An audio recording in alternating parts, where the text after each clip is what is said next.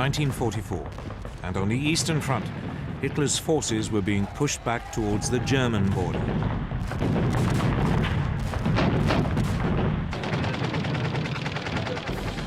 But Germany was about to face a new threat. In the west, Allied forces had been preparing for months to open a new front in northwest France. Training for it was well underway.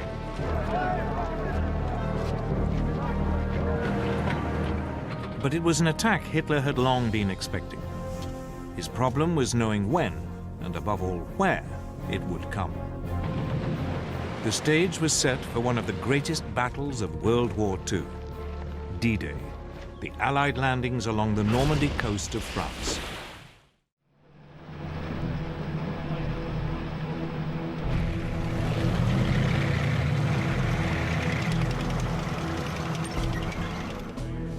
Since the early years of the war, Britain's Prime Minister, Winston Churchill, had always been certain that at some point an Allied invasion of Northern Europe would be necessary. The only questions were when, where, and how. To test the waters, British forces had already mounted a number of practice operations.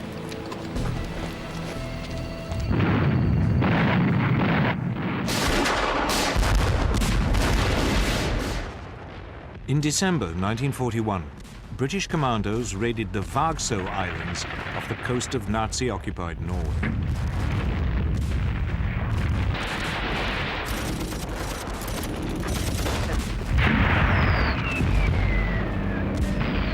It was an attempt to probe German defenses and tie down Hitler's troops in the north.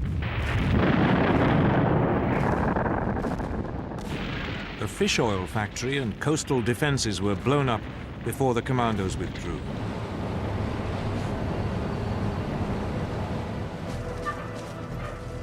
Eight months later, Canadian and British troops were sent in to mount a more ambitious raid on the French port of Dieppe. It too was designed to test the defenses and also to provide combat experience for the Canadians. But this time, it was a catastrophe.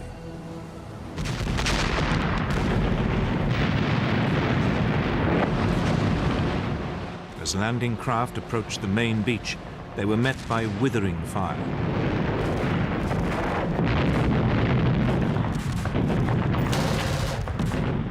Those troops that made it ashore were immediately pinned down.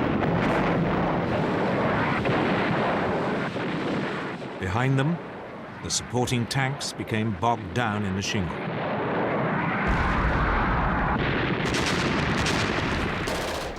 Few managed to scale the sea wall.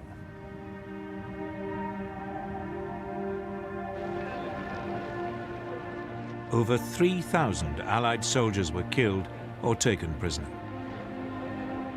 Britain had learnt an important lesson.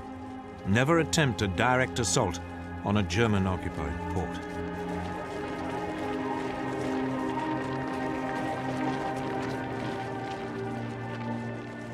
Equally importantly, the Dieppe disaster reinforced the British view that an invasion of Europe could not be rushed. Churchill understood it would require careful planning. Eventually, in April 1943, at an Allied conference in Washington, Churchill and the US President Franklin Roosevelt agreed upon a date.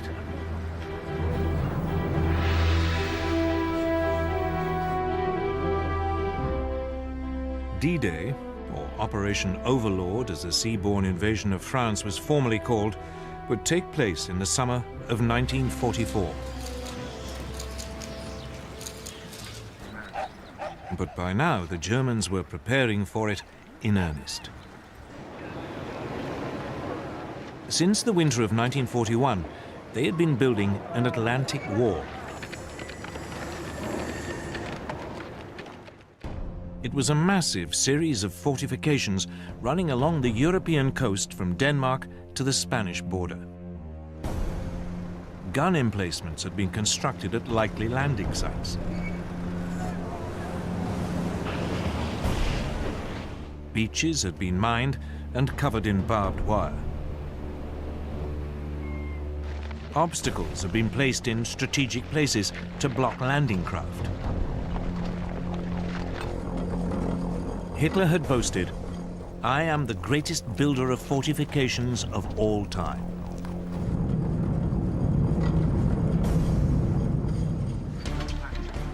In the summer of 1942, in the wake of the Dieppe attack, work on the Atlantic Wall had been stepped up. Hitler had also ordered an increase in troop numbers in the region. The German overall commander in the west, Field Marshal Gerd von Rundstedt, had been given 15 further divisions.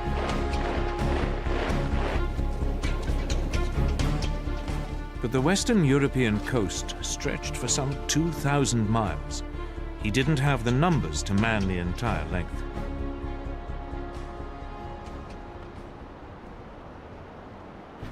Von Rundstedt faced a difficult decision. Where should he position his overstretched forces to maximize their effect? The question led to bitter arguments inside the German leadership. Von Rundstedt proposed holding a large force of panzers in reserve northwest of Paris. He could then send it in against an invasion once he knew where it was happening.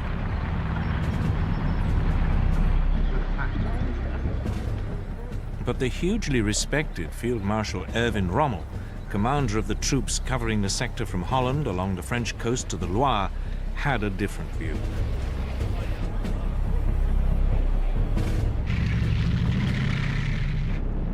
Rommel's concern was Allied air power.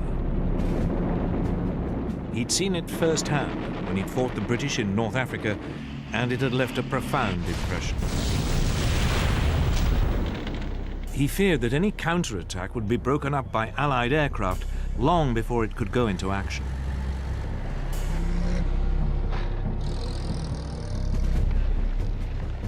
Rommel had also inspected Hitler's Atlantic Wall and found much of it wanting. It had forced him to the conclusion that the best place to position the panzers was as close as possible to the most likely landing sites. That way, an invasion could be immediately pushed back before it got a foothold. Hitler compromised.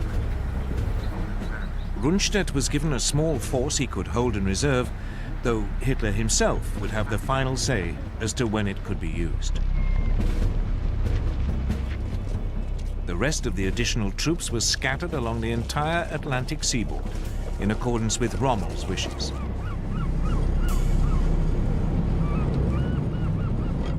It would turn out to be the worst of all the solutions. There were neither enough reserves nor enough tanks near the coast. But in the autumn of 1943, none of this was clear.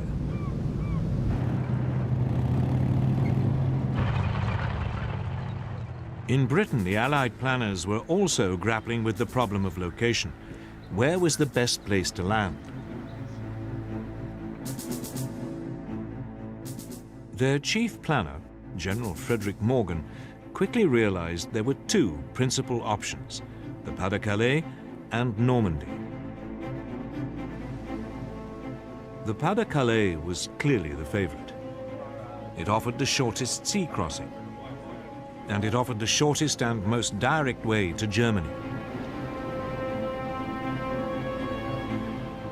But it was also the most obvious route, and Morgan was sure the Germans were expecting it. So he decided to wrong-foot them.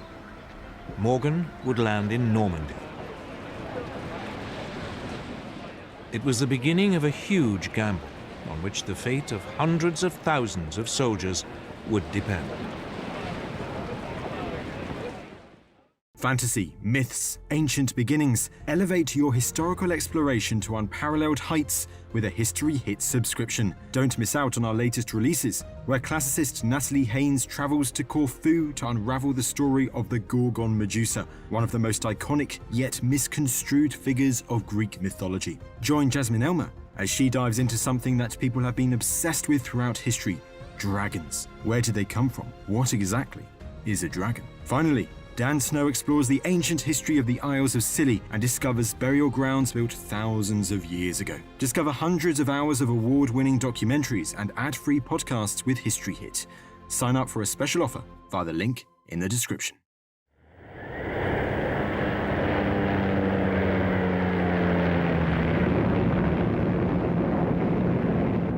In the autumn of 1943, Allied photo reconnaissance aircraft swept over the beaches of northern France.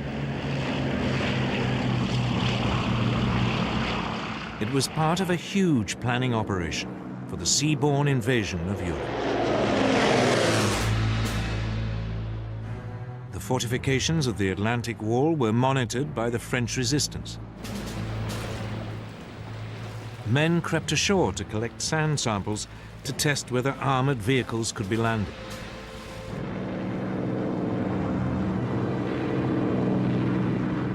Northern France became the most reconnoitered coastline in the history of warfare. It soon became clear any landing would need some kind of port facilities. But the disaster at Dieppe had shown that it was too dangerous to attempt a direct assault on a German-occupied port.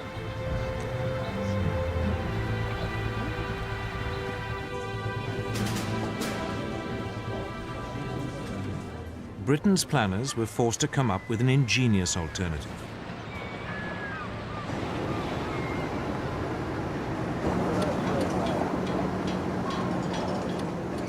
Giant, hollow concrete boxes were constructed in Britain that could later be towed to the French coast. There they would be sunk to form an artificial harbor. They were known by their code name, mulberries.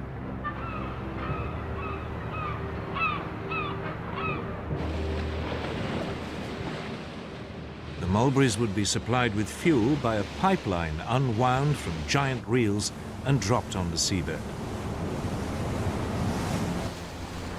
It would run for 100 miles.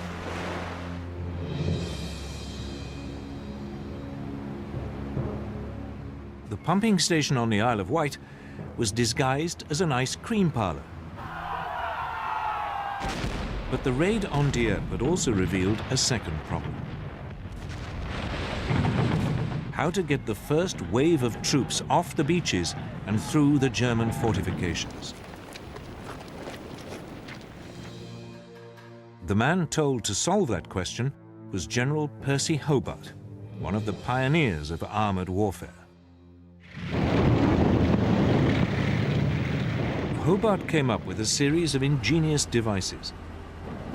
The troops called them the funnies. They included such extraordinary machines as flamethrowers and floating tanks, flail tanks for clearing mines, the bobbin for laying firm paths across sand or shingle, an armored ramp for climbing sea walls,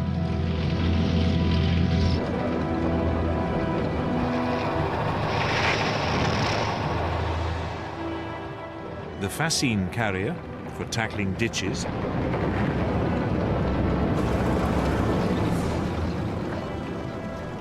and the bridging tank for wider obstacles.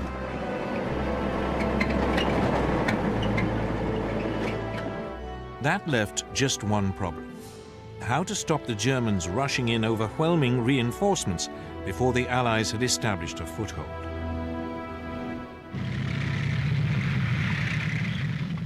The answer was to keep them guessing until the very last moment as to where the invasion would take place. Operation Bodyguard was a massive and complex deception campaign. German double agents in Britain now began sending back to Germany huge amounts of carefully coordinated false information. This emphasized that the main landings would be in the Pas-de-Calais, although a feint attack might be launched in Normandy.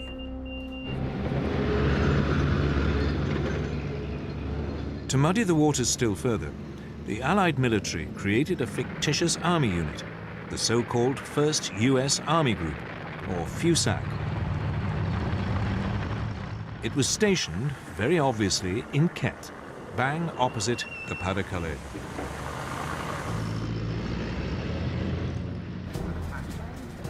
The man in charge of it was the pistol-toting US General George Patton, who'd been removed from action in Sicily after slapping shell-shocked soldiers.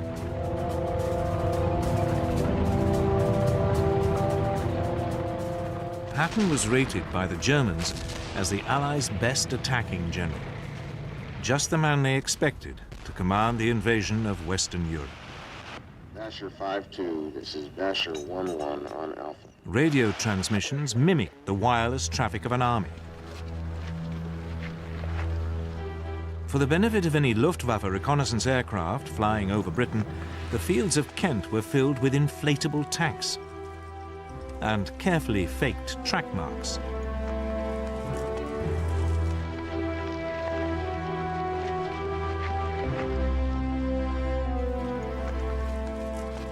There were dummy aircraft made of wood and canvas.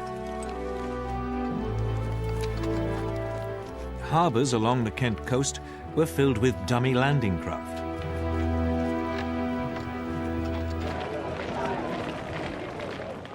There were even troops, though these were in reality backup units. In late 1943, the Allies appointed US General Dwight Eisenhower as Supreme Allied Commander for the invasion of Europe.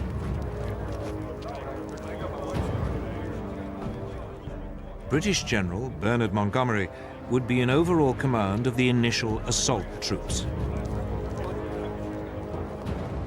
D-Day was fixed for June the 5th, 1944.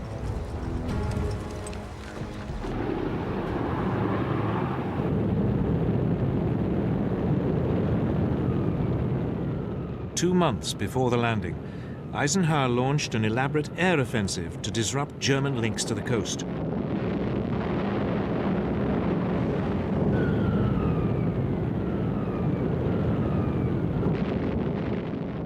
Once again, it was carefully planned to give the impression the Allies' target was the Pas-de-Calais region.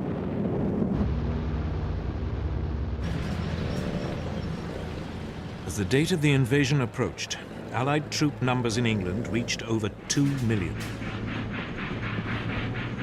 They were supported by more than 3,000 tanks and 12,000 aircraft. The Germans were well aware an invasion was imminent. But they had been completely taken in by the Allies' phony preparations in Kent and were convinced the most likely landing spot was the Pas-de-Calais.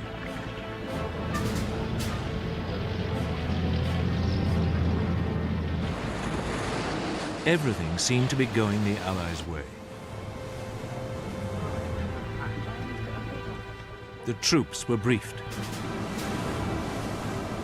Then the weather turned against them. Rain lashed down, visibility was poor, and the channel was stormy.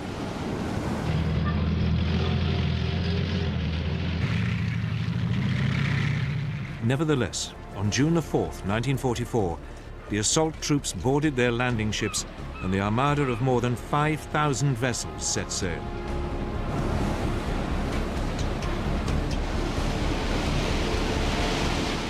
But the rain continued to lash down, and later that day the invasion had to be postponed.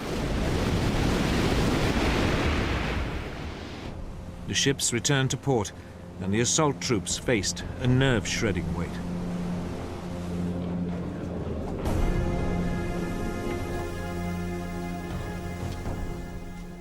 Early the next morning, the military leadership met again. The naval commanders were keen to go ahead. But the air chiefs were doubtful. They worried the visibility would still be too poor to provide effective air support. After a long silence, Eisenhower looked up. "Let's go," he said.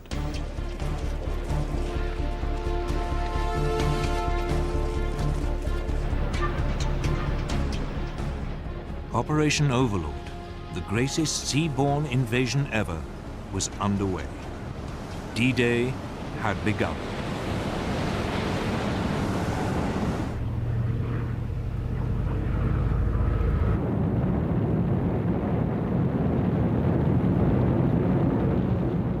At 1:15 in the morning of June the 6th, 1944, British aircraft towing gliders arrived over the coast of northern France.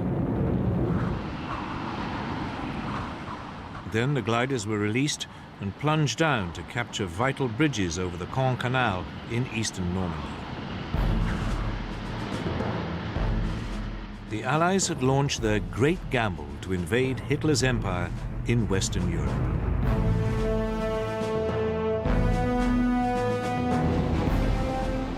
"50 miles to the west, US paratroops came down around the village of Saint-Mère-Église.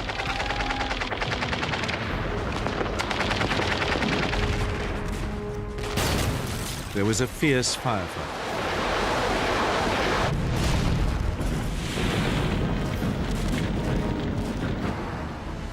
But 3 hours later, the village was in US hands. One of the most crucial battles of World War II was underway. An hour later, horrified German sentries along the Normandy coast saw a vast armada appear out of the mist. They had had no warning.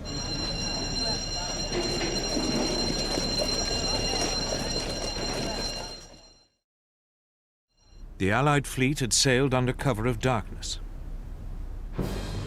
Moreover, Allied countermeasures had confused the German radar into believing the main weight of the attack was approaching the French coast further east at the Pas-de-Calais.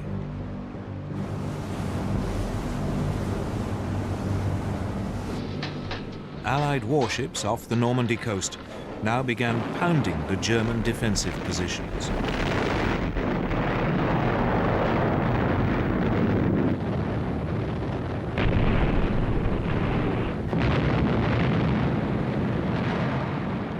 Wave after wave of aircraft swept overhead.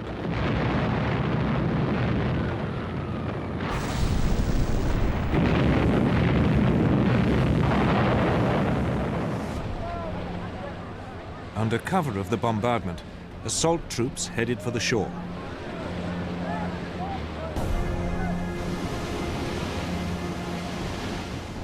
But as they closed in, German artillery and machine guns opened fire.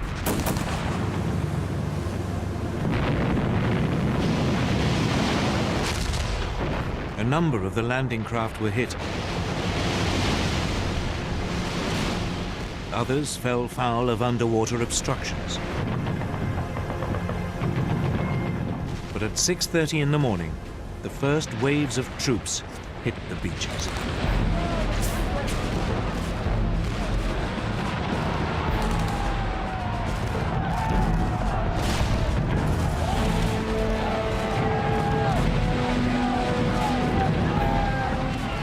At the far western end, the US 4th Infantry Division came ashore near at what they called Utah Beach.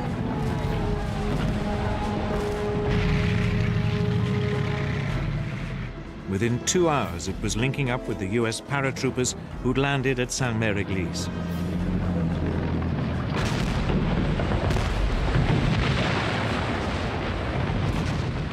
Next door, at Omaha Beach, it was more difficult. The beach was a defender's dream, with high cliffs and few ways inland.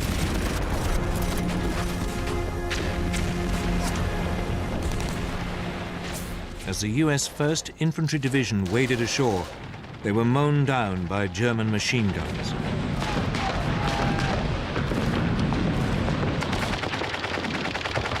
To make matters worse, the Americans' amphibious tanks were swamped.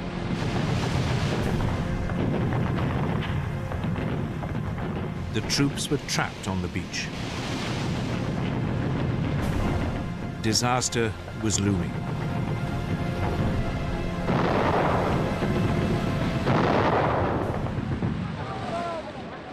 But finally, a few of the soldiers managed to scale the cliffs.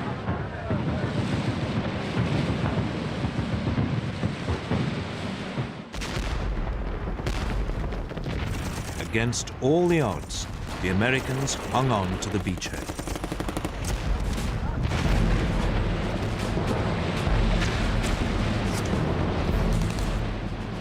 Further east, in the center of the landing area, Britain's 50th Infantry Division came ashore at Gold Beach.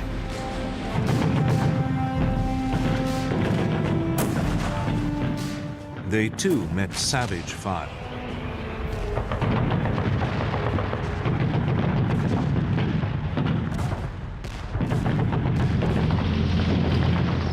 But now, the British deployed their funnies.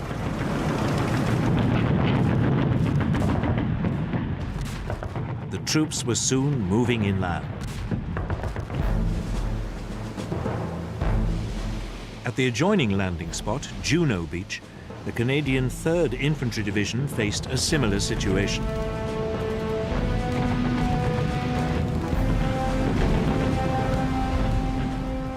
Here too, Britain's funnies were vital in helping the troops off the beach.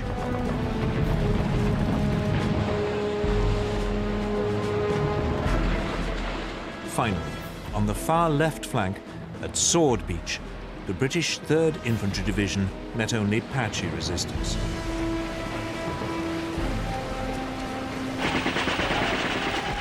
Within hours, its commandos had linked up with the glider-borne troops at the Caen Canal.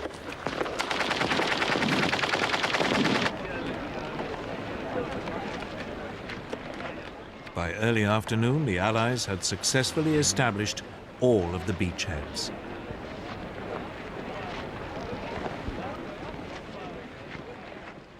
The timing of the invasion had caught the Germans completely by surprise. They'd expected the Allies to wait until the weather had cleared. Rommel, the operational German commander for the whole of the northwest French coast, had taken the opportunity of bad weather to visit his family in Germany. His immediate subordinate in Normandy and Brittany, General Friedrich Dollmann, was over 100 miles away, taking part in a war game exercise. Only the overall German commander for the whole of Western Europe, Field Marshal Gerd von Rundstedt, was at his HQ. But he needed Hitler's permission to move his panzer reserves to the battlefield. However, Hitler was asleep, and his aides wouldn't wake him. It wasn't until midday that the Führer finally learnt about the invasion, but he didn't take it seriously. He was still convinced the main attack would come in the Pas-de-Calais. Normandy, he believed, was just a feint.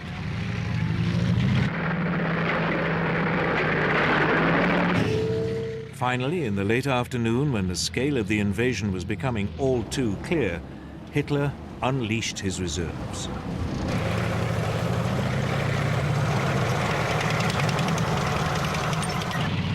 But they were too far away to provide immediate support.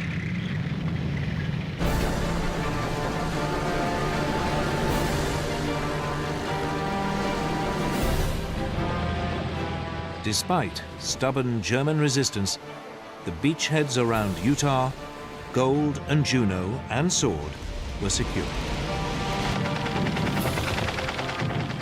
Only at Omaha was the situation more precarious.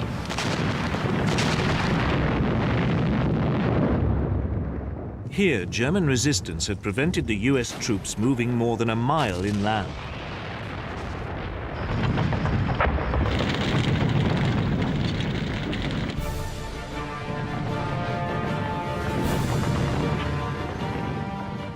By nightfall on June the 6th, over 100,000 Allied troops had been landed in Normandy.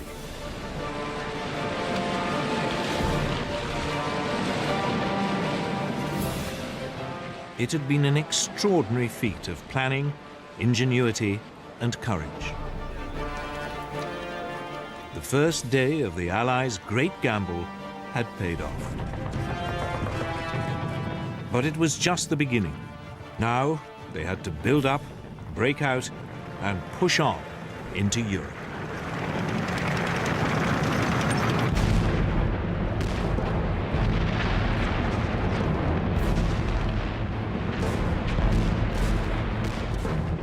As the second day dawned on the greatest seaborne invasion ever attempted, thousands of Allied troops had broken out of their beachheads and were moving inland.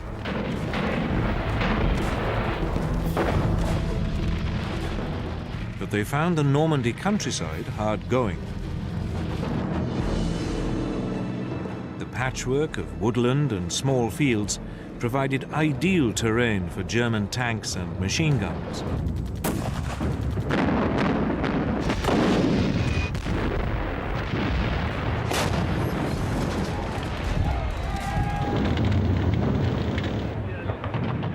The Allies suffered heavy casualties.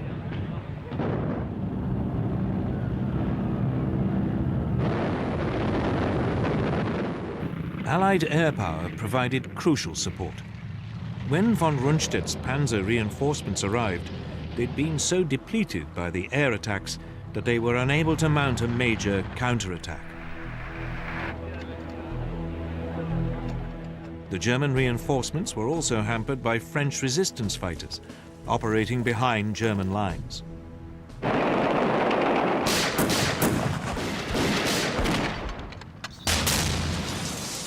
They ambushed troop convoys and blew up bridges. As a result, the Das Reich SS Panzer Division took over 2 weeks to make a journey which should have lasted a mere 3 days. Its troops took out their fury on the French civilian population.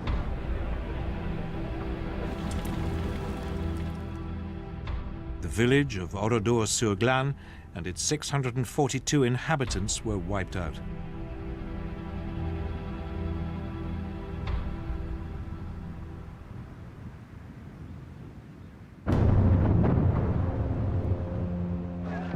After 4 days of fighting, all the Allied beachheads were finally able to link up.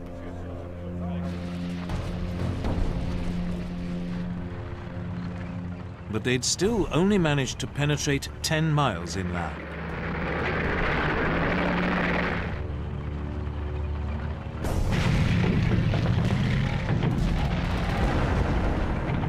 Eventually, 6 days after the landing, the British commander, General Montgomery, launched a major assault on the strategically important town of Caen. The British 7th Armoured Division, the Desert Rats, advanced.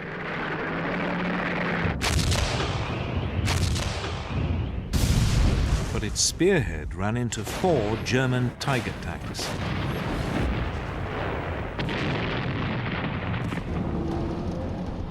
The Allies' Sherman tanks were completely outclassed. Their guns were outranged and their shells unable to penetrate the German armor. They were particularly vulnerable because many ran on petrol fuel and were liable to burst into flames when hit. The Germans nicknamed the Sherman the Ronson, after the cigarette lighter, or more macabrely, the Tommy Cooker. In less than 5 minutes, more than 10 British tanks were destroyed. The attack on Caen stalled.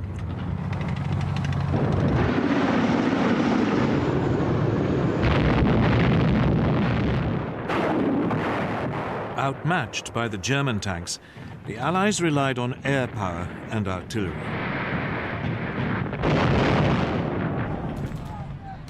But it wasn't enough. The Desert Rats retreated. Caen remained in German hands.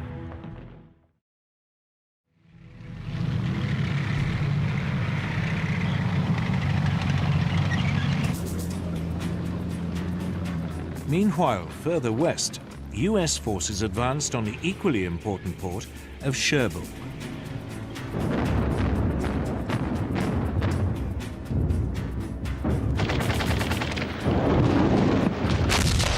It would take them nearly 10 days to get close to it.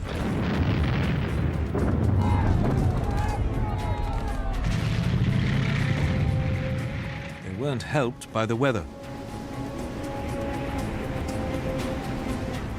During the first week of the invasion, it had been relatively calm, and supplies and reinforcements had poured in through the Mulberry artificial harbours. But now the weather turned. Gales swept the English Channel. The US Mulberry Harbour at Omaha was destroyed. The other Mulberry, in the British sector, was badly damaged and put out of action for several days. The flow of reinforcements slowed. It meant the port of Cherbourg was an even more vital objective. As the US forces now approached it, the German garrison resisted.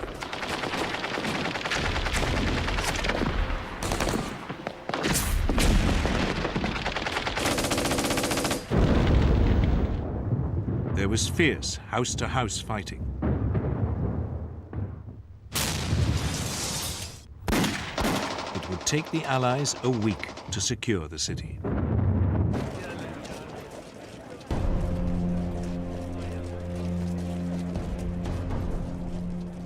But the port had been trashed by the fleeing Germans. It would take a further month before it could be brought back into service.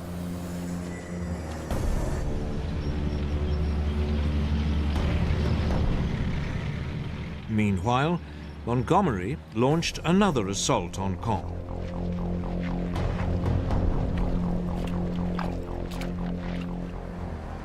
But the storms had turned the fields into a sea of mud. Low cloud meant air support was impossible.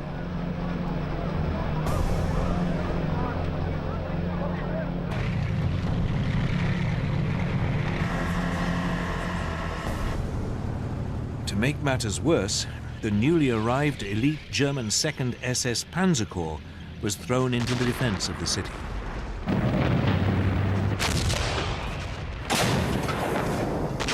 After 4 days, the British were, again, forced to halt.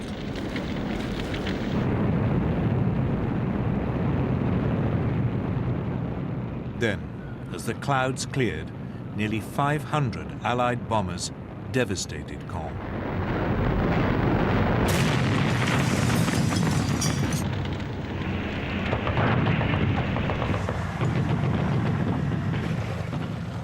British troops fought their way into the north suburbs.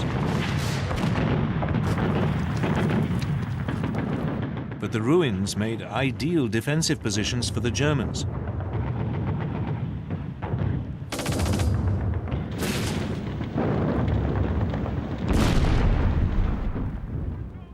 Allied casualties mounted.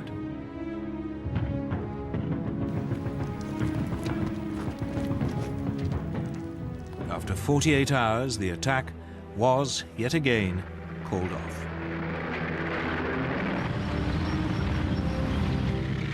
3 weeks later, Montgomery tried for a 4th time. The plan was to capture the remaining German strongholds and then push on south, deeper into France.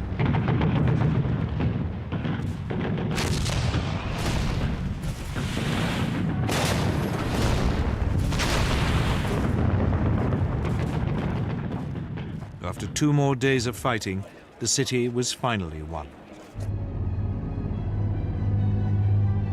The way now seemed open for the British tanks to move south, deeper into France.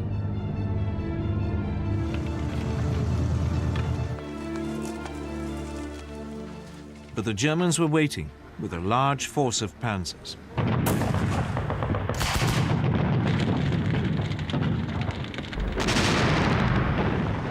The British advance stopped again.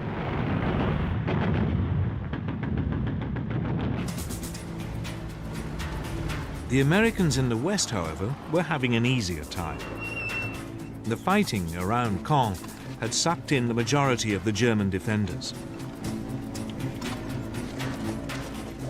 As the American forces prepared to thrust further into France, they faced only scattered opposition. The scene was set for the Allied forces to break out at last.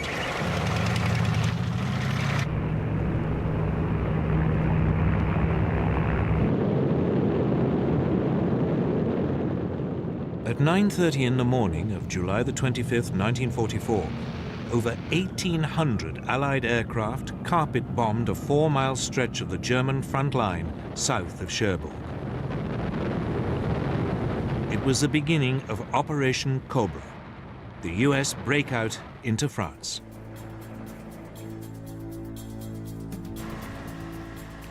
The German defenders were stunned by the size of the assault. But so too were some of the US soldiers. The plan had been for the bombers to fly in from the east, parallel to the US front line, to minimize the risk of bombing American troops.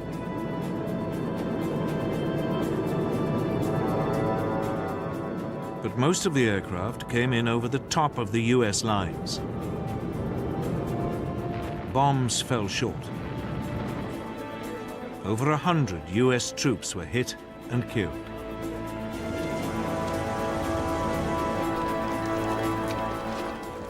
Yet despite the ferocity of the bombardment, when the US forces later picked themselves up and moved forward, they found to their astonishment substantial numbers of German troops had survived. The survivors mounted a stubborn resistance.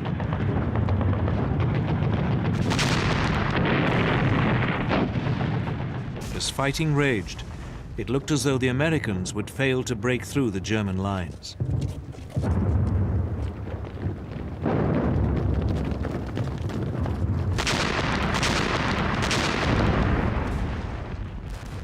But then, the German defenses crumbled.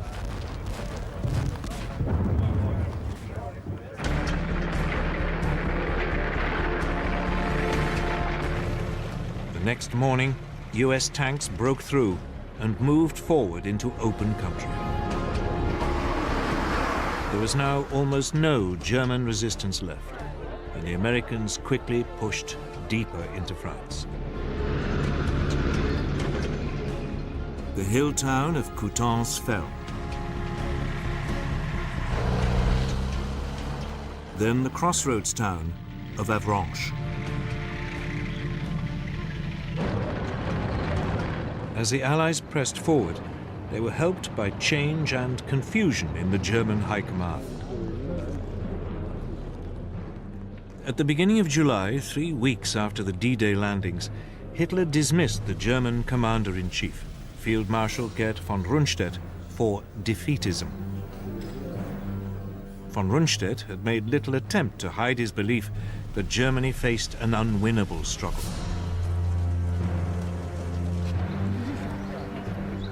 He was replaced by Field Marshal Gunther von Kluge, fresh from the Eastern Front, but with little knowledge of northwestern France.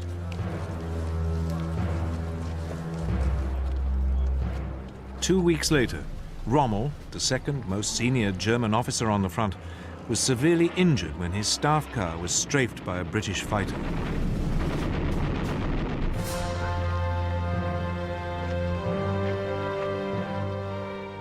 Then, with the Nazi command already in confusion, there was an assassination attempt on Hitler's life.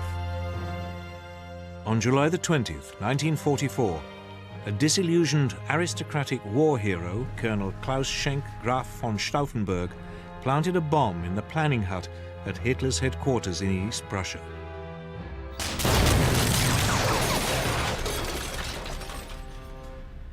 Four officers were killed. But Hitler was sheltered by a heavy, solid oak conference table and escaped with only minor injuries. The plot was swiftly and brutally put down.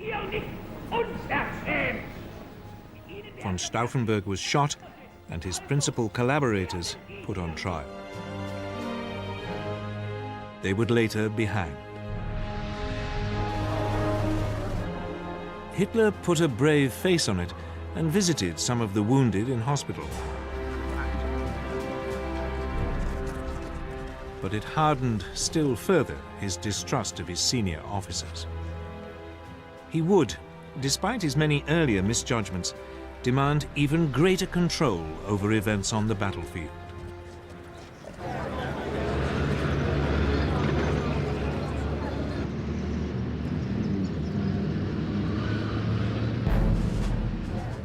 Back in France, General George Patton, back in charge of a real fighting force, ordered his troops to fan out. They took Rennes, Mayenne, and headed for Le Mans. They were now moving round behind the German forces, still battling it out with the British and Canadians near Caen.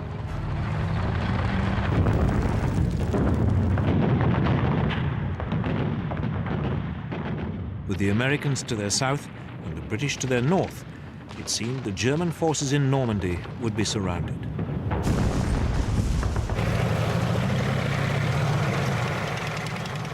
Hitler issued his usual order that there should be no retreat, but as the Allies squeezed in on them, the Germans began to flee.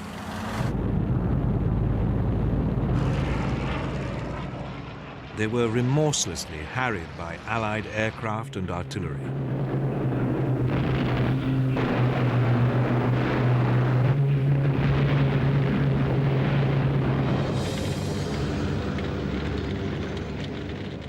The casualties were appalling.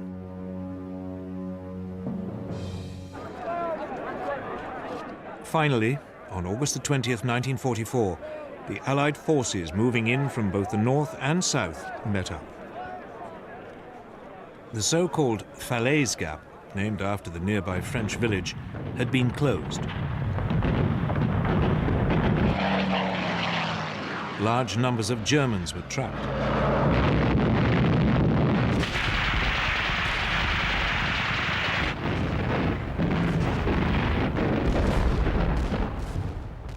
Over 10,000 more Germans caught in the Allied pincer died. A further 50,000 were taken prisoner.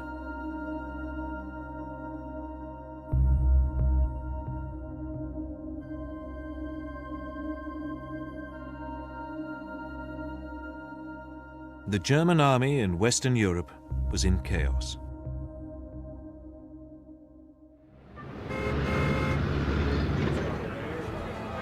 Meanwhile, far to the south, on the French Mediterranean coast near Cannes, there was a second Allied seaborne invasion.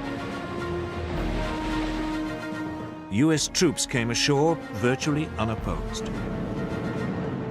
They were helped by paratroopers from the Free French Army, men who had escaped from German-occupied French territory in Europe and North Africa. The landing had always been opposed by the British, who regarded it as a diversion. But the United States had long regarded it as an essential part of clearing the Germans out of France.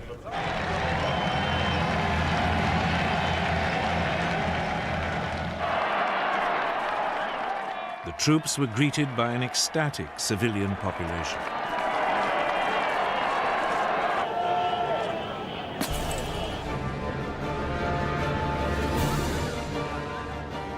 It was soon advancing rapidly up the Rhone Valley.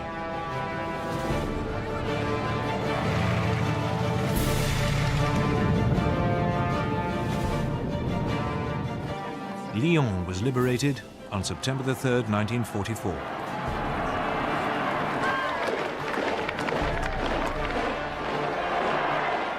Ten days later, they reached Dijon and made contact with Patton's forces advancing from western France.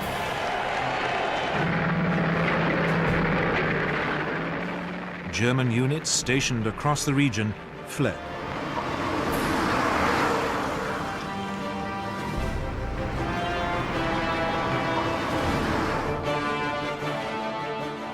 In barely 3 weeks of headlong advance, the Allied invasion of Europe had liberated most of France. That left Paris, where French resistance fighters now rose up against the German occupation. There seemed little to prevent the Allied onrush from continuing to the German border.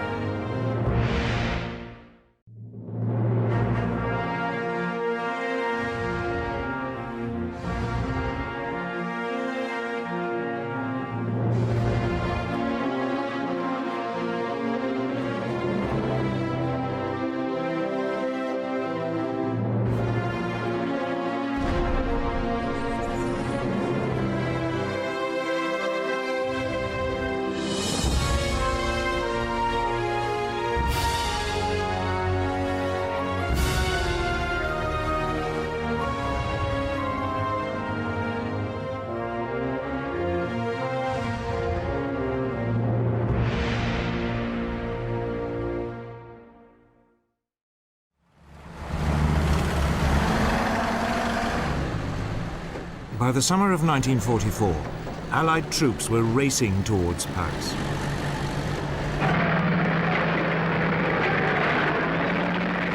The final phase of the war in Europe was about to be played out.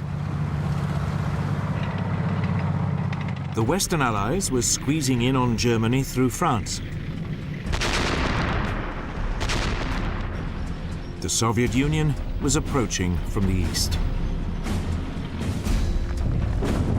Hitler, caught in the middle, made a last, desperate attempt to break out of the Allied stranglehold.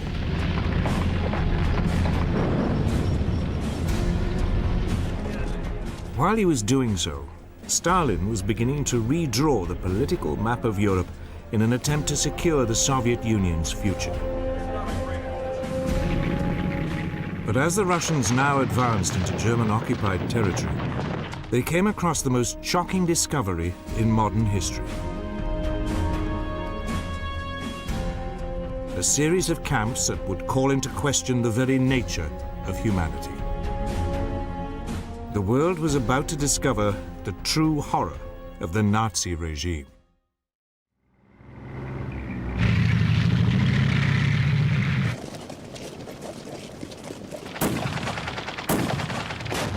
In August 1944, Allied troops arrived in Paris.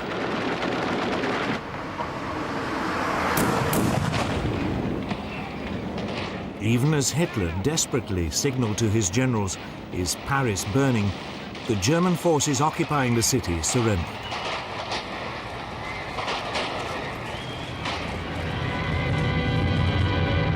Paris free again, and the beginning of the last act in its amazing story. The surrender of Lieutenant General von Cholwitz, German commander of the Paris region.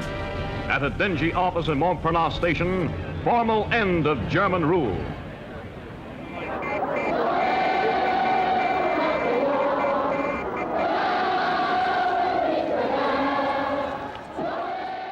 Paris threw itself into an orgy of celebration.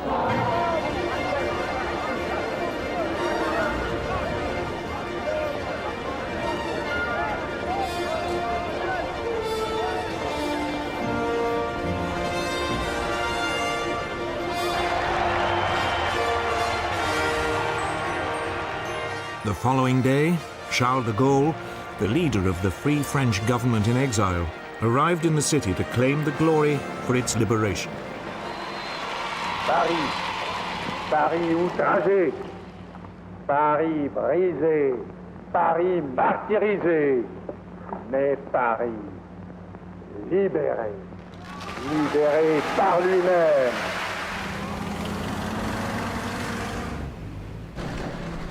Meanwhile, As de Gaulle claimed the credit, the Allies continued the fighting. They crossed the River Seine and moved east towards Germany.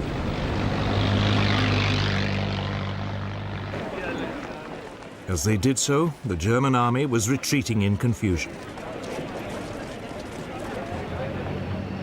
But the Allies were running into severe logistical problems. The fleeing Germans had trashed the French ports.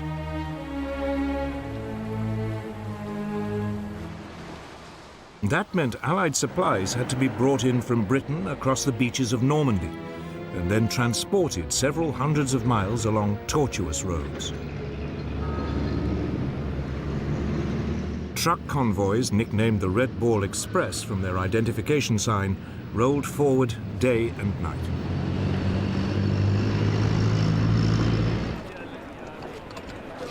But it was impossible to bring in enough supplies, particularly fuel, to maintain the Allied advance. A US armored division drank up to 25,000 gallons of fuel a day. Meanwhile, as supply problems slowed the Allied advance, Hitler was planning a new fightback. His plan? To destroy Allied morale by attacking civilian targets, particularly in Britain. His method? A new miracle weapon, the flying bomb. On June the 13th, 1944, 10 were fired at London.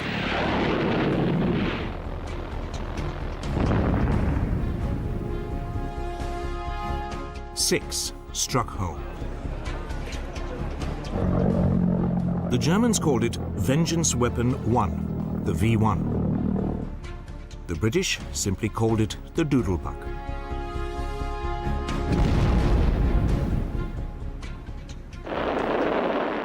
Armed with a warhead of just under 2,000 pounds, it could be launched from sites 130 miles away and could fly at 400 miles an hour. For the next few weeks, up to 100 Doodlebugs a day were fired at British cities from launch sites along the German-occupied Channel coast.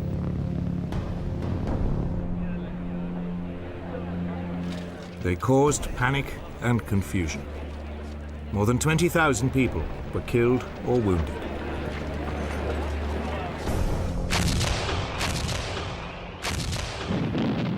The British set up a screen of anti-aircraft guns around the capital. Many flying bombs were shot down.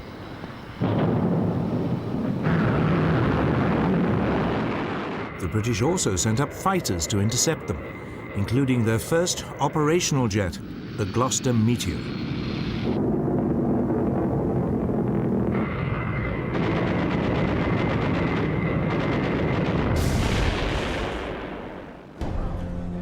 But still, the V-1s kept arriving.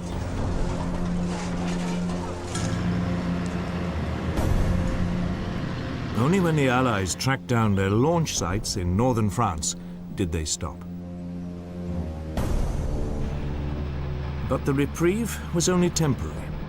The Germans had a second miracle weapon up their sleeves.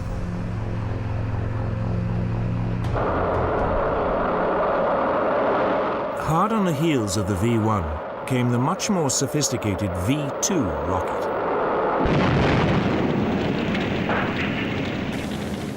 The first fell on London on September the 8th, 1944.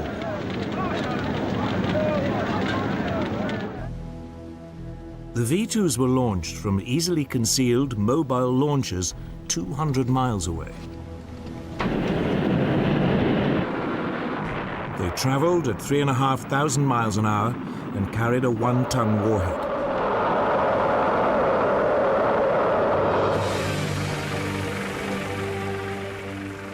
For 6 months, Britain had no response. Over 1,100 V-2s landed on defenseless British cities. They only stopped when the German positions in Europe were pushed so far back the launch sites were once again out of range of Britain. Yet, despite the horror and damage the V2s caused, British morale remained unbroken.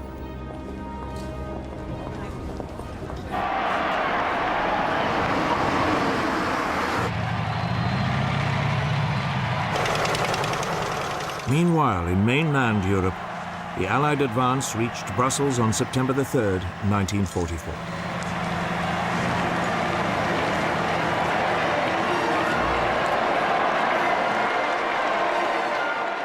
The next day, British forces took the huge Belgian port of Antwerp. It was still intact.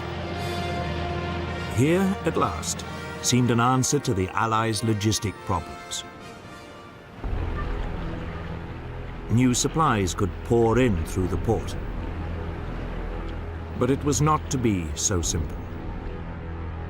Antwerp is 40 miles from the sea, up the River Scheldt. As the Germans pulled out of the city, they dug in along the waterway, turning it into a corridor of death. The river was also mined. It meant the port was unreachable from the sea. The Allied advance, now desperately low on supplies, was in danger of grinding to a halt.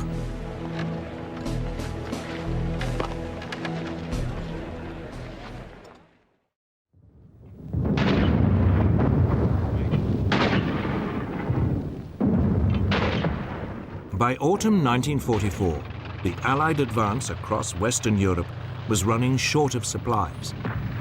They needed a new plan if it was to move forward. It was now that the methodical and ultra-cautious British commander Bernard Montgomery came up with a bold, even reckless idea.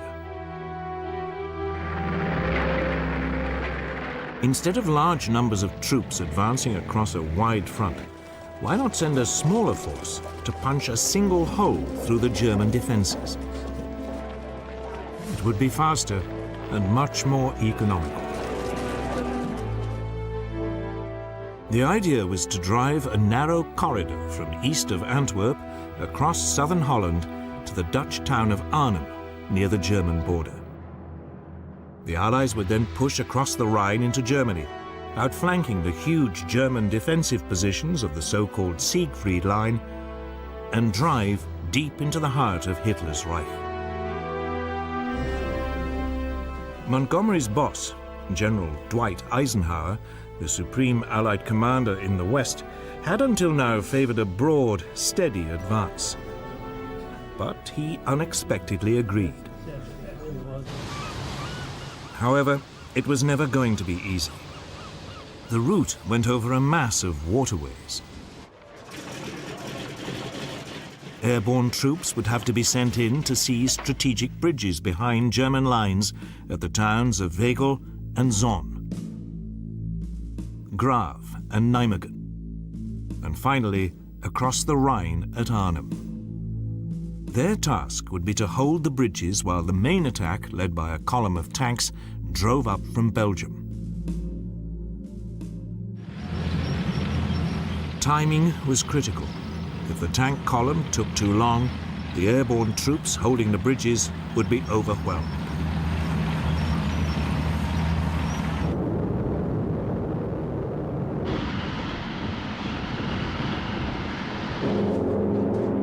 Operation Market Garden began early on the afternoon of September the 17th, 1944. 30,000 British and US airborne troops, equipped with gliders, landed in German-occupied territory.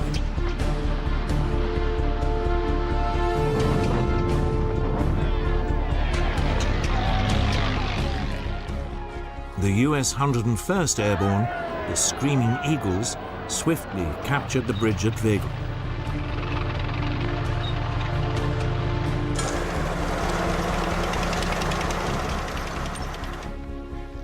But their second objective, the bridge at Zonn, was blown up by the Germans just as the Americans approached.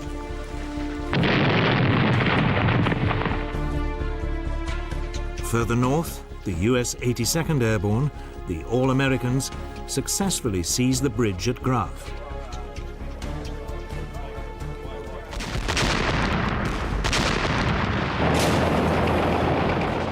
But stiff German resistance prevented them from capturing the second crucial bridge at Nijmegen.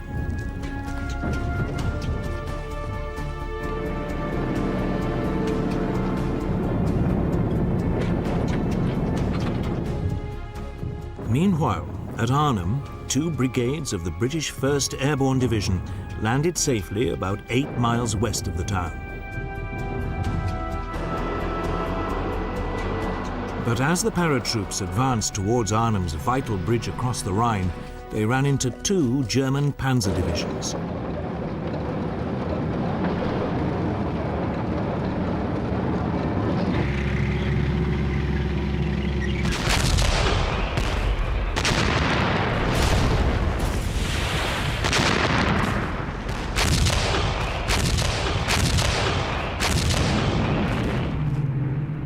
The British dropped reinforcements of men and machines.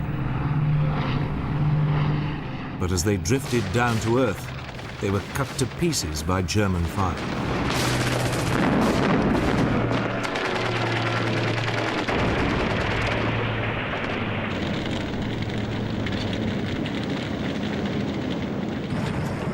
Finally, by 8 in the evening, after a day of fierce fighting, an Allied battalion reached the northern end of the bridge.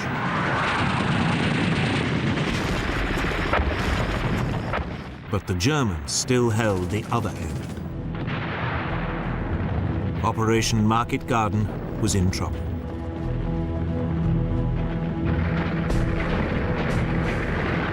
At the same time, the tank column, advancing up a single-track road, was also running into difficulties.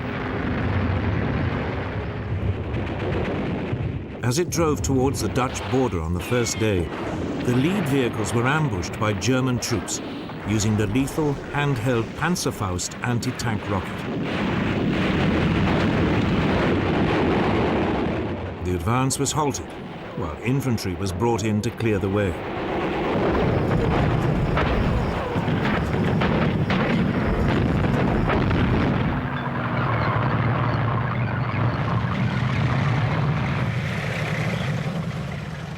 The following day, the tank column reached Zon, but was delayed overnight while the bridge was replaced with a temporary structure.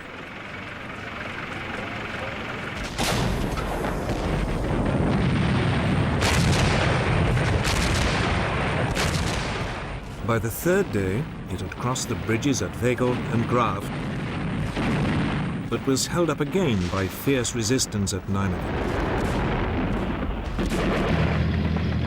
Finally, 4 days after starting out, the column was at last within striking distance of Arnhem. But it was too late.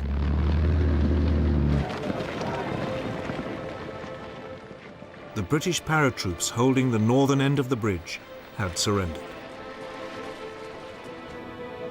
Montgomery's daring plan had failed. Arnhem had proved a bridge too far. The war on the Western Front seemed to have ground to a standstill again.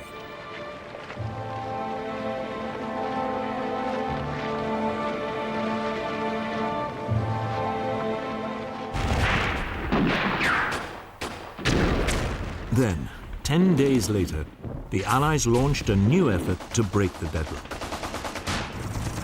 The plan was to clear the seaway into Antwerp so that urgently needed supplies could be brought in.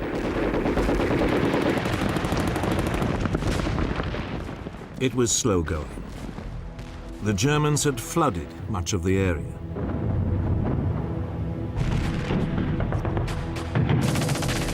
It took Canadian troops 3 weeks to clear the riverbanks of German soldiers and machine gun nests.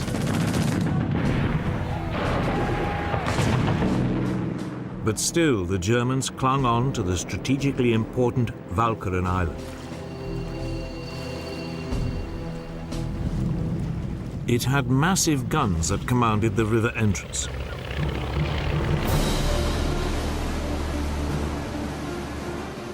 On November the 1st, 1944, British commandos were sent in to flush the Germans out. They were supported by 2 World War I monitors with huge 15-inch guns.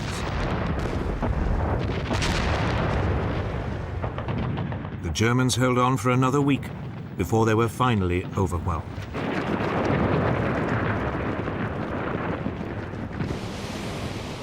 Allied minesweepers could now clear the seaway.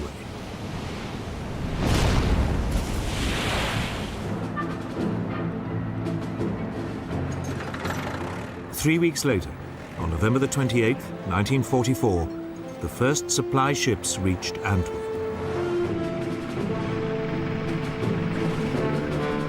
Now, at last, the Allies could move on towards the German frontier.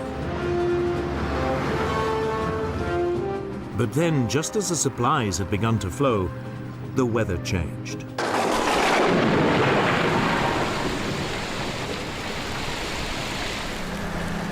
Autumn rain turned the battlefield into a swamp. By late 1944, the Allied advance had to stop again. The final defeat of Germany would have to wait until the spring.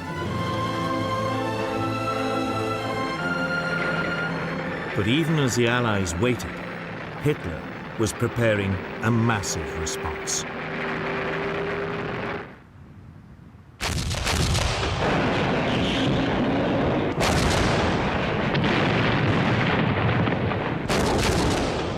By autumn 1944, the Allied armies were virtually lined up along the Belgian-German frontier, waiting for the winter weather to clear before they pushed on.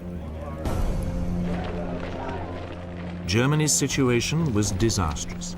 Her forces were hugely outnumbered.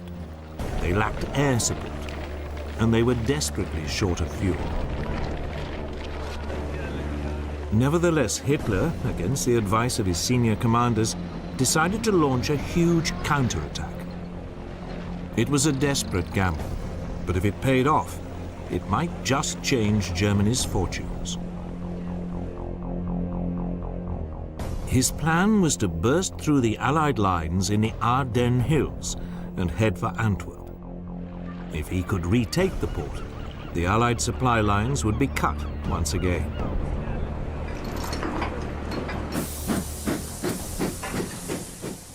Some 200,000 German troops and 950 tanks and tank destroyers were assembled in total radio silence. Hitler was calling on what was, in effect, his last remaining strategic reserve of troops.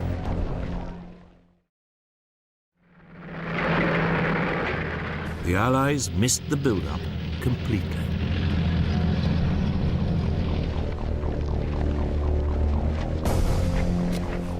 As a result, the lines facing the German positions were only lightly manned.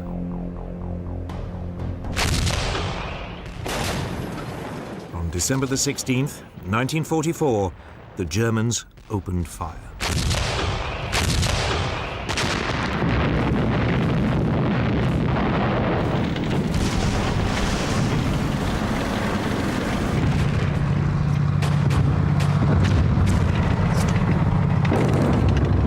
Soon afterwards, German tanks and infantry crossed the US lines. The Americans were caught completely by surprise. In fact, during the first day, General Omar Bradley, commander of US 12th Army Group, even refused to believe a major German assault was underway. American confusion was made worse when the Germans sent in English-speaking special forces in captured US uniforms and jeeps to carry out sabotage behind the US lines. American troops became so nervous that even General Bradley was stopped and asked to produce his identity papers to prove that he was not a German.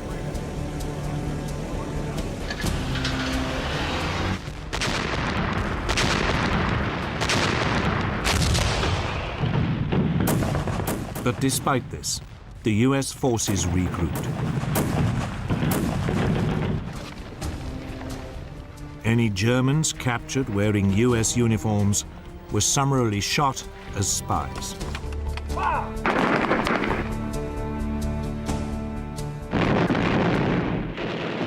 The Americans began to fight back.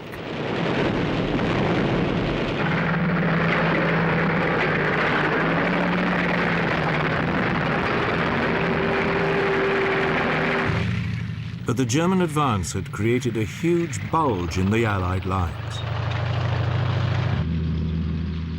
The attack would become known as the Battle of the Bulge.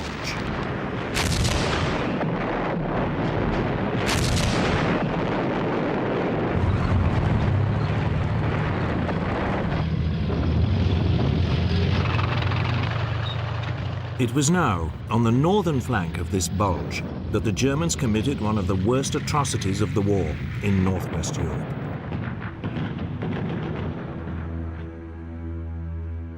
SS Colonel Joachim Peiper captured some 150 members of a US artillery observation battalion near the village of Normandy.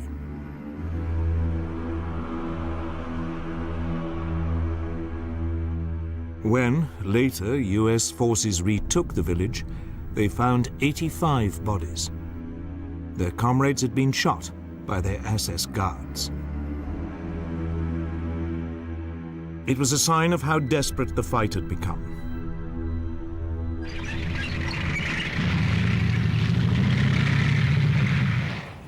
As the German advance near Normandy continued, US combat engineers blew up bridges to slow it down.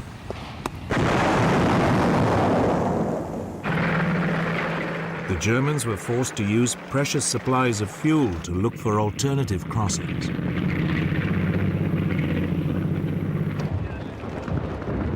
Meanwhile, on the southern flank of the bulge, US troops blocked road junctions to slow the German tanks.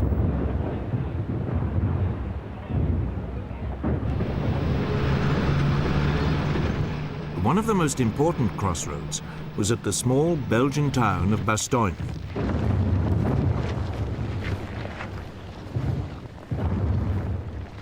Here the Allies sent in reinforcements.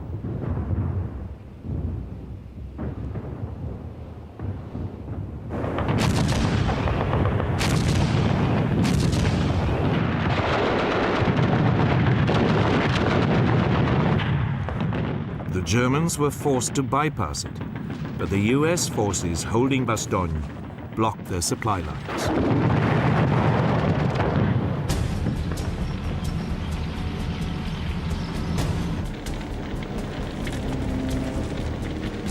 2 days later, however, the Germans were approaching the town of Dinant, some 30 miles further west. Despite the setbacks, Hitler's gamble appeared to be paying off. The German bulge was moving forward.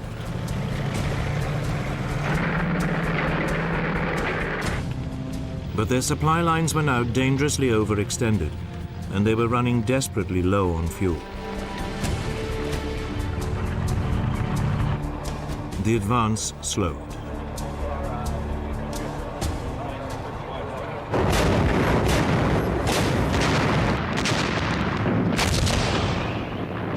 For almost a week in the biting cold, the two sides remained deadly. Neither could gain the upper hand.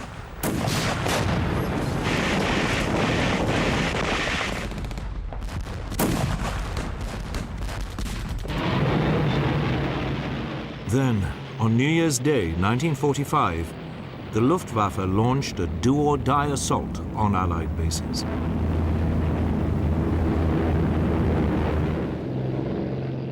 Over 300 Allied planes were destroyed.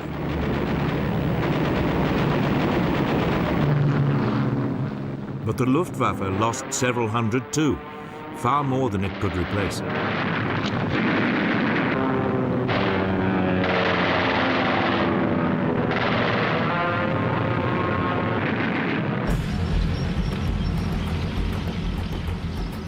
As the weather now improved, the Allies took advantage of their overwhelming air power. US troops, temporarily under Montgomery's command, pushed in from the north. US General George Patton's forces squeezed from the south. Allied air power pummeled the German lines.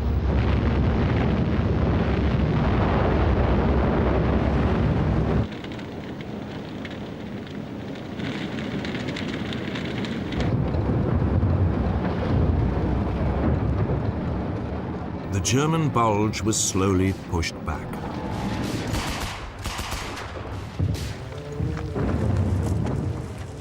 By early February 1945, Hitler's gamble had failed.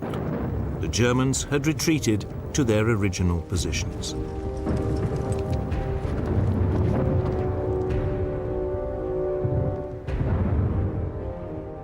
The attack had taken a heavy toll on their already depleted resources.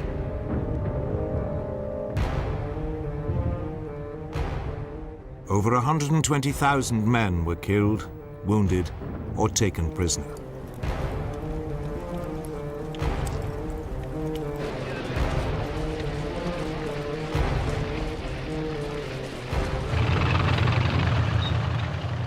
Meanwhile, on the other side of Europe, Stalin now began to move on Germany's eastern border.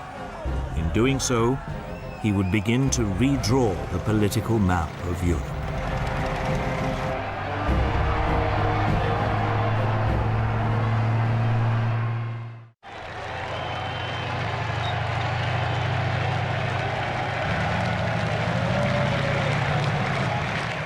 During the summer and autumn of 1944, as the Allies overran France and Belgium, in the east, the core of Stalin's Red Army was camped outside the Polish capital of Warsaw.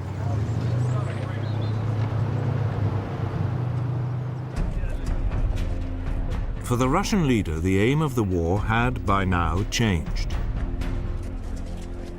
It was no longer a matter of survival, or even of pushing the enemy out of the Soviet Union. It had become a political affair. Top of Stalin's agenda was building a buffer zone between the Soviet Union and Germany.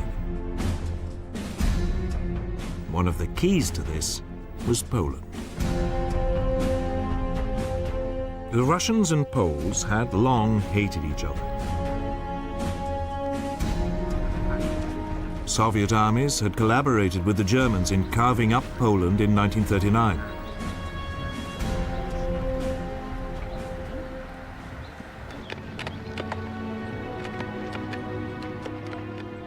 Then, in April 1943, German soldiers found the bodies of more than 4,000 Polish army officers in the Katyn woods near Smolensk in the Soviet Union.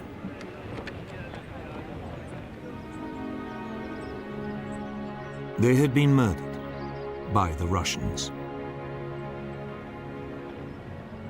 Stalin denied any involvement and blamed the Germans, but the Poles never believed him.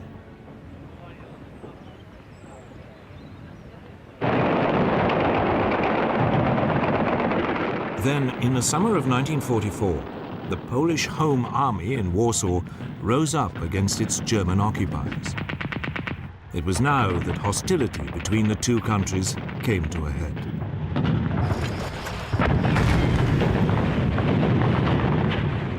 The Home Army had been spurred on by a broadcast from Moscow on July the 29th, urging a popular uprising. In the first few days of the rising, it seized some 2/3 of the city. It had about 40,000 men and women, armed mainly with captured German weapons.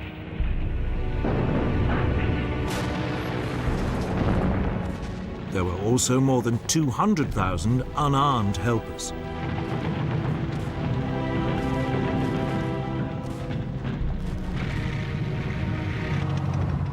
But they lacked any weapons capable of repelling the German heavy armor.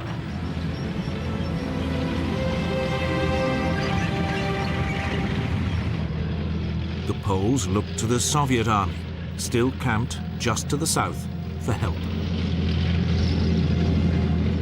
But Stalin ordered it to do nothing and dismissed the Home Army's leadership as power-seeking criminals.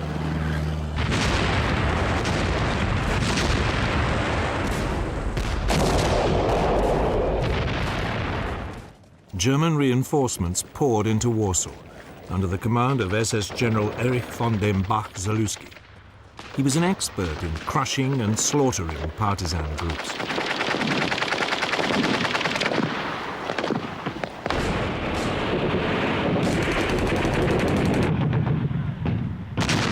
The situation in the city became desperate.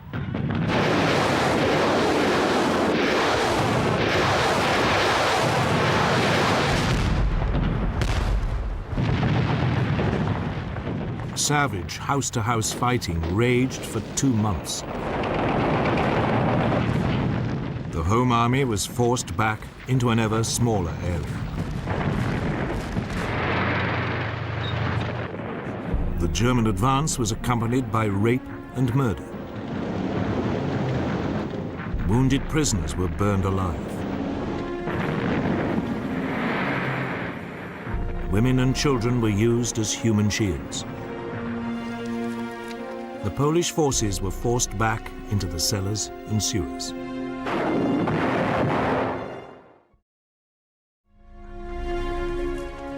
But still, the Red Army sat back.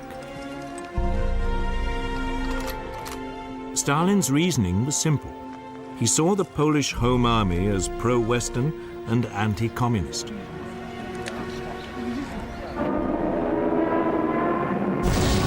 He reasoned that if it and its supporters were destroyed, it would clear the way for the Polish communists to take power.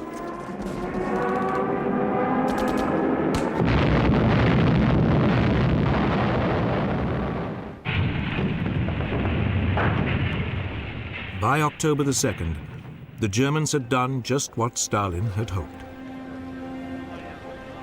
The Home Army and its sympathizers were crushed. Over 15,000 army members and 200,000 civilians died.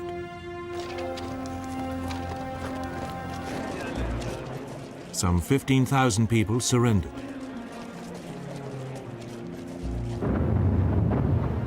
Hitler now set about the complete destruction of the city.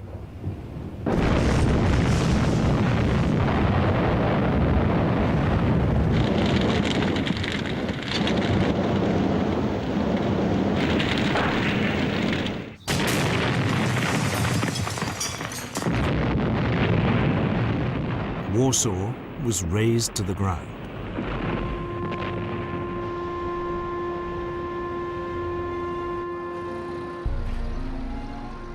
The remnants of the Home Army went underground.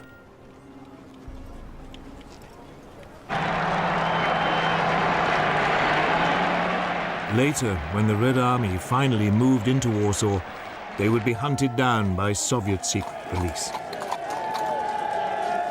Stalin's scheming had worked. Pro-Western Polish forces had been smashed, and the country would, after the war, become a key buffer state between Russia and the West. In London, the British Prime Minister, Winston Churchill, was appalled by Stalin's conduct. But he was also a pragmatist. In October 1944, Churchill went to Moscow. It was several months after the crushing of the Warsaw Uprising. There he agreed with Stalin on a division of the European spoils. According to a document Churchill scribbled down, the Soviets would have 90% of the influence in Romania and the British 90% in Greece. In Bulgaria, the Soviets would have 75% influence and 50% in Yugoslavia and Hungary. The future of Poland was left vague, probably deliberately. Churchill described it as the naughty document. The wording was confusing, and nobody was sure quite what it meant, but Stalin happily agreed to it. He was probably aware that the winner would take all, and he intended to be the winner in most of Eastern Europe and the Balkans. Churchill never told the Americans about the document. He knew that they would be horrified by such old-fashioned imperialism between the European powers. But the US found out soon enough.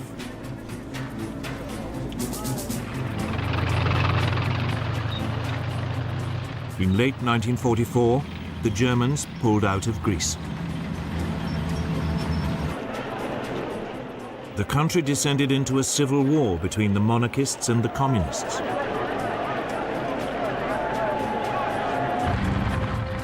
Churchill wanted his 90% influence and sent in British troops to support the pro-Western monarchists.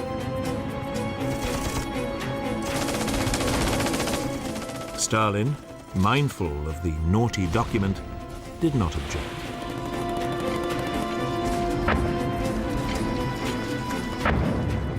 But the Americans were outraged at what they saw as such blatant meddling in another country's affairs. But by the end of 1944, there was a more pressing issue. Western and Soviet forces were about the same distance away from Berlin. The race was on to be the first to get there.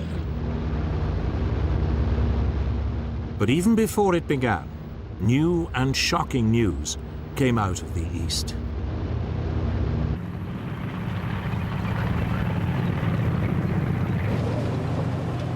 On July the 23rd, 1944, as Soviet forces advanced through eastern Poland, they overran a small village called Majdanek. Nearby, they found a prison compound. They quickly realized it was no ordinary camp.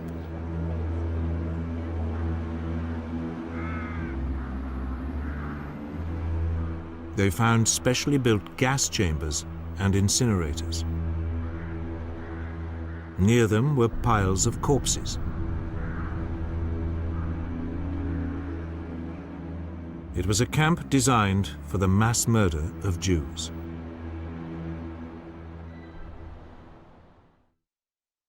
Kann ich nur zur Antwort geben für eine Regierung.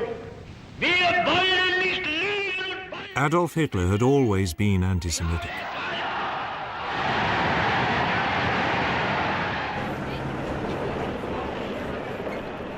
When in the 1930s he had come to power, many German Jews had been forced to flee.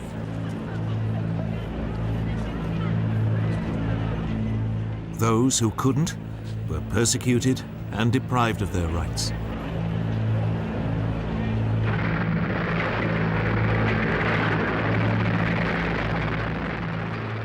Then, in the summer of 1939, the Germans invaded Poland.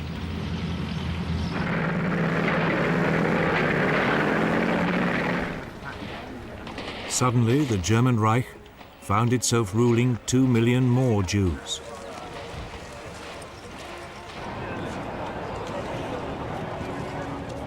So the Nazis sent in special SS squads, the Einsatzgruppen, whose job was to round them up.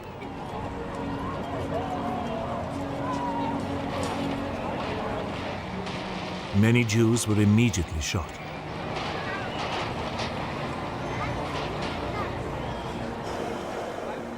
The remainder were herded into walled ghettos in the major cities, while the Germans worked out how to solve what they called the Jewish problem.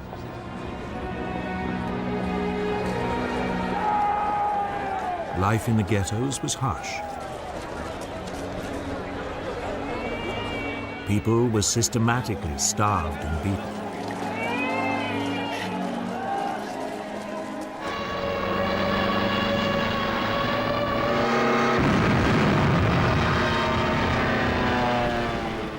Two years later, the German army entered the Soviet Union. Millions more Jews suddenly found themselves under Nazi rule. Here, the Einsatzgruppen were helped by the local population, which was often anti-Semitic and only too willing to carry out pogroms of its own.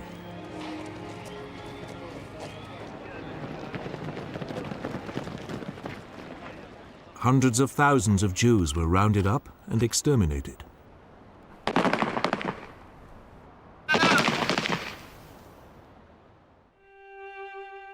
The most notorious pogrom occurred at Babi Yar in Kiev.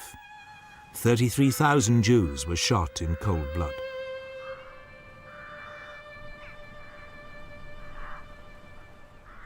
But machine gunning was an expensive way of dealing with the Jewish problem. Nor was it popular with many German soldiers. So, at a conference in January 1942, the SS leadership cast round for more efficient solutions.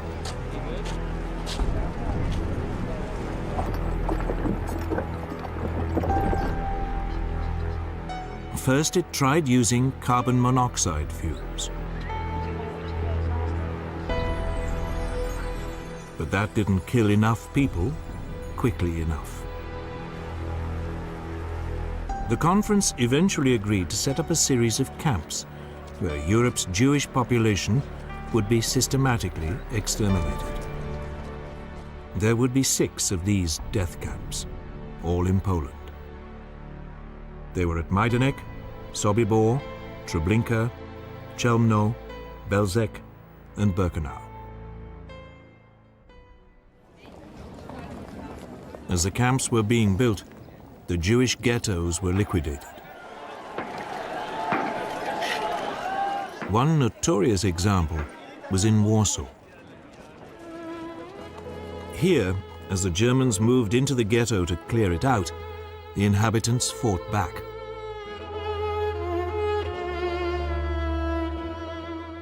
They held out for nearly a month.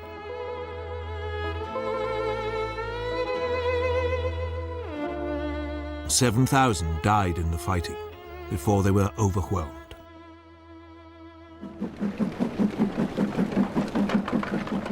Those who had survived it were rounded up and sent to Treblinka.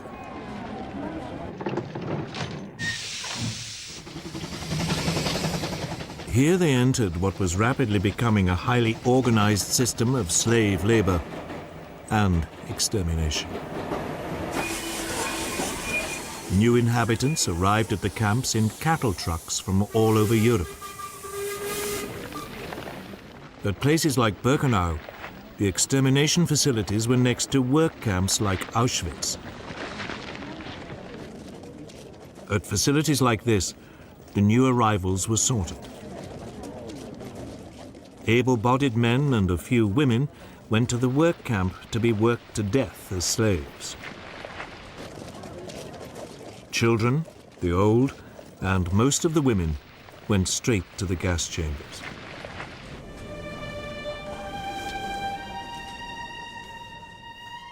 They were stripped and their heads shaved.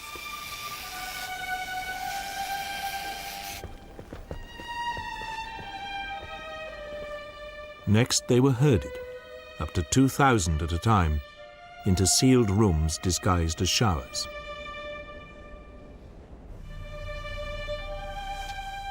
SS officers then poured Zyklon B crystals through a trap in the roof to form a deadly gas. It was far more effective than carbon monoxide. At Auschwitz-Birkenau, the gas chambers could kill over 10,000 people a day.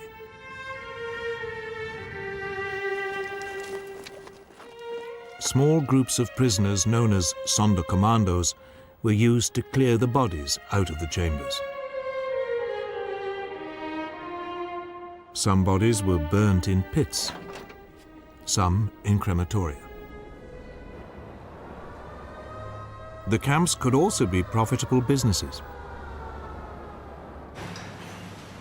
Major German companies built factories near them and paid the SS, which administered the camps, to hire Jews as slaves.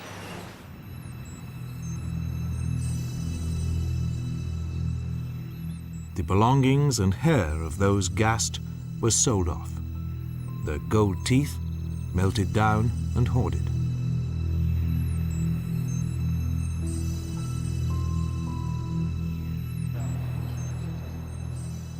For most Jews, resistance was almost impossible. At Treblinka, Sobibor and Birkenau, however, the Sonderkommandos mounted brief and doomed rebellions.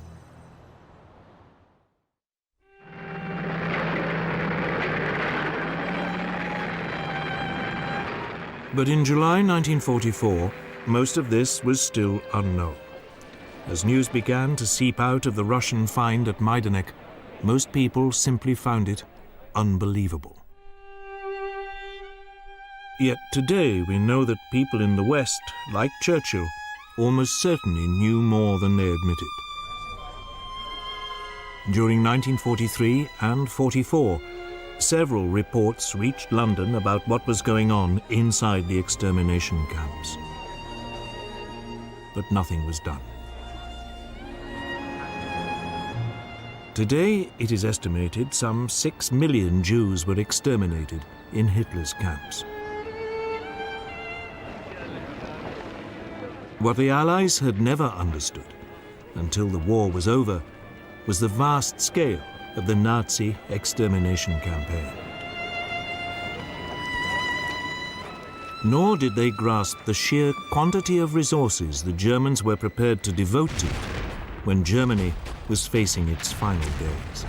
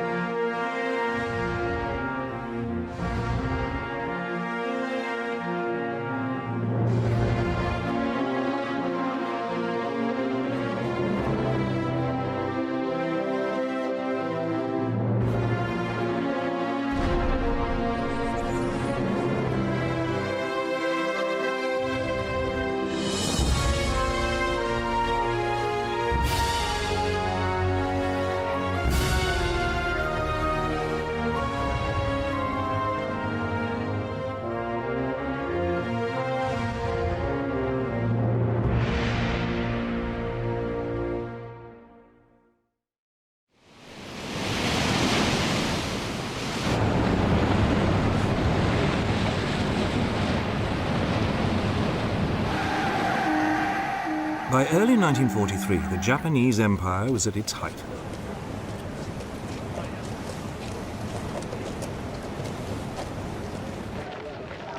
The country had occupied Malaya and Burma, the Philippines, and the Dutch East Indies, Indonesia today. These territories had become vital sources of strategic supplies such as oil and rubber. Now the United States laid plans to roll back the Japanese gains.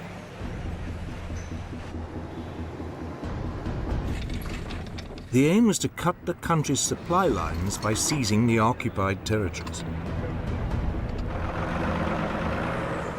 Japan could then be gradually strangled to death.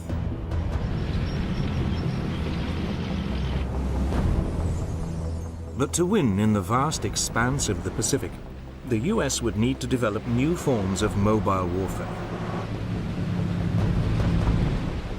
They would be based on amphibious landings supported by aircraft flying from carriers.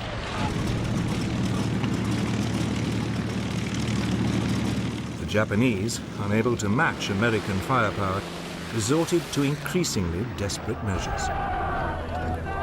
The country fell back on ancient notions of military honor to create suicide units.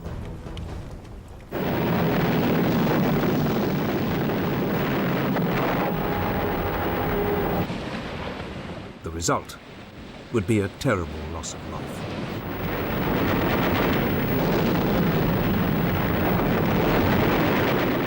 This would be a decisive phase in the war in the Pacific and would mark the end of Japan's dreams of empire. But this was to come. Back in the spring of 1943, the US military chiefs faced a dilemma. They had been presented with two options for the defeat of Japan. The flamboyant US Army General Douglas MacArthur, commander of the US and Australian forces in the Southwest Pacific, favored a primarily land-based route. His idea was to seize the Solomon Islands, Papua New Guinea, and the Philippines. They could then be turned into a strategic barrier that would cut off Japan from its newly conquered lands in Burma, Malaya, and the Dutch East Indies.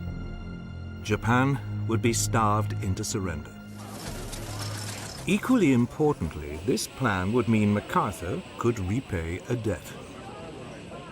Earlier in the war, he had been kicked out of the Philippines by the Japanese, and he had promised to return to liberate the country.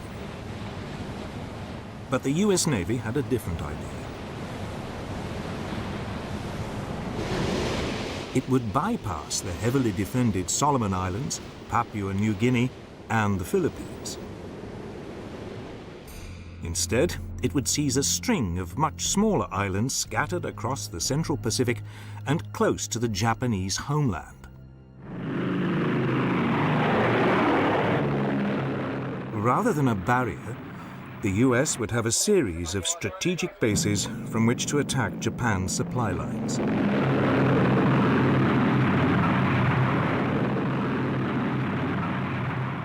They argued it would be swifter and much more economical.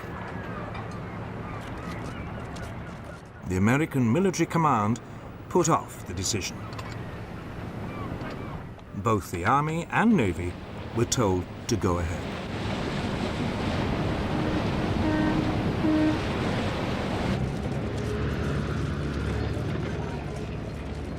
In June 1943, MacArthur's plan was launched. It was called Operation Cartwheel. The first target was the major Japanese military base at Rabaul on New Britain in the Solomon Islands. It would be a two-pronged attack.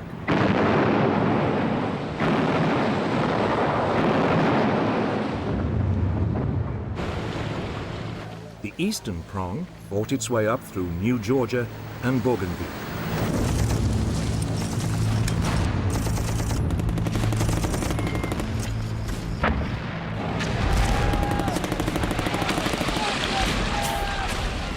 The western prong battled its way through Papua New Guinea. But the virtually impenetrable jungle and unhealthy climate made progress slow.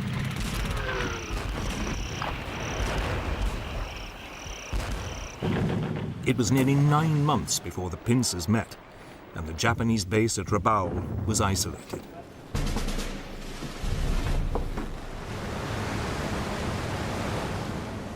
Meanwhile, as the US Army took control of the Solomon Islands, the US Navy mustered a mighty fleet.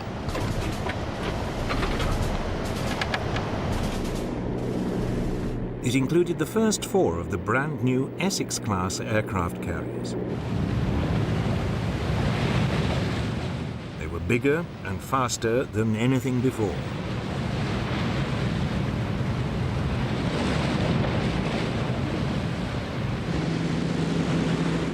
The new carriers were equipped with outstanding new planes like the Hellcat and Corsair fighters, Helldiver dive bombers, and Avenger torpedo bombers. Together, they both outperformed and outnumbered their Japanese opponents.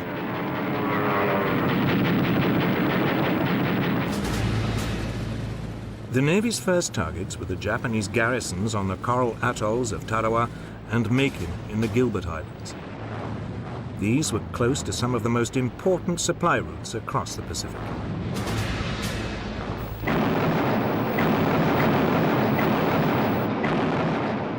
For a week, the atolls were bombed by carrier-based aircraft.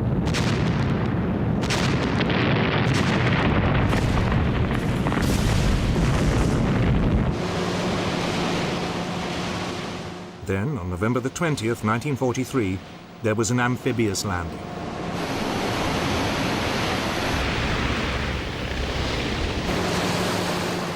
Macon was captured with little difficulty.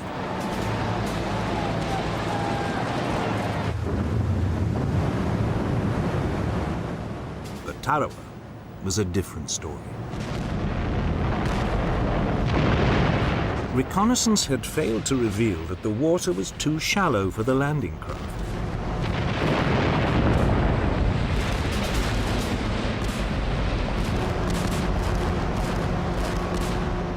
As the Marines waded ashore, they came under intense fire.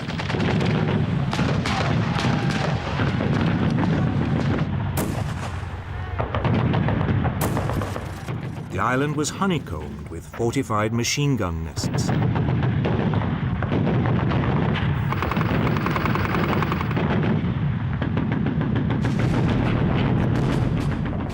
US troops who made it to dry land were pinned down on the beach.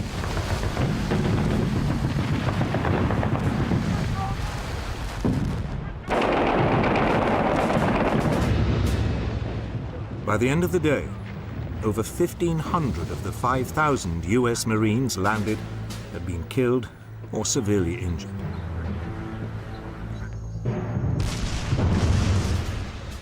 Over the next 2 days, frontal assaults pushed the Japanese back inch by inch. Very often, only flamethrowers could eliminate the Japanese strongpoints.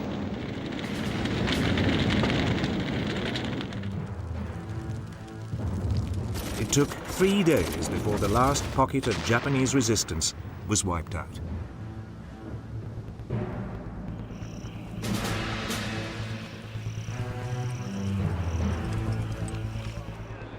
Of the 4,200 Japanese troops on the island, only 17 were captured alive.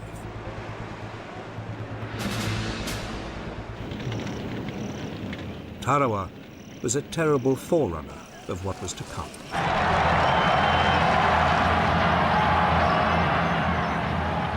The Japanese had shown that there would be no question of surrender.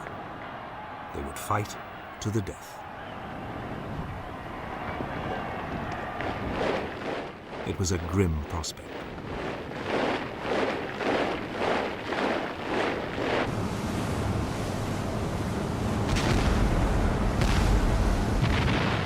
In January 1944, America's naval offensive in the Pacific moved on to the Marshall Islands.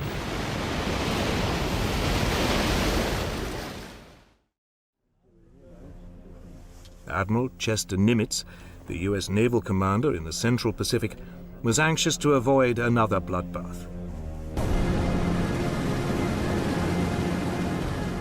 So, aircraft from his carrier force bombed Japanese airfields on the islands for nearly 2 months.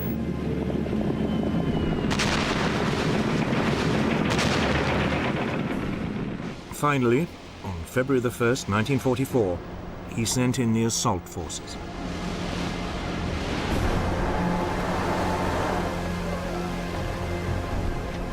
The flat and open island of Roy was quickly overrun.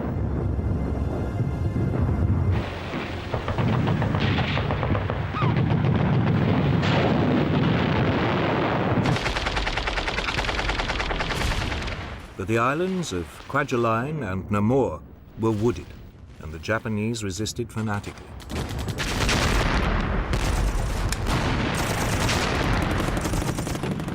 US forces used flamethrowers and explosives.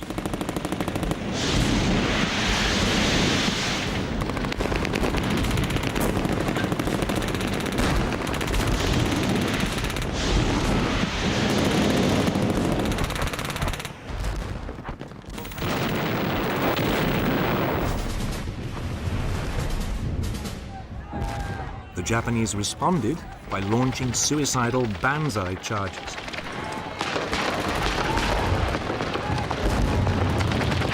But the US forces now knew what to expect. The Japanese were beaten back.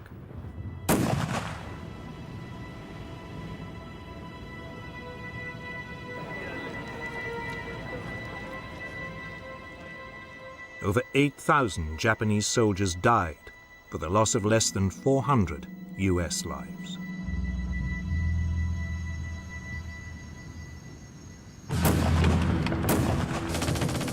Atoll after atoll in the Marshall Islands now fell to the US advance.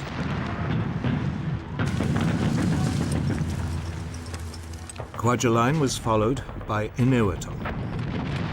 The island of Truk was bypassed and cut off. Though a small Japanese garrison would remain undefeated until the end of the war.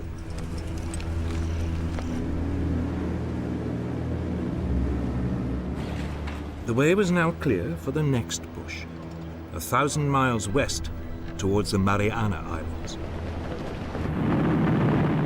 If captured, the islands would put the Japanese mainland within range of US heavy bombers.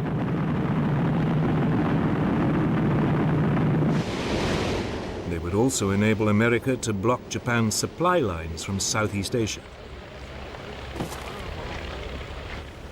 On June 11, 1944, the US started to soften up the three main islands in the Marianas.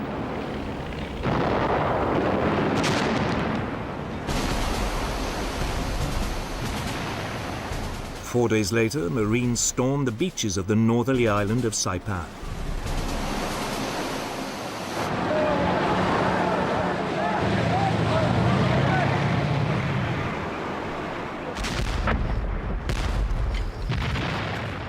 This time, the terrain was mountainous, with many caves, and the preliminary bombardment had not disrupted the Japanese defenses as much as had been hoped.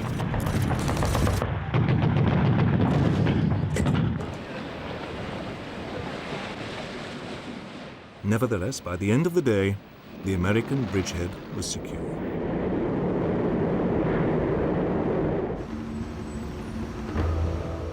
In Tokyo, the news caused mounting alarm.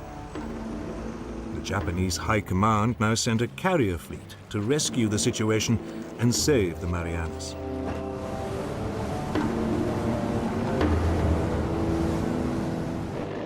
But the task force was spotted by US submarines.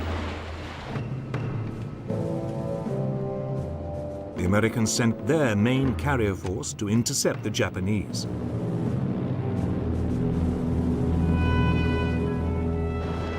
On the morning of June the 19th, 1944, the Japanese launched airstrikes against the US ships.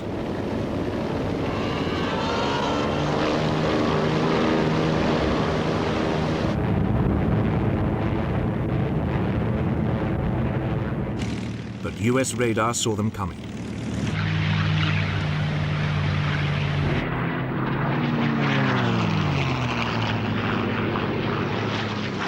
.450 fighters were scrambled to intercept the Japanese planes.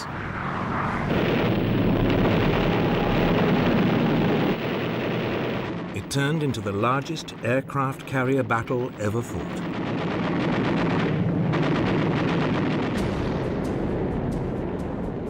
The US task force had 15 aircraft carriers and more than 900 aircraft.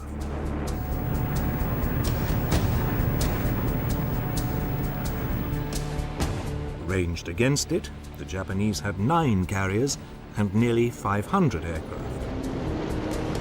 But Japan had lost many of its experienced air crews during the Solomon and Marshall Islands campaigns.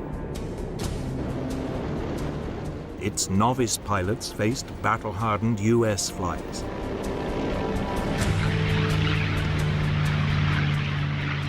The Japanese were outgunned and outfought.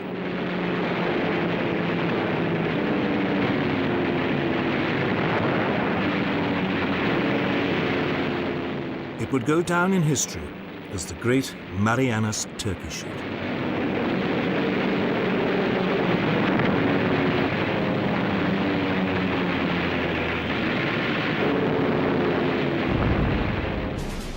Half an hour into the battle, a torpedo from a US submarine hit the newest and largest Japanese carrier, the Taiho, while she was still launching aircraft.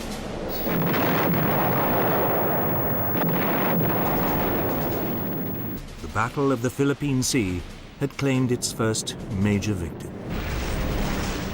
At around the same time, another US submarine torpedoed the carrier Shokaku.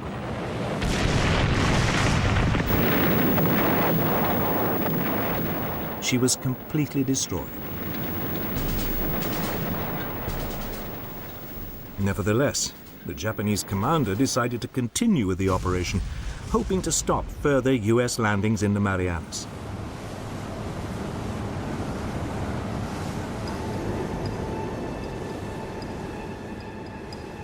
For much of the following day, the US forces tried to pin down the exact location of the remaining Japanese carriers. Bearing 096. It took them until the afternoon to find them. It was late in the day to launch an attack, and the aircraft would have to fly at the limit of their range. But the US Task Force commander, Admiral Mark Mitcher, decided to gamble and attack.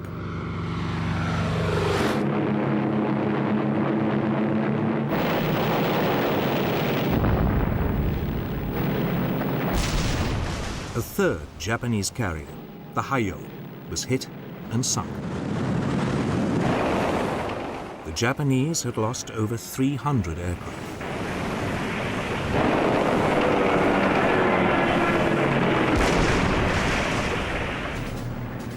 But as the US planes now returned, dangerously short of fuel, they ran into a problem.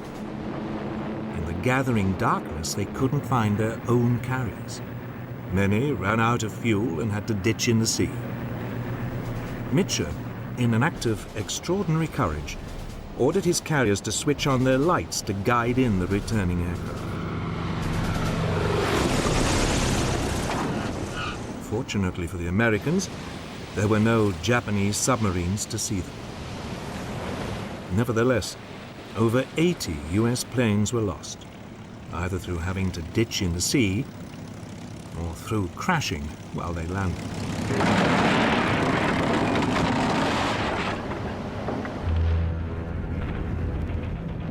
But Japanese losses had been even greater.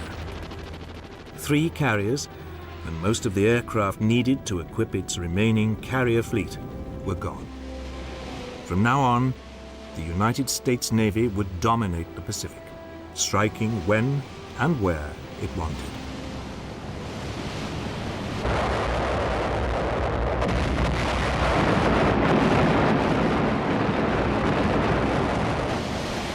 The Japanese naval defeat in the Philippine Sea meant the United States could now press on with its assault on the Marianas.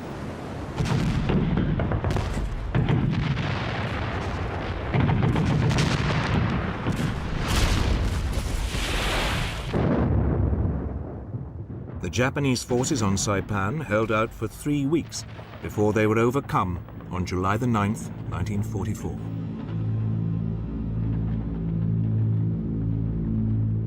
The final horror came when thousands of Japanese civilians were persuaded to jump to their deaths from the cliffs rather than be captured by the Americans.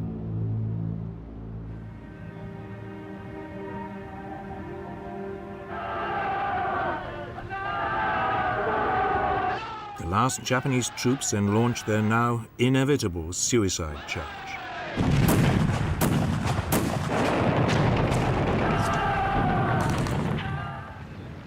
Virtually the entire 32,000-strong garrison was killed.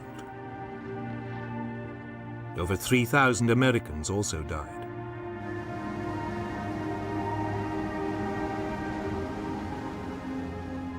Two weeks later, US Marines landed on the islands of Guam and Tinian, also in the Marianas.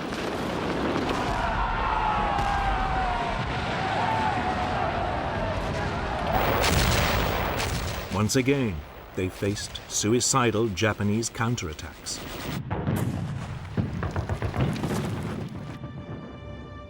But they failed to stop the American advance. The US Navy had seized the Marianas. Both the US Army and Navy offensives had now completed the first phase of their separate strategies to isolate Japan. The US military planners now had to make a choice. Should they continue to back MacArthur's strategy and move on to the capture of the Philippines? Or should they go with the naval plan and send a fleet across the Pacific to seize Taiwan or the Ryukyu Islands?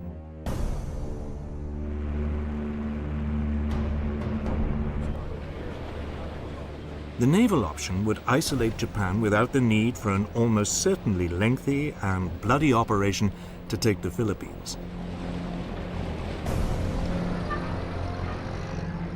But at a meeting in Hawaii on July the 26th, 1944, MacArthur charmed President Roosevelt into backing his plan to liberate the Philippines. The Navy was instructed to support it before returning to its island-hopping strategy. It was a decision that would cost a horrendous number of both military and civilian lives.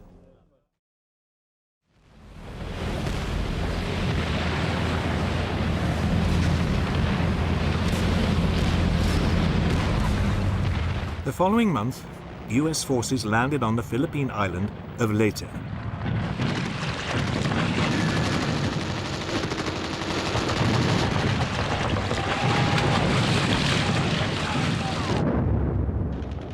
They took the Japanese by surprise.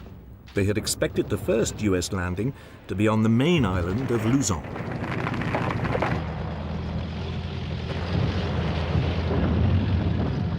Within hours, MacArthur was striding ashore with press photographers in attendance. He later made a broadcast to the Philippine people. I see that the old flagstaff still stands. Have your troops hoist the colors to its peak, and let no enemy ever haul them down.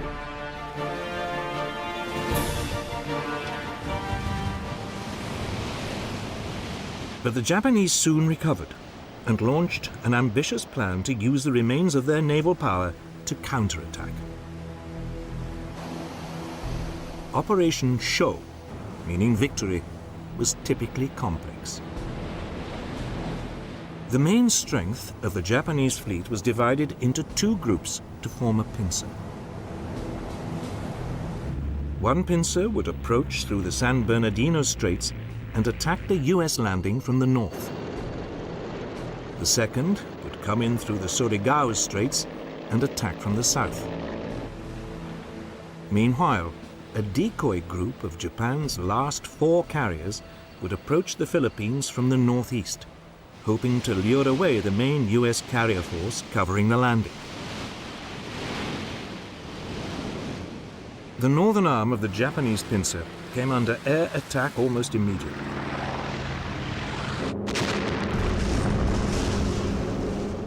After nearly 2 days of bombardment, the super battleship Musashi was sunk. The northern pincer then appeared to retreat.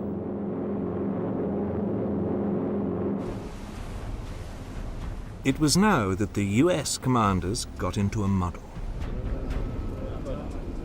The man in charge of the main carrier force covering the landings was Admiral William Bull Halsey.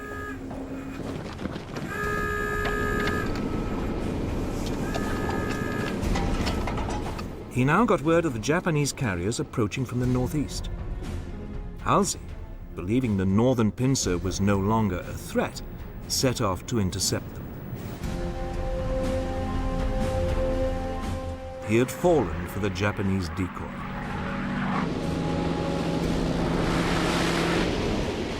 The force protecting the US landing was now severely weakened.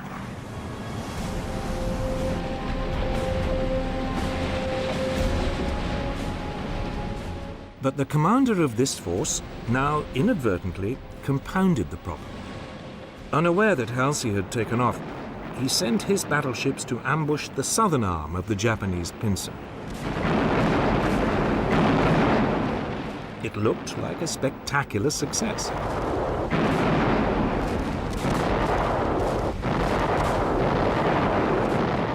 But then disaster struck.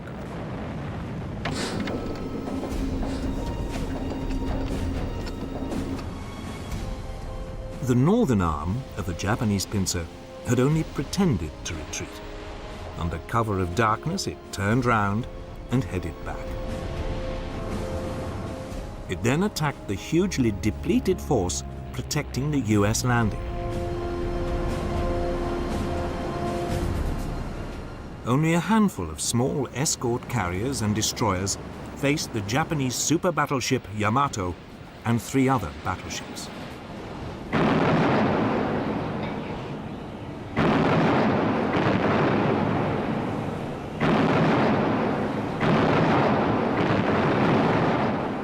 It was now the turn of the Americans to put up a desperate fight.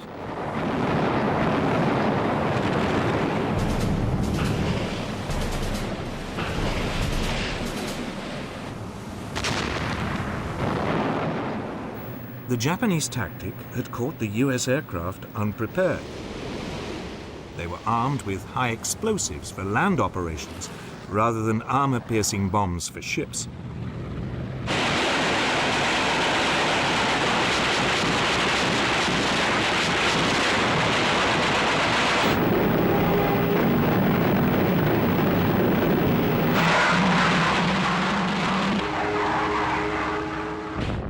Then, just as it seemed the Japanese must break through, they suddenly turned tail.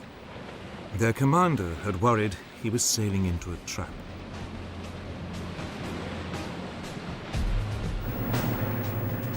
Meanwhile, to the north, Halsey's headlong rush to intercept the Japanese decoy force finally paid off.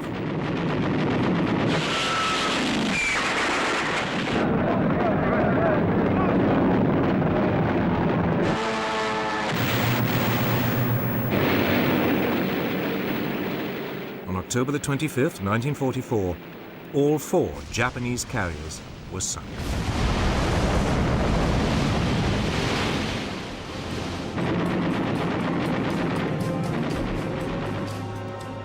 The Battle of Leyte Gulf had completely finished off Japan's once proud navy. There was now little hope of holding back the American advance. For Japan, it was time for desperate measures. The stage was set for a terrible climax to MacArthur's plan.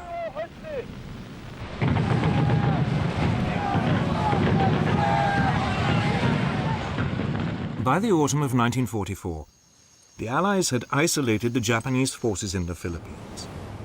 Their naval support had been destroyed. Japan needed a new tactic if it was to hold back the American advance.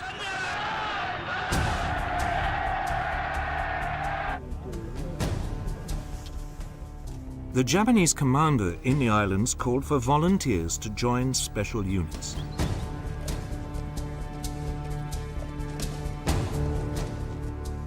They were called the kamikazes, or divine wind, and drew on the Japanese military code of honor that it was better to die than live as a coward.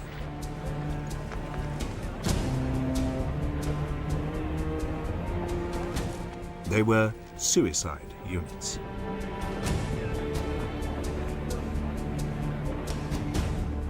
On October the 25th, 1944, the first kamikaze unit took a final ceremonial drink before taking off.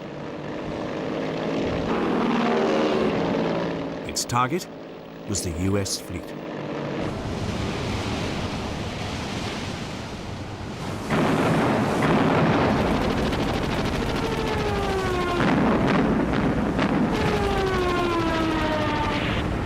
The escort carrier, St. Lo, was sunk, and 2 others badly damaged.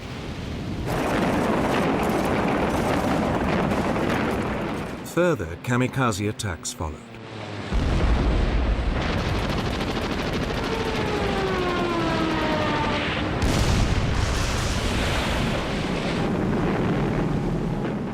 Not all were restricted to the air. The Japanese troops now began strapping mines to their bodies and deliberately diving under US tanks. the American advance through the Philippine island of Leyte slowed.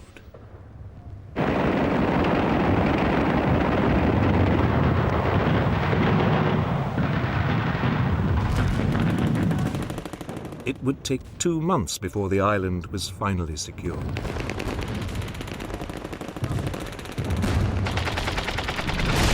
Over 70,000 Japanese troops had lost their lives. The Americans had lost nearly 16,000 men.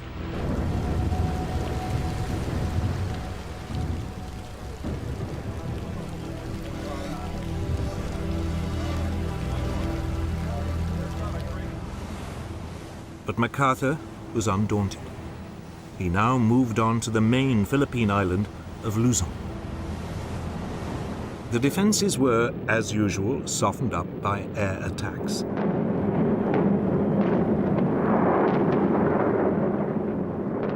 The US troops went ashore virtually unopposed.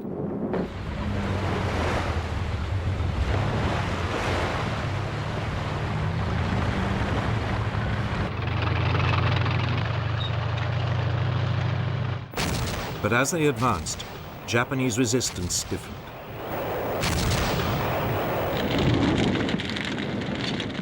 Tanks, artillery, mortars, and flamethrowers were used to destroy a succession of Japanese strongholds.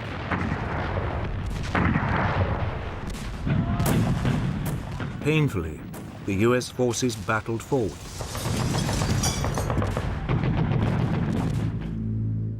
By January the 23rd, 1945, they had reached the major air base of Clark Field, 60 miles from the capital, Manila.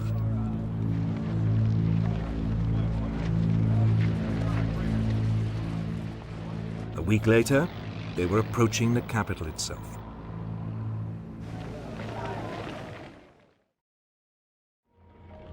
Manila was famous for its architectural beauty. The Japanese regional commander had taken a decision to preserve its buildings by not defending it. But the junior Japanese garrison commander disobeyed orders and refused to withdraw. His 20,000 troops pledged to defend Manila to the death. There now began a ferocious month-long battle to seize the Philippine capital.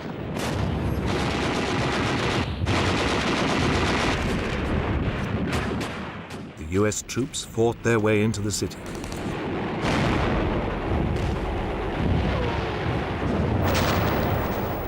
At first, they too tried to preserve the major buildings. But as they ran into snipers, machine gun nests, and hidden artillery, they were forced to reduce much of the city to rubble.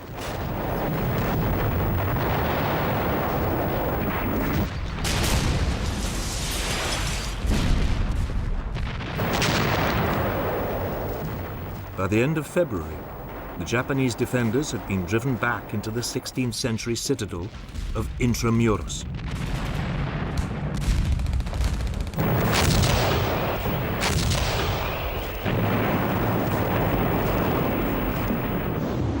It would take another week of fierce fighting to flush them out.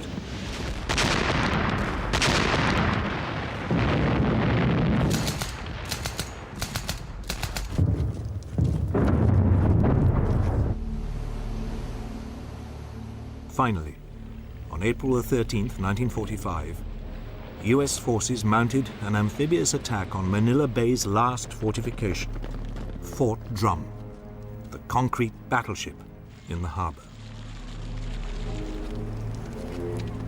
Its ventilation shafts were packed with kerosene, white phosphorus, and explosives.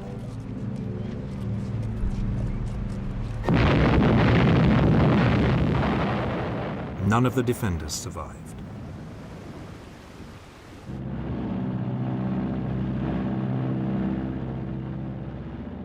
The battle for Manila had been an horrific affair.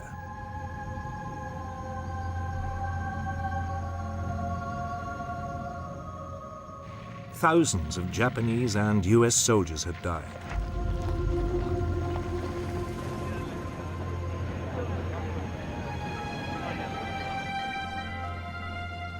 But the real horror was that some 100,000 civilians also lost their lives. Many massacred indiscriminately by the Japanese during the final days of fighting.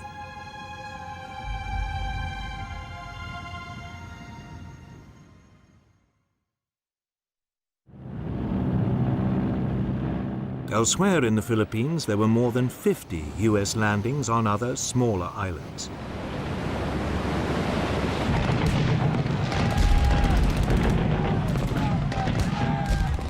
But it would take until the end of the war before the last pockets of Japanese resistance were finally flushed out.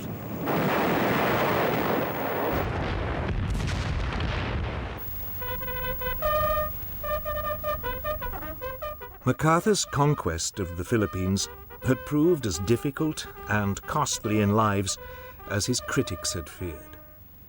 It may also have been unnecessary.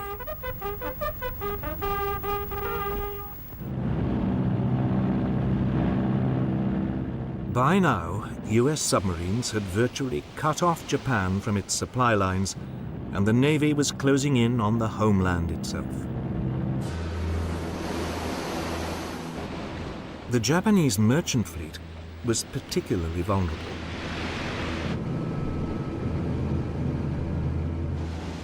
It was rarely organized into convoys, and anyway, there weren't enough escort vessels to protect them.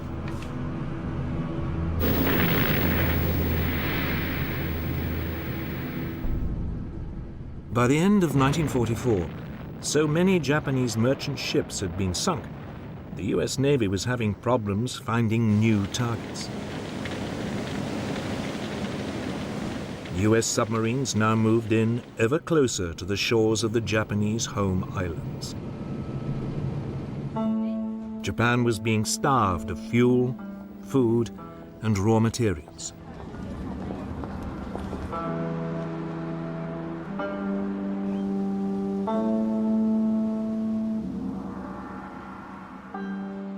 The US Navy's submarines in the Pacific had succeeded, where German U-boats in the Atlantic had failed, in bringing an island nation close to defeat. But now, the US forces faced the daunting prospect of invading its fanatical enemy's homeland.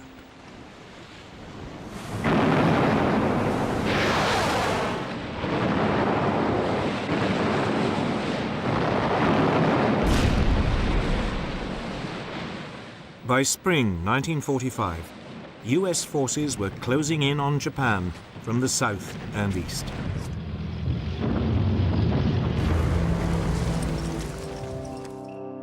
But to the west, in China, Burma, and India, a separate campaign had been unfolding.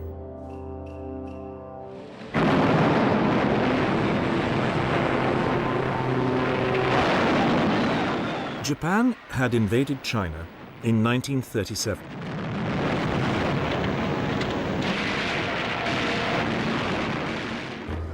The United States had regarded the Chinese leader, Chiang Kai-shek, as a Western ally and sent aid.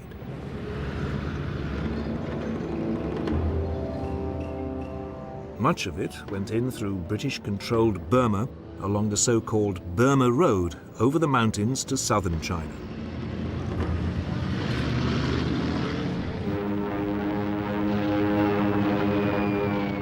Then, in 1942, Japan invaded Burma and kicked out the British. The Burma Road was shut down.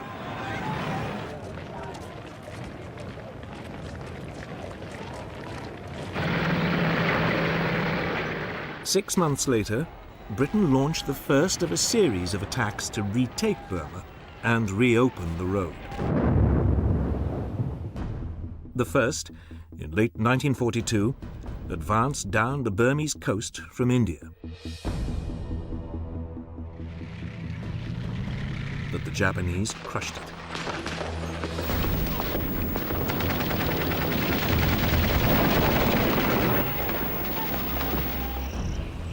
The second, 9 months later, tried a different approach. Instead of sending in a conventional force, small groups of soldiers were infiltrated deep behind Japanese lines. They were known as Chindits and were the brainchild of an unconventional officer called Ord Wingate. Their task was to destroy railway lines and disrupt Japanese communications.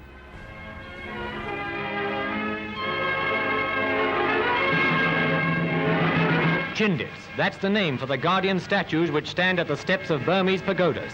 A name from legend that's become flesh and blood, living guardians of Burma's liberty.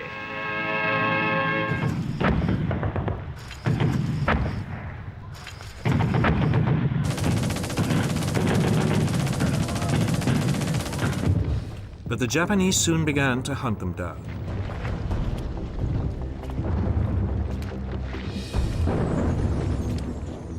By mid-April 1943, over 1/3 of the Chindit forces had been killed. The remainder were forced back into India. The struggle to retake Burma was becoming a serious problem. So, in late 1943, the Allies turned to US General Joseph Stilwell. We got run out of Burma, and it's humiliating as hell. I think we ought to find out what caused it, go back and retake the place. Stilwell had spent years helping to overhaul the forces of neighboring China. The Allies now decided to put them to the test.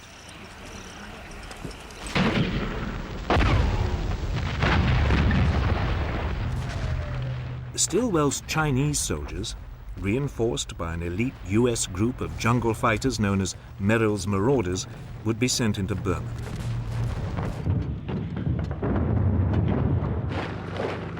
In October 1943, they crossed the border and made their way down the east side of the country.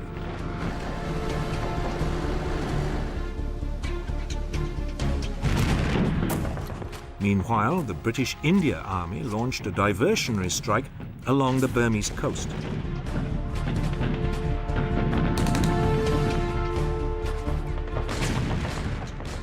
Finally, Chindits moved into northern Burma, deep behind enemy lines, to cut Japanese supply routes. The Japanese fell for the diversionary tactic and sent forces to counterattack along the coast. 2 divisions of troops from British India came under fierce fire.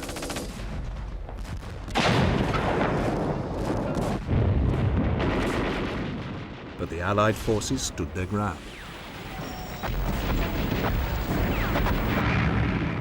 They were resupplied from the air.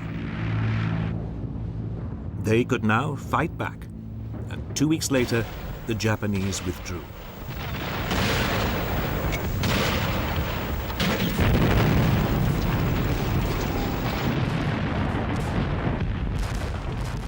But it was only a temporary reprieve.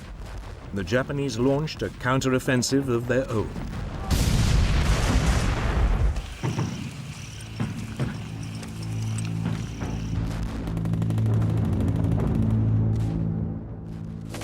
In March 1944, they invaded India in an attempt to disrupt Allied preparations for further attacks. For 2 weeks, there was intense fighting. The towns of Kohima and Imphal were besieged.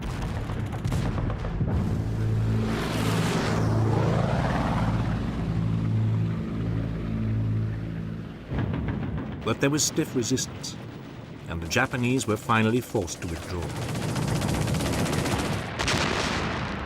Over 65,000 of them were killed. It was a major blow to their military strength in the region. Meanwhile, in Burma, Stilwell's Chinese forces had fought their way down the east side of the country, and by May 1944 had reached the important crossroads town of Michigan on the old Burma Road. For 3 months, the Japanese held them off. But in early August 1944, Myitkyina was overrun. The way was now clear for Stilwell's men to push further on down the east side of the country. They were soon joined by a fresh force of Anglo-Indian troops under British General William Slim. This began advancing into the center of the country.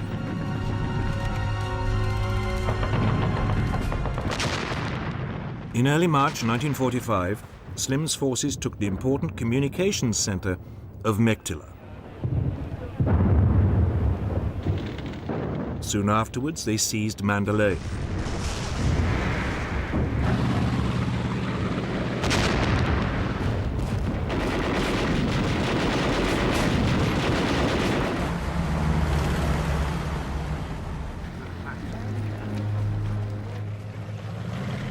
With the monsoon season now approaching, Stilwell's forces dug in on the east.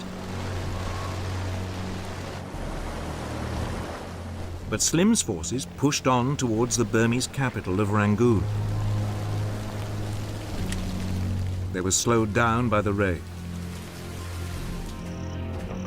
But by early May 1945, the Allied troops were 20 miles north of Rangoon.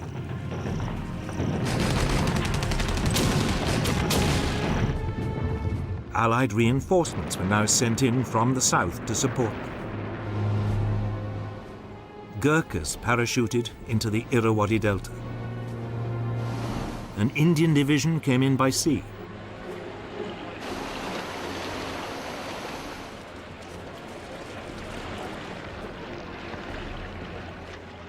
On May the 3rd, 1945, the Allied forces finally entered Rangoon. But the city was empty. The Japanese had pulled out rather than risk being cut off.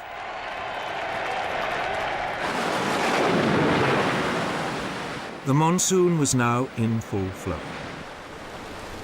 But the campaign to clear the Japanese out of Burma was effectively over. The next stop in the war in Southeast Asia would be Malaya. But for all the success, Allied losses in the war against the Japanese had been terrible. The Americans were desperate to find a way to bring the war to an end without having to invade the Japanese homeland.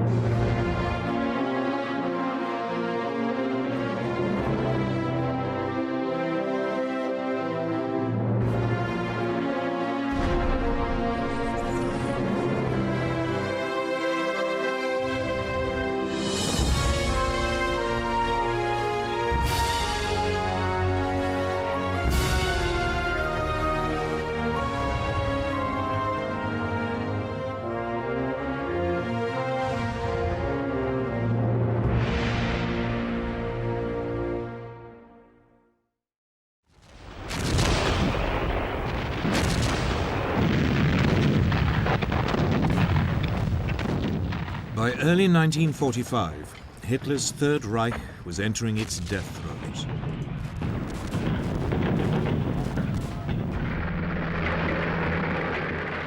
In the west, Allied forces had pushed to within striking distance of the Rhine.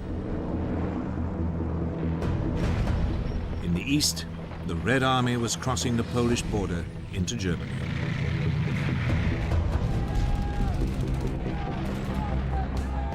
As the Allies battled their way towards Berlin from east and west, the Germans fought them all the way.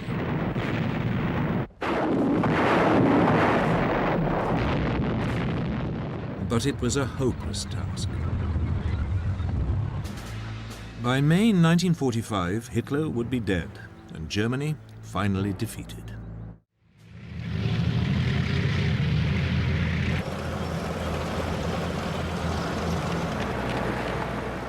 February 1945, and the Allied forces in the west had assembled near the Rhine for the final push into Germany.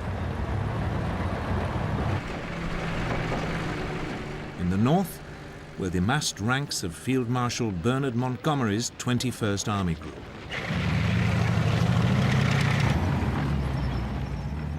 To its south was General Omar Bradley's 12th Army Group.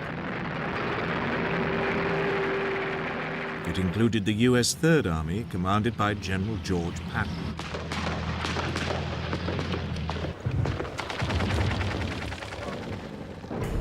On February the 8th, Montgomery's Army Group launched a two-pronged assault on German forces defending the Rhine.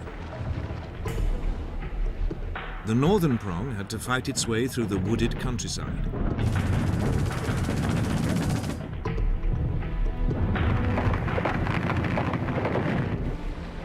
The southern prong was delayed when the Germans released water from a series of dams, flooding the surrounding area.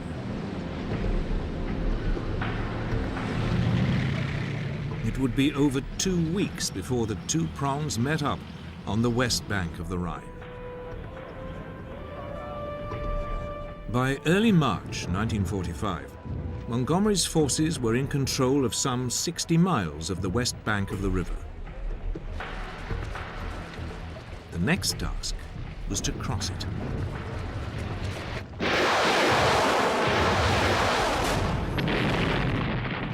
South of Montgomery, Bradley's armies were also moving eastwards, looking for a route across the river. On March the 7th, 1945, they reached the Rhine at Cologne.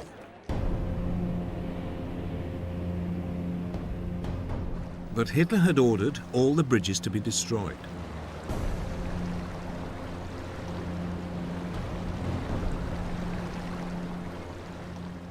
Then, as the US forces explored further south, they found one bridge still intact near the small town of Remagen.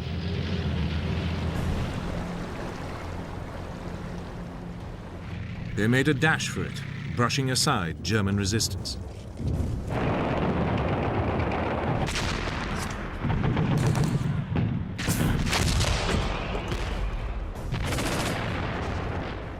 Then, just as they were about to cross it, there was an explosion. But against the odds, the bridge remained standing. A small group of Americans raced across it, desperately cutting any wires that looked like demolition cables. US commanders began to push men across as fast as possible.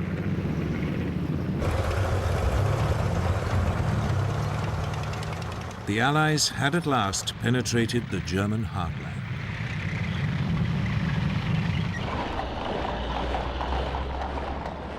In Berlin, news of the capture of the bridge at Remagen infuriated Hitler. 5 junior officers were court-martialed. 4 were shot. In addition, the long-suffering German commander in the west, Field Marshal Gerd von Rundstedt, was sacked.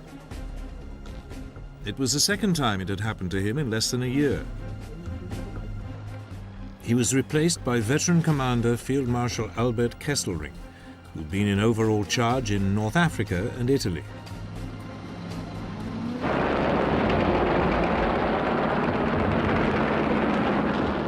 Over the next week, the Germans launched desperate air attacks to try and destroy the bridge at Remagen.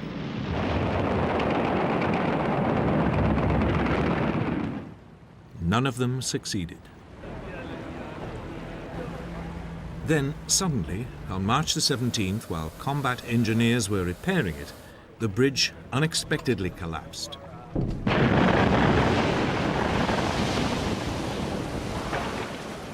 "28 men plunged to their deaths. The first Allied thrust into Germany had been blocked.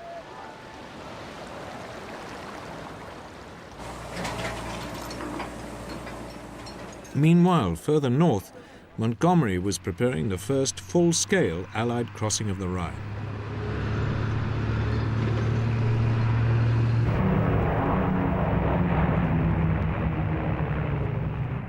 On March the 23rd, 1945, he launched an aerial bombardment on German forces defending the east bank of the river. Some 200 RAF Lancaster bombers virtually flattened the town of Wesel. Then British commandos in Buffalo amphibious vehicles crossed. They met little opposition from the dazed German defenders.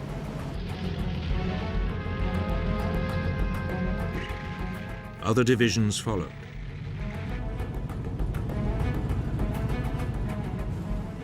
The crossing lasted all night.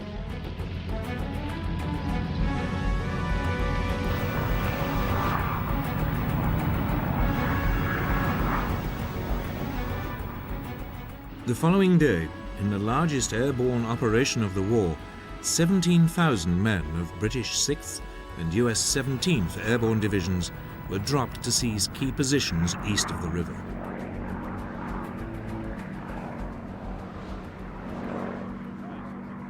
They were met by heavy German anti-aircraft fire.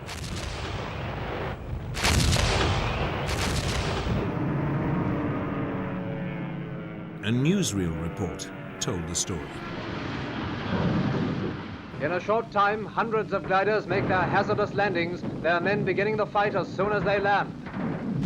One glider has its wing shot away when only 50 feet from the ground.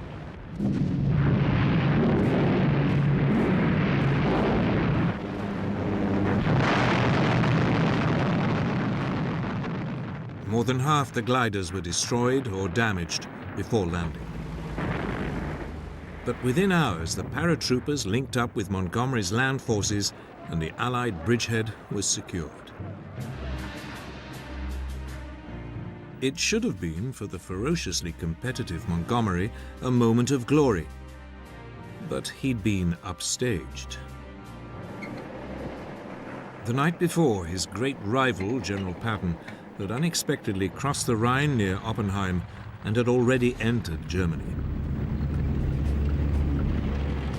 It was a sign of the intense rivalry between Montgomery and American commanders as they competed to be the first into Germany.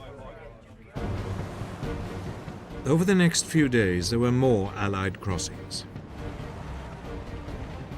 German defenses along the Rhine collapsed.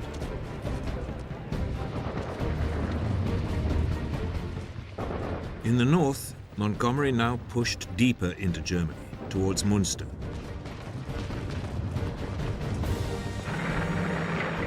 In the south, Bradley's forces, including Patton's Third Army, pushed east towards Marburg and Lauterbach.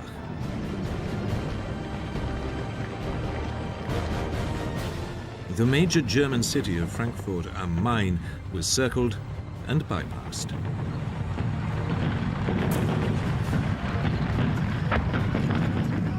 Die-hard German troops fought back ferociously.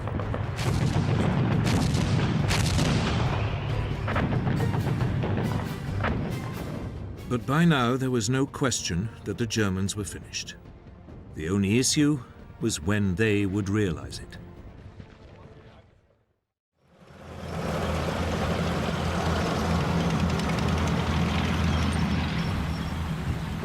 As the Western Allies battled their way across West Germany, Stalin's Red Army in Poland prepared to launch a major offensive on Germany's eastern border.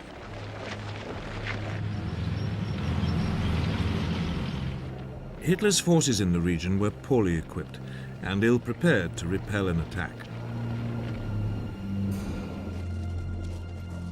The supplies of weapons had run so low, they were reduced to using First World War rifles. German intelligence estimated the Red Army's infantry outnumbered them 11-1. The Russians also had vastly more tanks and artillery. But the Germans had nothing left. Hitler's strategic reserve had already been used up on the Western Front.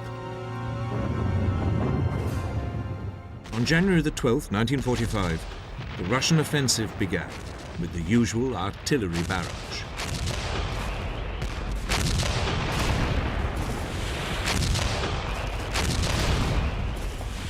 It stretched along a 300-mile front.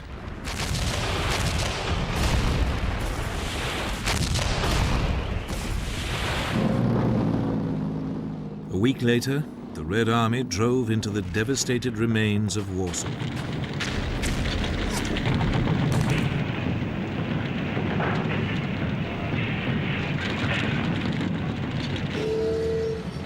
They then pushed westwards towards the German border, 300 miles away.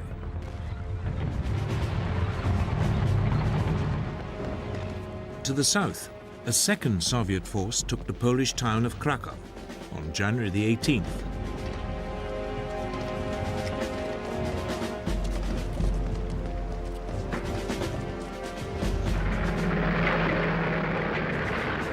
As the Soviet forces now raced westwards on a broad front across Poland, they left behind pockets of German resistance in cities like Poznan and Breslau.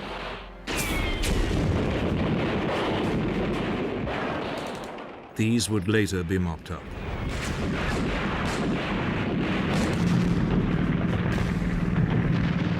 By the end of January 1945, Soviet troops had crossed the German border and reached the river Oder. The Russians were now just an hour's drive east of Berlin.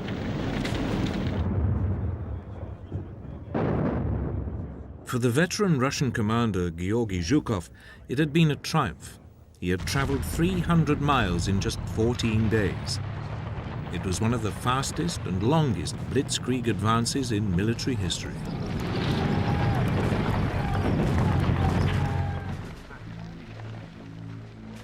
Zhukov's troops now paused to catch their breath and bring up supplies.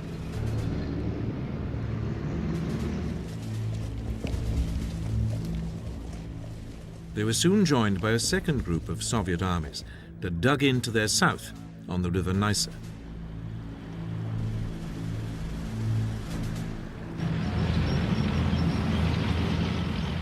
Meanwhile, a third Russian force penned the remnants of the German armies in East Prussia into the Baltic port of Königsberg, Kaliningrad today.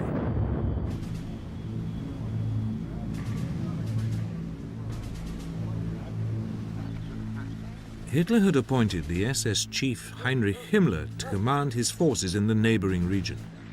It was a sign of how deeply he had come to distrust his army generals. But Himmler had no military knowledge or experience.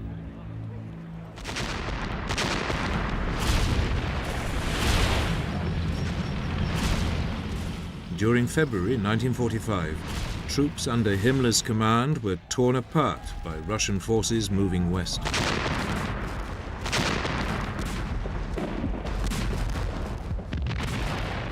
This time Hitler could have sent reserves. A large force of German troops still occupied the Courland Peninsula in neighboring Latvia. But in another bizarre decision, Hitler refused to allow it to break out and provide assistance. He was still committed to holding on to land, his Lebensraum, however irrelevant or wasteful it might now be.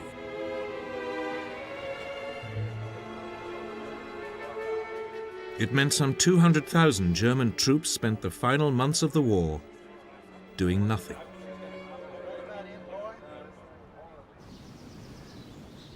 The Red Army now prepared for its final assault on Berlin. It lay less than 50 miles away.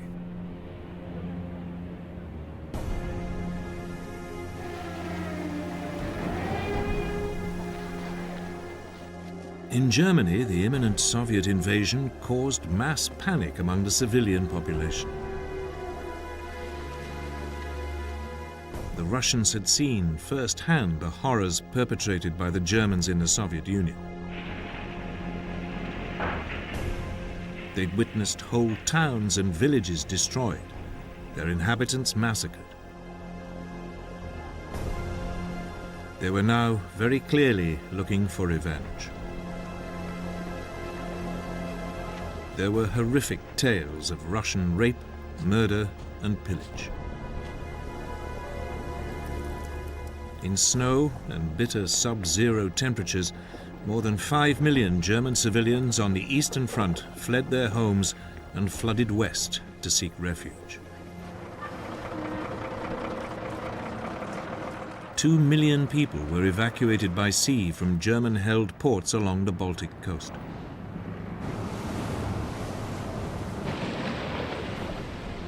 They were easy pickings for Soviet submarines.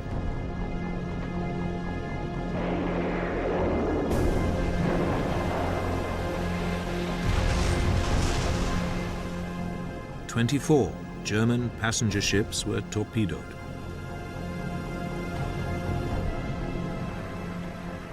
They included the cruise liner Wilhelm Gustloff, which had over 10,000 people on board.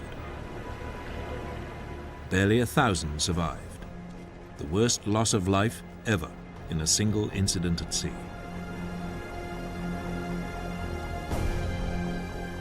Hitler's acting Chief of Staff, General Heinz Guderian, now urged the Führer to bring back any units that could be spared from the Western Front to defend Berlin. Hitler agreed and brought back the elite 6th SS Panzer Army. But he didn't send it to Berlin. He sent it to Hungary. He had become obsessed with defending Germany's last remaining source of oil, the Hungarian oil field west of Lake Balaton. It was an ill-considered decision.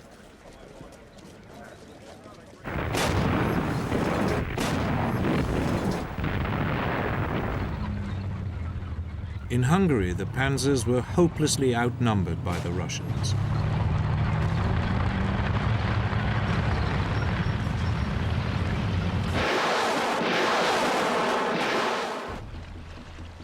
To make matters worse, the weather conspired against them. A sudden thaw turned the ground into a sea of mud.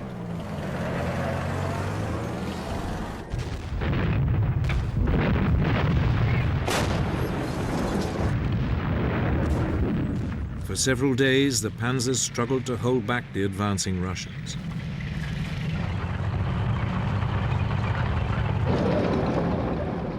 But they were steadily forced back into Austria. Soon they were drawn into the defense of Vienna as the Red Army advanced towards the Austrian capital. But 6th SS Panzer Army was a spent force. Its commander, SS General Sepp Dietrich, had no illusions. "We call ourselves," he said, "the 6th Panzer Army because we have only 6 panzers left."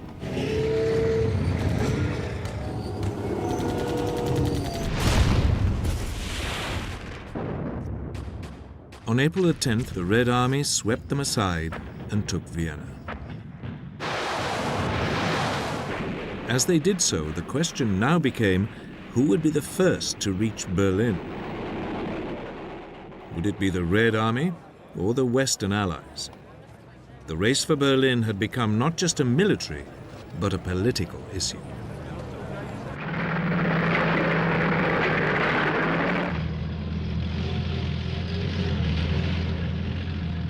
By March 1945, the Red Army was lined up along the River Oder, awaiting a final assault on Berlin. It presented the Allied military command in the West with a dilemma. Berlin was less than 300 miles from their advanced positions.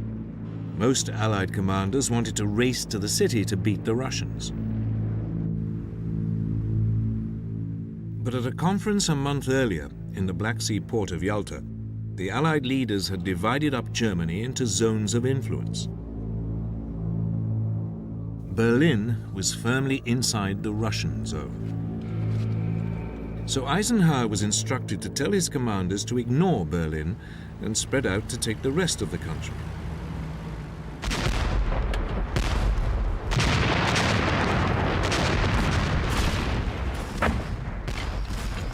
April the 1st, US troops surrounded the German industrial cities in the Ruhr.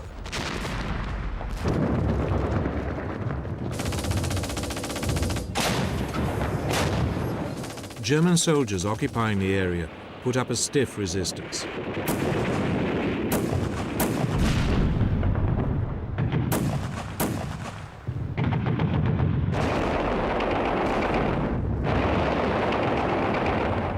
When, 2 weeks later, the area fell, more than 325,000 troops were taken prisoner.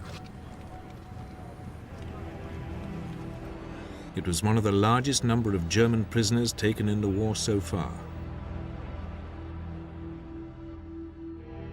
The German commander, the die-hard Nazi Field Marshal Walter Mödel, committed suicide.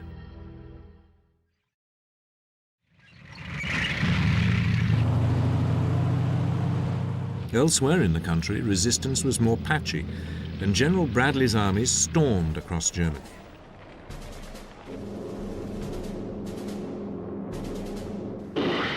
By April the 18th, 1945, the US forces had punched a corridor through to the Czech border, splitting Germany in two.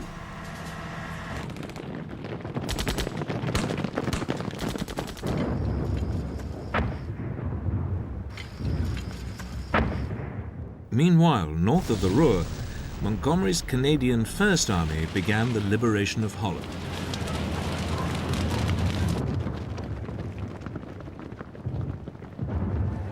The Dutch had suffered horrendously during the bitter winter of 1944-1945.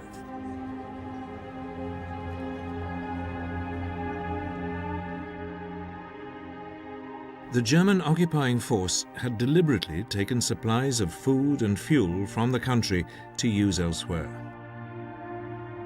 There had been widespread deaths from starvation and cold.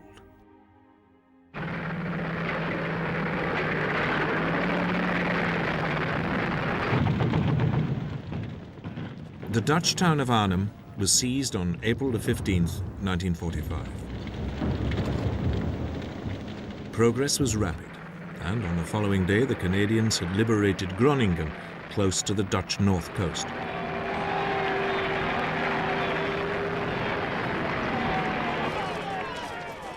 That left a German army virtually intact, but surrounded near Amsterdam.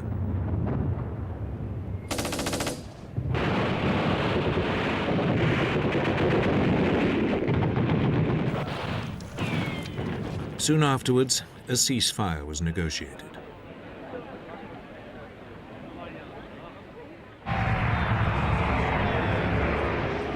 Allied aircraft now roared over the Dutch countryside, dropping food and medical supplies.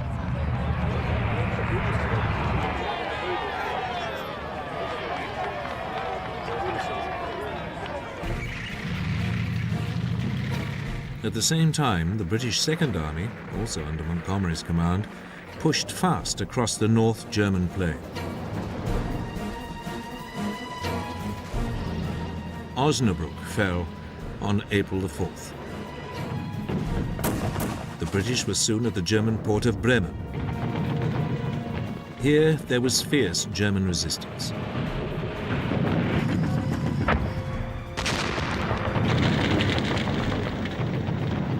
It took 9 days of house-to-house fighting before the port was secured.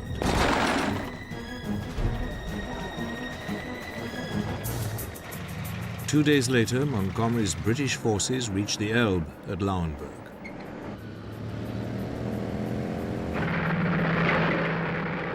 As the Allies advanced across Germany, they now came across horrific new evidence of the Nazis' final solution. In early April 1945, US troops overran a concentration camp at Ohrdruf, near Weimar, in central Germany.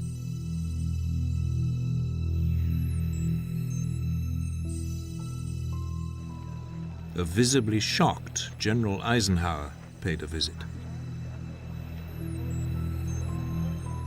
The SS had evacuated most of the prisoners, but they had left behind piles of bodies.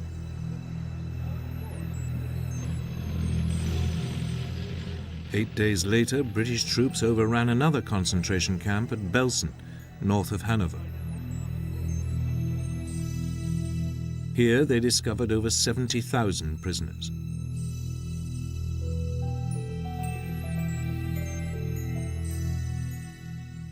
Thousands were already dead. The remainder were starving and disease-ridden.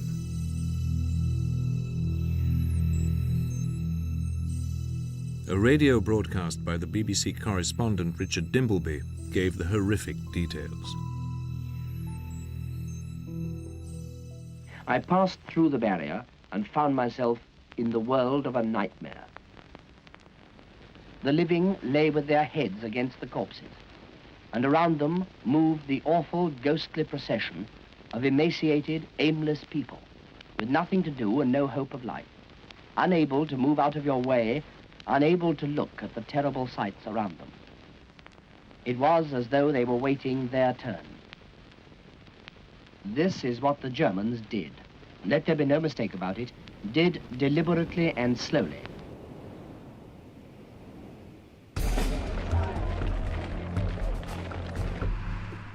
Meanwhile, far to the south, in Italy, the German front was also starting to collapse. The German forces were dug in across the Apennine Mountains. Field Marshal Sir Harold Alexander, the Allied commander in the Mediterranean, now launched a spring offensive. On April the 9th, 1945, British troops attacked, pulling German forces in from along the front.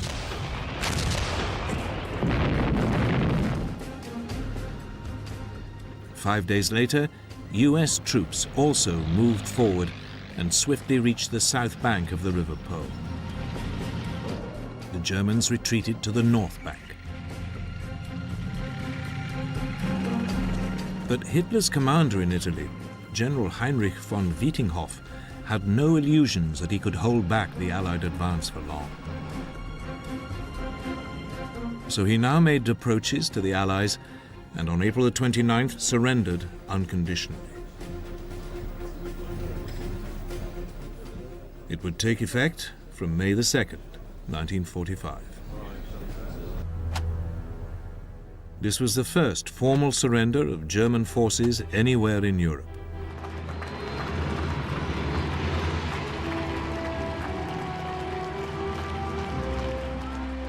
The war was moving swiftly towards a conclusion.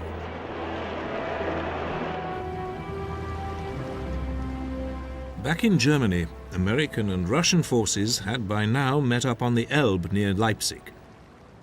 The moment the world has been awaiting so long, when a lie from west meets a lie from east. The meeting was achieved on April 26, when a detachment of the American 69th Infantry Division, under Major General Reinhardt, was rowed across the Elbe to the Russians assembled on the far bank. The stage was set for the final assault on Berlin. Hitler was desperate. He now turned to the old and very young for help in defending the city. His 1,000-year Reich was preparing for its final, apocalyptic struggle to survive.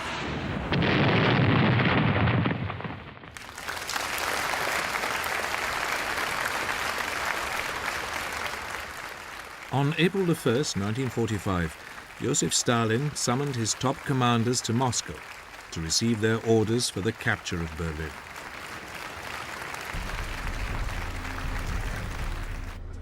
Marshal Georgy Zhukov, Russia's most successful commander, would make the main assault from his bridgehead on the Oder River. A second group of Soviet armies, under Marshal Ivan Konev, would cross the River Neisse further south and push deep into Germany, bypassing the German capital.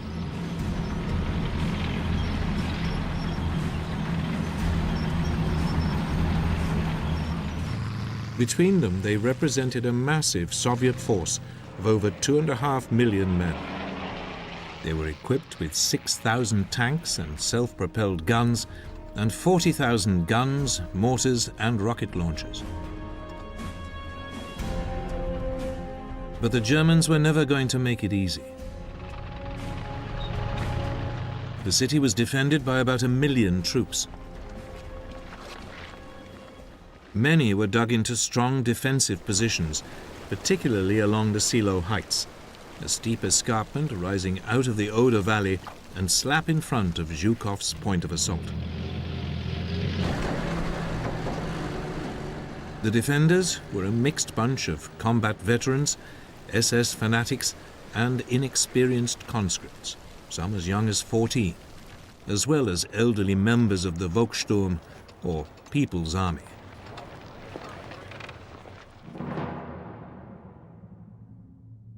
By now, Hitler had retired to a bunker under the Reichschancellery in Berlin. He was a heavily medicated and shambling figure who spent much of his time issuing increasingly unrealistic orders to largely imaginary armies.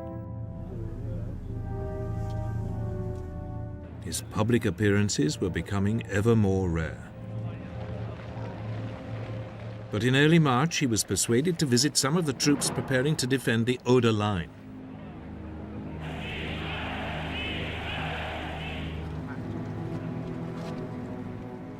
Later in the same month, he emerged to inspect a small group of Hitler Youth soldiers.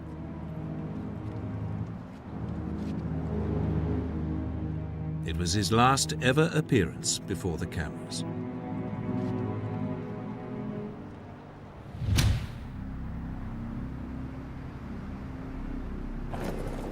Then, on April the 13th, 1945, the US President, Franklin Roosevelt, died of a heart attack. He had been one of the architects of the war, responsible for throwing America's might behind the Allied offensive. The Nazi propaganda minister, Joseph Goebbels, seized on the event to encourage his increasingly befuddled Führer to believe the Allied alliance would collapse. A German victory could still be snatched from the jaws of defeat.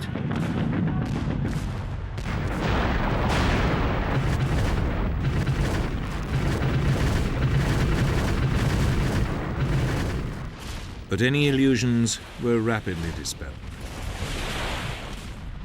3 days after Roosevelt's death, Zhukov began his assault on Berlin.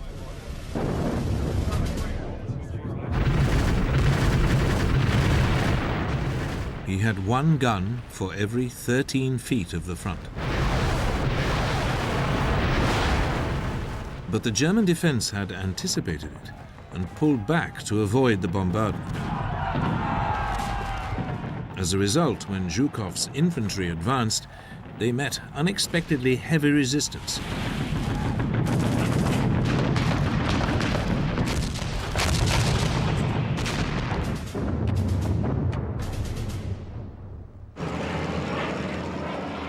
Desperate to retrieve the situation, Zhukov threw in his tanks.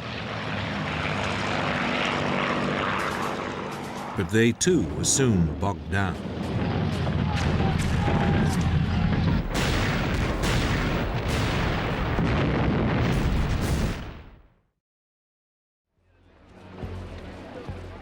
Meanwhile, to the south, the assault by Konyev's second group of armies had gone better.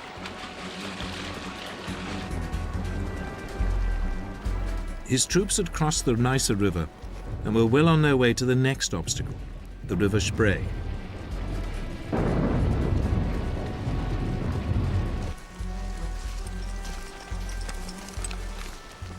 Stalin stoked the rivalry between his two commanders by authorizing Konev to swing his tanks north towards Berlin. He was only too happy to see a race to take the city.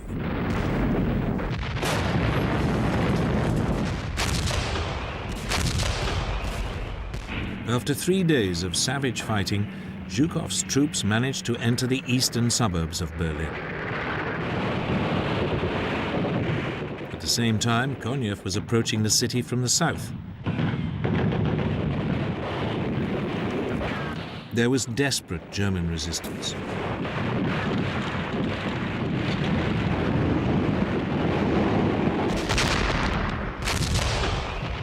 But on April the 25th, the Soviet armies met up and the final assault on Berlin began.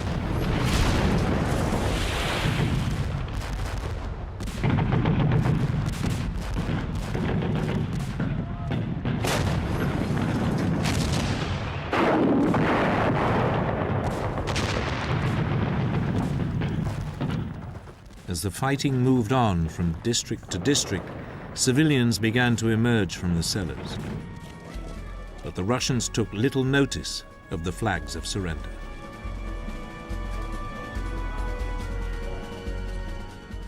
The rape of German women and girls was widespread.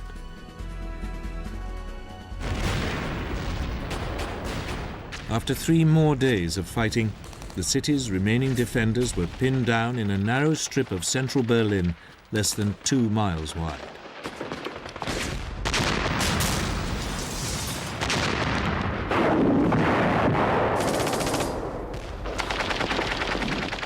Every street and house was contested.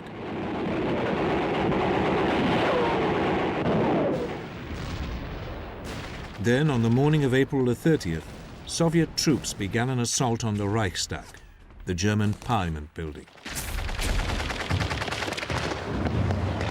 Stalin regarded it as the symbol of Nazi power.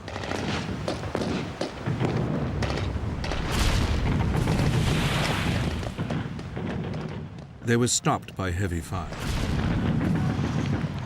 So they blasted the building at point-blank range with heavy artillery.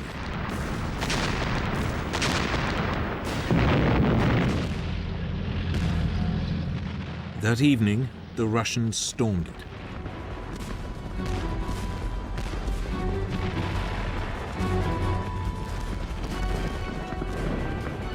Fighting raged from room to room and up and down corridors and staircases.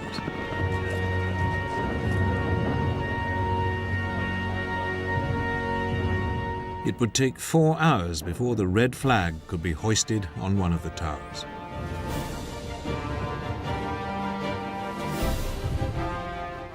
The next morning, on May the 1st, 1945, the event was restaged for the cameras. But by then, Hitler was already dead. On April the 30th, as fighting raged overhead, the man whose insane ambitions had embroiled the world in war, laid waste a continent, and led to the extermination of millions of Jews, took his own life. Sie wollten, Herr, kompromisslos die einzige Macht und alleinige Macht in Deutschland. Wir können glücklich sein zu wissen, dass diese Zukunft restlos... His longtime mistress, Eva Braun, who he'd married the day before, died with him.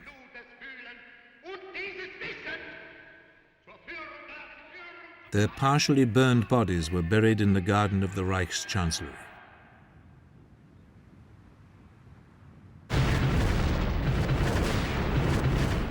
But the fighting continued.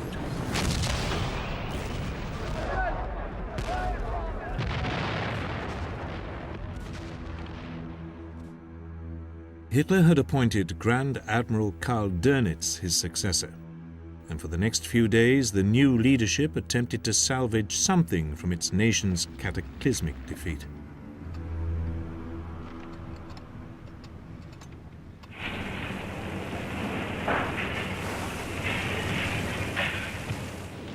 On May the 1st, 1945, the day after his death, German people were told that their Führer had fallen in battle.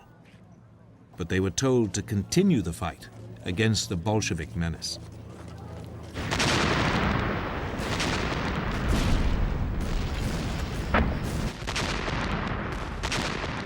But the German leadership was falling apart. In Berlin, Joseph Goebbels and Martin Bormann tried to negotiate a city-wide ceasefire with the Russians. But the Russian commander, Marshal Zhukov, demanded unconditional surrender of all German forces everywhere. It was more than Goebbels and Bormann could deliver. Fighting in Berlin continued.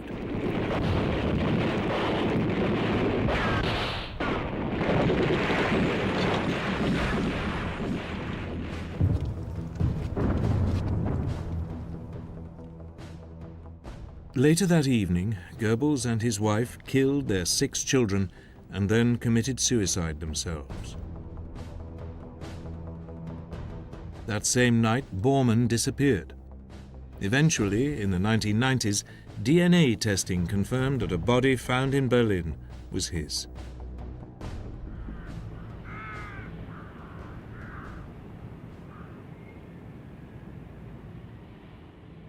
The next morning, Berlin surrendered. By mid-afternoon, all fighting in the city had stopped.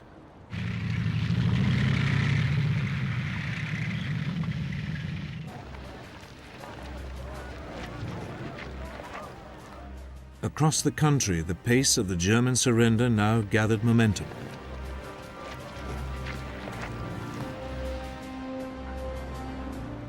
The following day, Dönitz sent a delegation to the British commanding officer, Field Marshal Montgomery. He offered to surrender all German forces in northern Germany.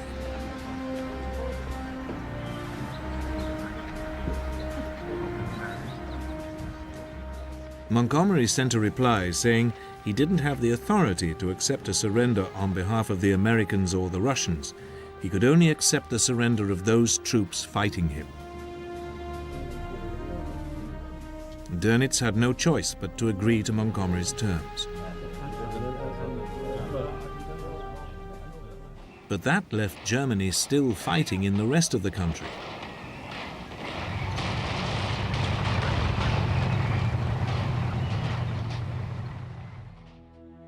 Dönitz now sent another delegation to General Eisenhower, the supreme Allied commander, to discuss a peace deal with the West, but it carefully avoided any reference to a surrender to the Russians. Eisenhower rebuffed him and insisted that only the unconditional surrender of all German forces was acceptable. Once again, Dönitz was forced to back down.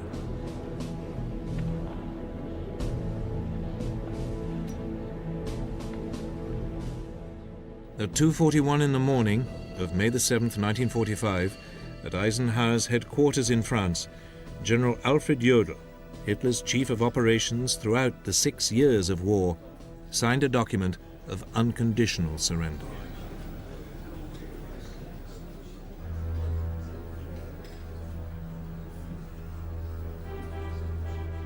Eisenhower's chief of staff, Walter Bedell Smith, signed for the Western Allies. General Ivan Suslopurov signed for the Soviet Union.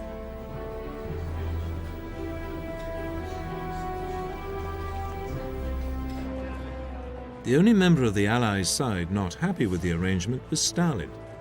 The Soviet Union had suffered too much to miss out on its own humiliation of the Germans.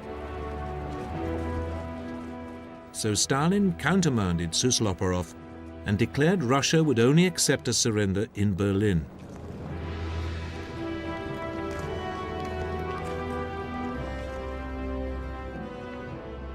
It meant that the following day, Hitler's former chief of staff, Field Marshal Wilhelm Keitel, signed a second surrender document to satisfy Stalin.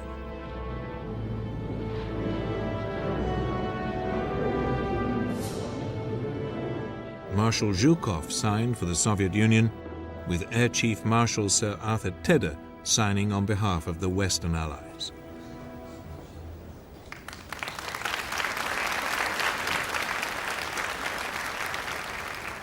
In January 1943, the late President Roosevelt and Premier Churchill met in Casablanca.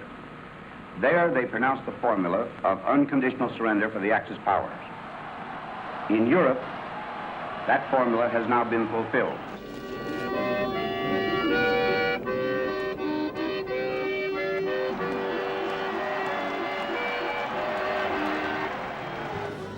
Across Europe and the United States, crowds began to celebrate the end of the war in Europe.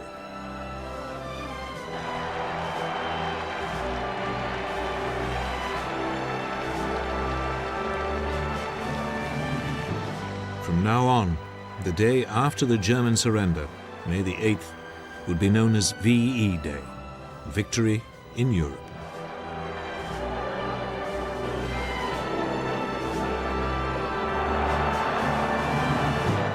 But as the celebrations continued, many were aware of two very sobering issues. In the east, Japan was still fighting.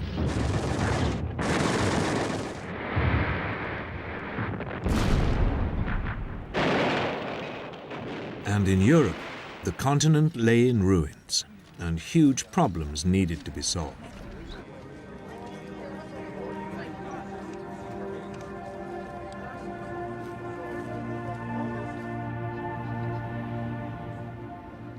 Millions of Germany's concentration camp victims and slave laborers would need help to rebuild their lives.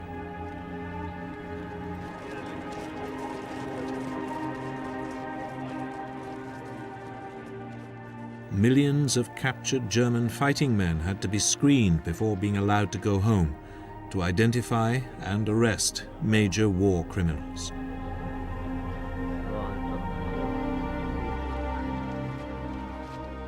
The SS was a particular target. It had been responsible for some of the worst atrocities of the war.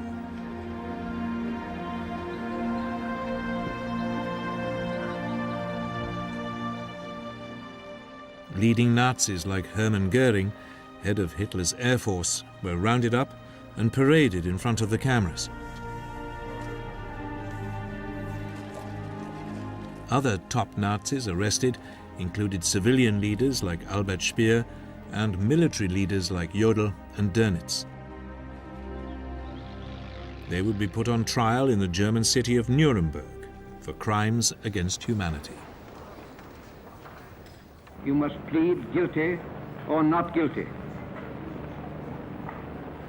Bekenne mich im Sinne der Anklage nicht schuldig.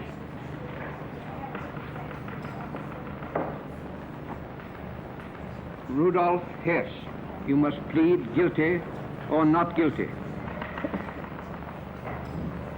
Nein. That will be entered as a plea of not guilty. The Nazi leadership received sentences ranging from the death penalty to 10 years in prison. Goering committed suicide before he could be hung.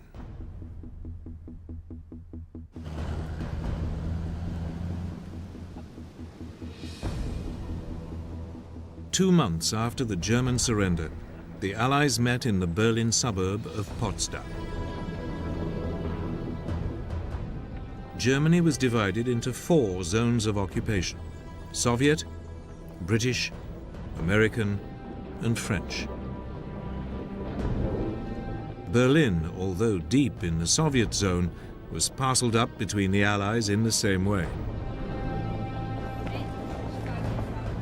The peoples of Europe would also find themselves divided. Some would now live under the control of the Western Allies, some under Communist Russia.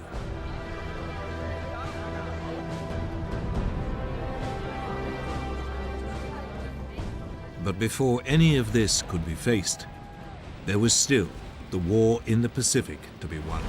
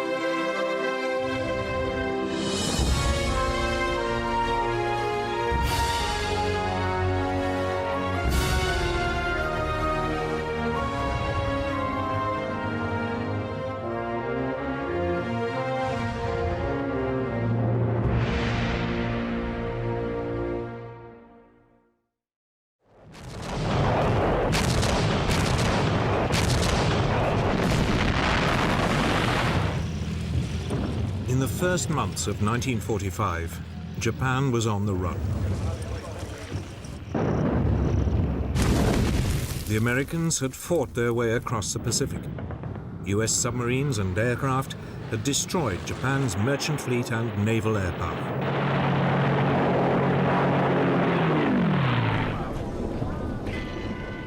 The main Japanese home islands had been cut off from vital supplies of fuel and raw materials. The Japanese were facing defeat. Yet they refused to surrender, convinced that if they fought back with sufficient brutality, the Americans wouldn't have the stomach for the fight and would give in.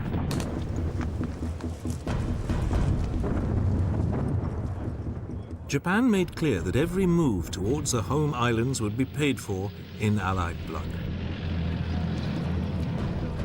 It presented the United States with a huge problem. How could Japan be defeated without a terrible loss of American life?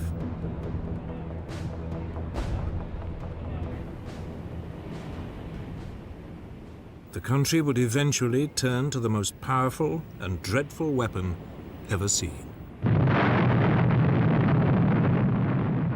A weapon that would change the course of war forever.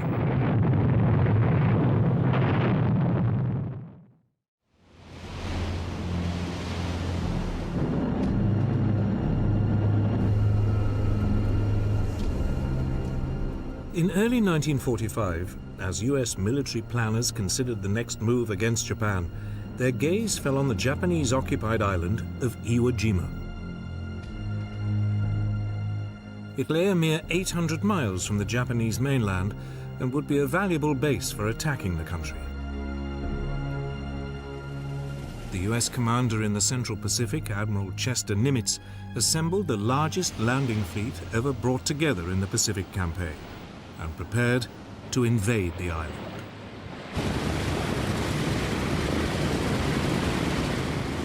Nimitz was taking no risks. Wave after wave of American aircraft paved the way with a massive aerial bombardment.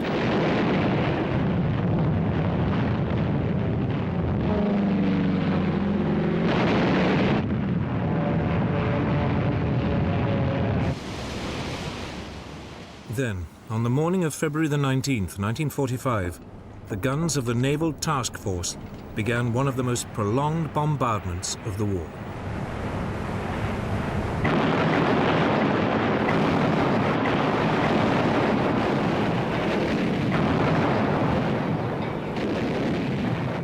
At the same time, landing craft set off for the shore.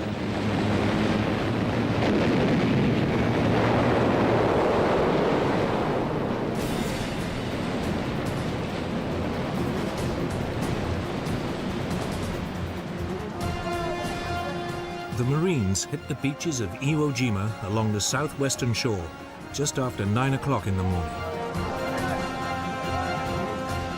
For a few moments, there was an eerie calm. The massive naval and aerial bombardment appeared to have overwhelmed the Japanese garrison.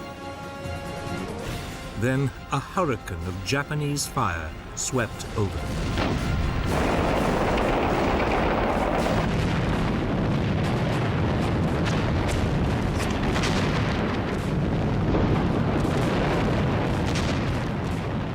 General Tadamichi Kuribayashi, the Japanese commander on the island, had told his men to hold their fire until the Americans were right under their guns.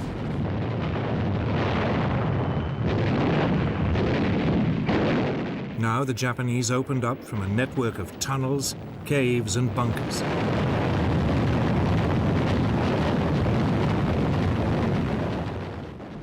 There was carnage.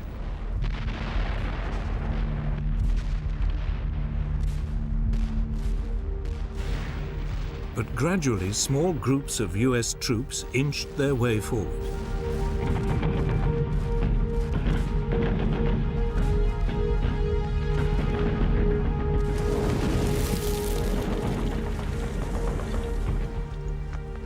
Finally, by the evening, the beachhead had been secured. The task now was to capture the 550-foot-high Mount Suribachi, the heavily defended volcano that dominates Iwo Jima.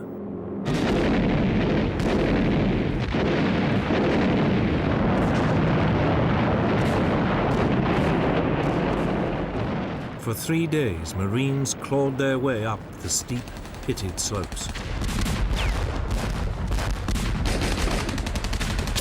They were supported by a constant air and naval bombardment from the invasion fleet.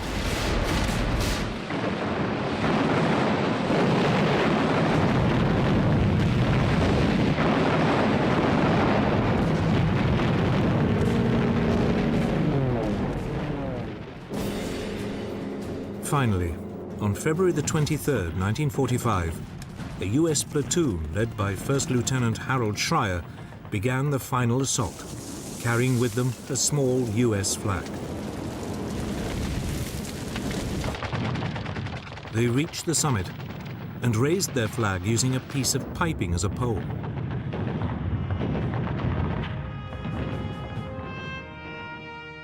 Marine Corps photographer Staff Sergeant Louis Lowery captured the scene with a few precious photographs.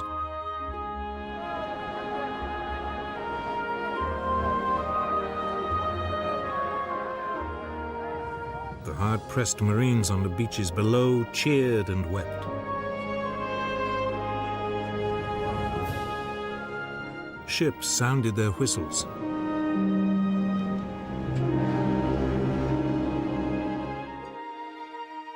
Three hours later, the event was restaged with a larger US flag. The moment was immortalized by photographer Joe Rosenthal with one of the most iconic photographs of the war.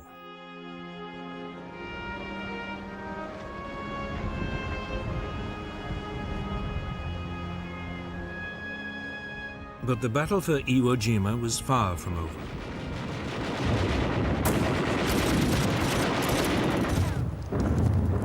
The rest of the island was still in Japanese hands.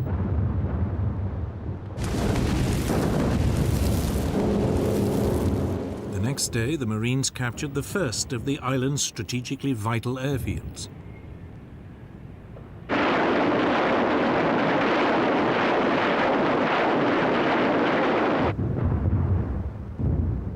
But Kuribayashi had told his men to take as many of the enemy with them as possible. Their duty to the Emperor to die on the island.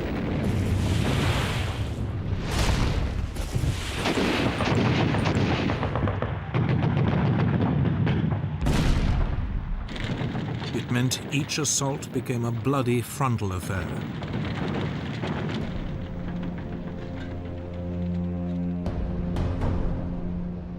It took 2 weeks before the remaining 2 airfields on the island were in US hands.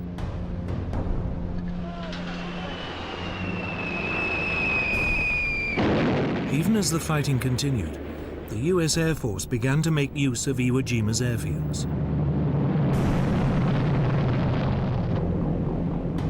During the late spring and summer of 1945, over 2,500 damaged US bombers made emergency landings on the island, often saving the lives of their crews. Finally, at the end of March, after some 6 weeks of ferocious fighting, the last Japanese resistance was snuffed out.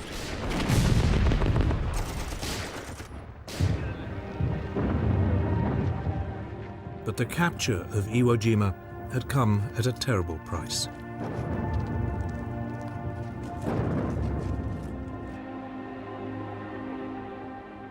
Only 200 of the 22,000-strong Japanese garrison survived. The Americans had also suffered badly. Nearly 7,000 Marines had been killed and some 18,000 wounded. The Americans finally had the base they needed, but it was now clear that unless the US could come up with an alternative, any invasion of Japan would be paid for in tens of thousands of American lives.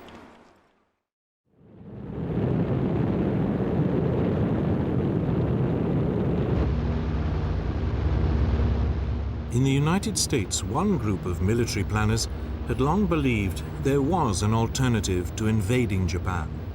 It was called strategic bombing.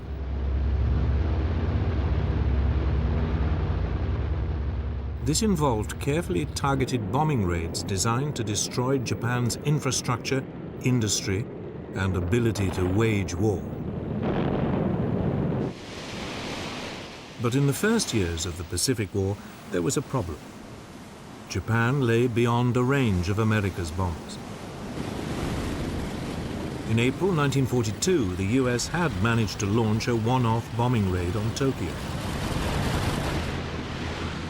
But it had pushed the bombers to their limits and was never a practical long-term option. Then, in early 1944, the Boeing Aircraft Corporation produced a revolutionary new heavy bomber, the B-29 Superfortress. It could carry 20,000 pounds of bombs over a range of 3,250 miles.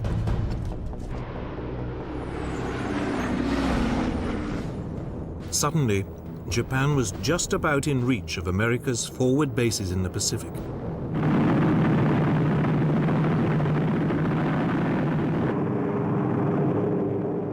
In summer 1944, 9 months before the assault on Iwo Jima, US B-29s stationed at Chengdu in southwest China began a series of strategic bombing raids on Japan.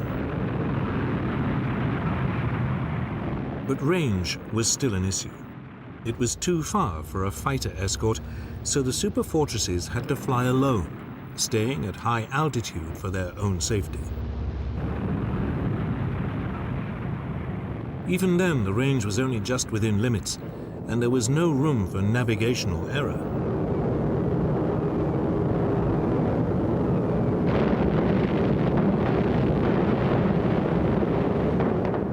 Many of the bombs missed their targets.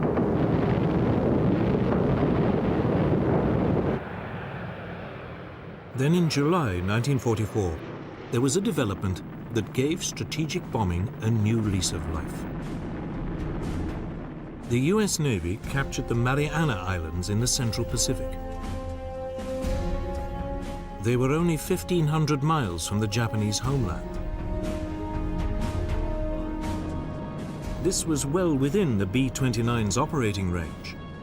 The odds for a successful bombing campaign on Japan had dramatically improved.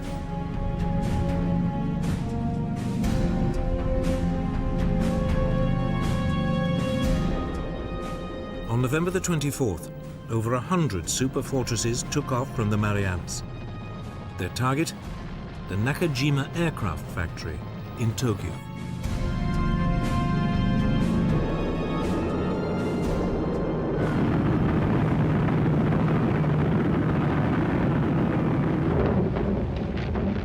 But only 48 bombs struck anywhere near the target. For 3 months, more raids targeted other industrial sites. But the B-29s were still flying without a fighter escort and still dropping their bombs from high altitude. The targets were often obscured by cloud, and jet stream winds made accurate bomb aiming impossible.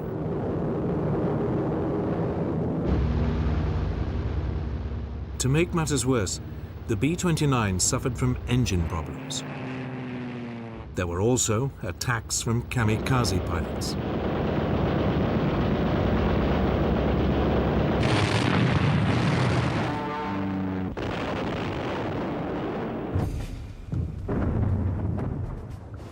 By the winter of 1944, it was clear that strategic bombing was just not working. If Japan was to be bombed into submission, the US would have to come up with something else. So it was that on December the 18th, 1944, America tried a new tactic. 84 B-29s set off from Chengdu for Japanese-occupied Hankow on the Yangtze River.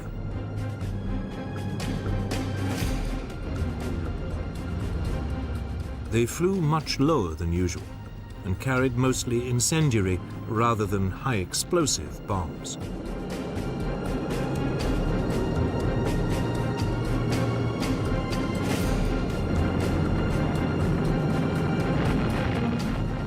Hankow was devastated.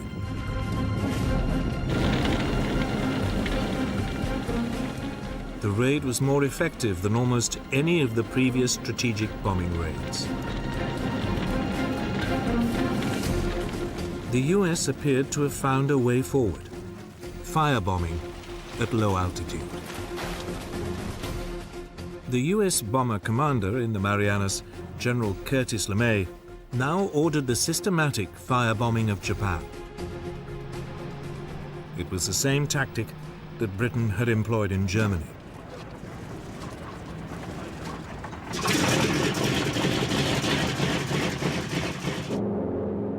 On the evening of March the 9th, 1945, Pathfinder aircraft roared over Tokyo, dropping incendiary target indicators. The fires they started marked the aiming points for almost 300 B-29s. Coming in at just 5,000 feet, they dropped over 2,000 tons of incendiary bombs.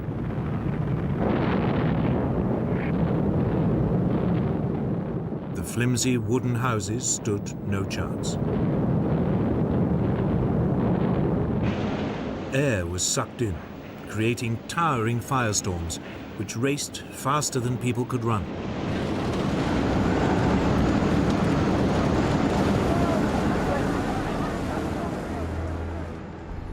The glow from the burning city could be seen over 150 miles away.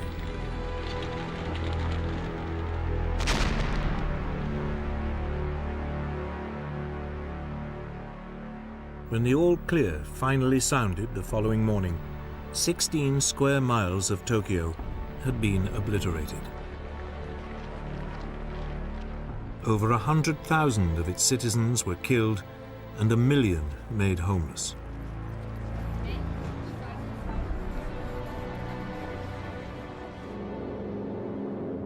Tokyo was not the only city to face this devastating new tactic. Nagoya was set ablaze 2 nights later. Then Osaka and Kobe during the following week. Firestorms engulfed whole areas, destroying houses and industrial facilities. But American success was coming at a price. Without escorts, the low-flying US bombers were dangerously vulnerable to Japanese fighters. American losses now mounted. If the bombing campaign was ever to succeed, the US needed bases even closer to Japan.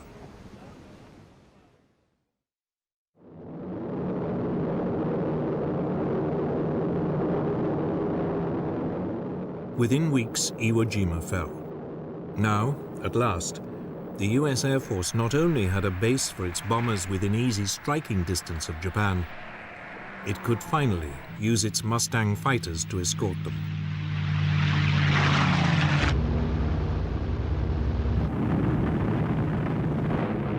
During the late spring and early summer of 1945, strikes of up to 500 bombers attacked Japan every other day.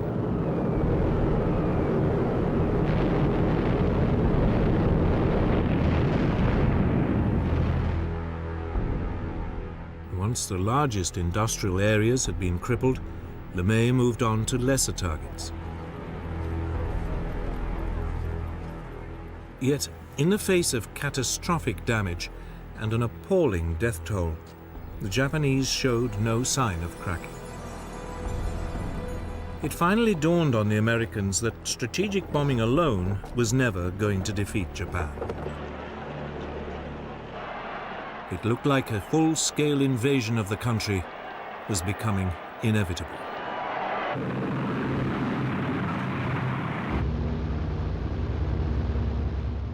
For the US battle planners, the next logical step in the land campaign was the Japanese island of Okinawa. It lay a mere 350 miles from the Japanese homeland islands.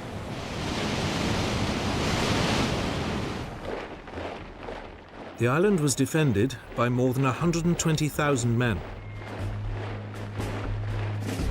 The Japanese commander, General Mitsuru Ishijima, was determined to turn it into an American graveyard.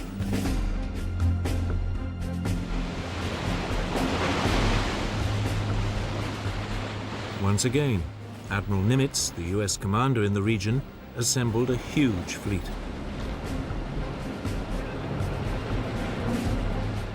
It included 40 aircraft carriers and 18 battleships.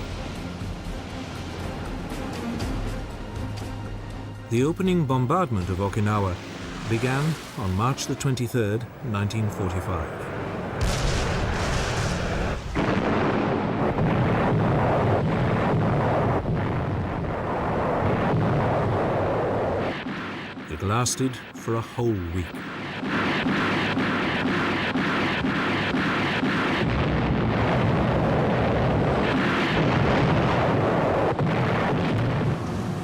Finally, on the morning of April the 1st, the assault boats headed for the shore.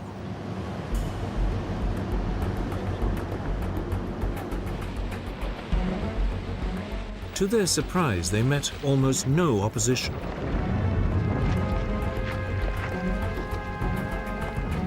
By nightfall, 60,000 men had landed, and the beachhead was up to 2 miles deep.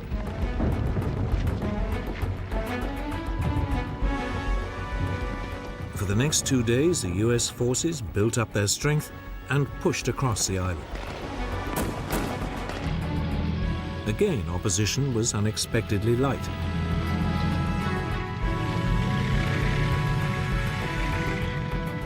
By April the 4th, the Japanese defenders had been split in two.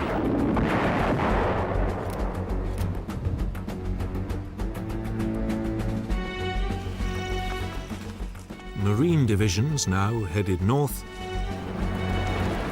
Army units pushed south. The Marines continued to meet only sporadic resistance, and within 3 weeks had cleared the northern part of the island. But it was a different story in the south.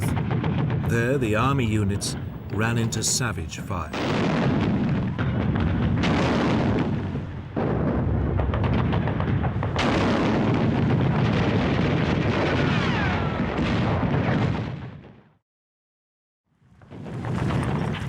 For 10 days, the Japanese held their defensive line.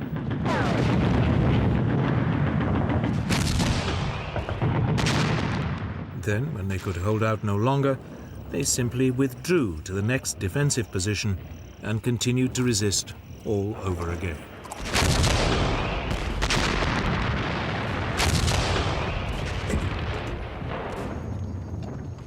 Meanwhile, the Japanese also prepared to launch an air assault on the invasion fleet.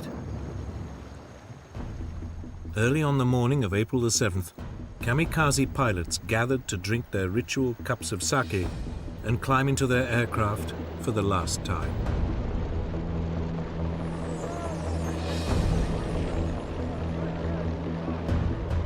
Over 700 aircraft, half of them kamikazes, took off and approached the US landing fleet.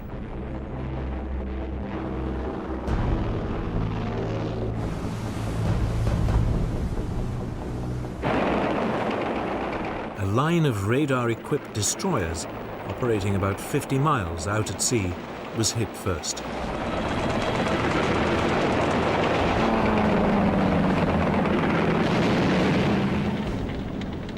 By the end of the first day of the attack, 2 US destroyers had been sunk.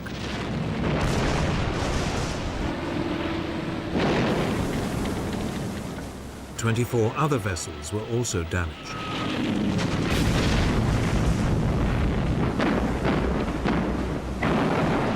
But the Japanese had lost over 300 planes. Over the following days, the Japanese introduced a new weapon. The Oka, or cherry blossom, was a rocket-powered suicide missile driven by a kamikaze pilot.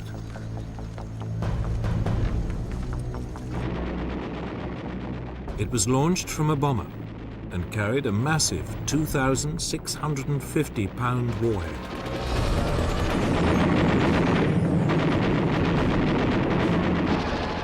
On April the 12th, another US destroyer was hit and sunk.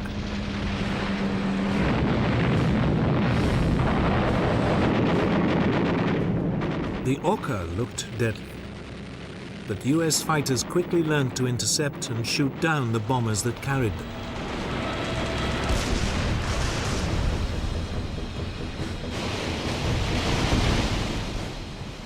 In desperation, the Japanese Navy now sent a suicide mission of its own. The Yamato, Japan's largest battleship, was loaded with just enough fuel to reach Okinawa and ordered to fight to the death, sinking as many US ships as possible in the process. But as the giant ship approached Okinawa, it was spotted. Some 400 US aircraft descended on it.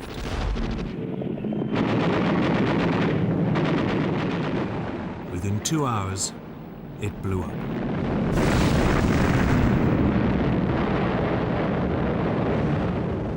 The fireball could be seen for over 100 miles.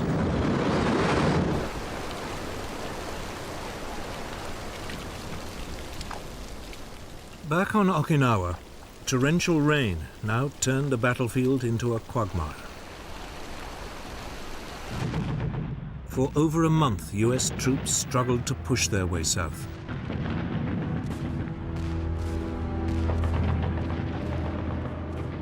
Every cave or dugout entrance had to be blasted by flamethrowers, grenades, and explosives. As before, as one defensive line was overrun, the Japanese slipped back to another, and the whole grim business would start again.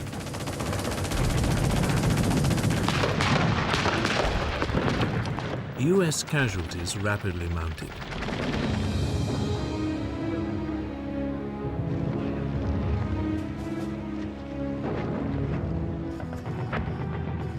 Finally, on June the 1st, the town of Shuri was captured.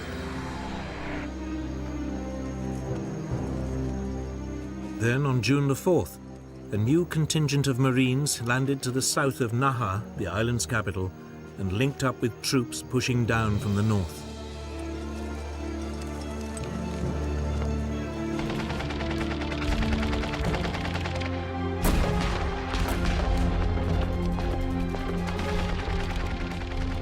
Savage fighting continued, but by June the 17th, the Japanese resistance was collapsing.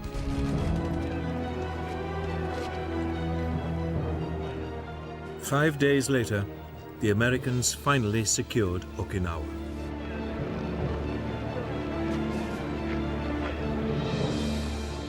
The Japanese commander, General Ishijima, committed ritual suicide, harakiri.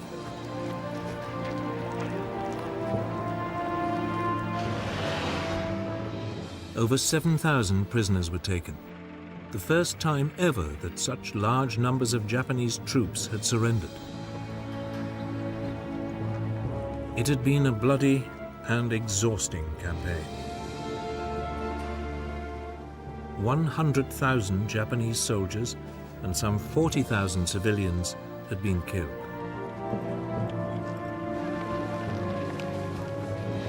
The Americans, for their part, had lost over 15,000 men. It was a sobering reminder of what would await the American forces if they invaded the main Japanese home islands. More than ever, they needed a solution. A way to obliterate Japan's will to fight, once and for all.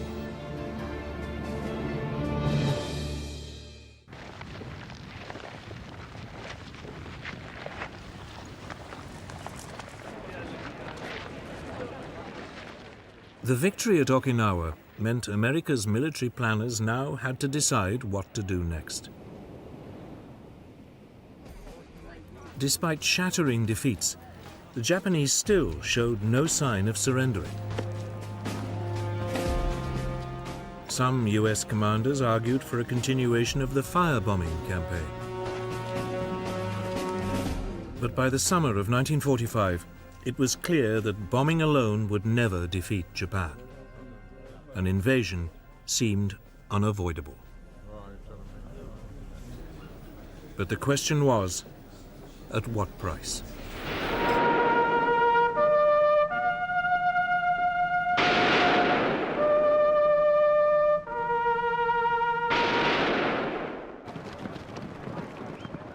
The Japanese had some 1 million men defending the home islands.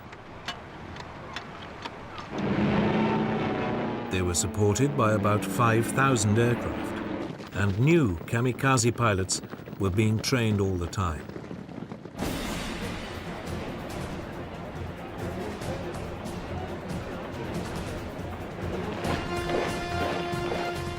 Mass suicide attacks by civilian volunteers could also be expected. A bloodbath seemed inevitable. It was estimated that over 250,000 American lives might be lost.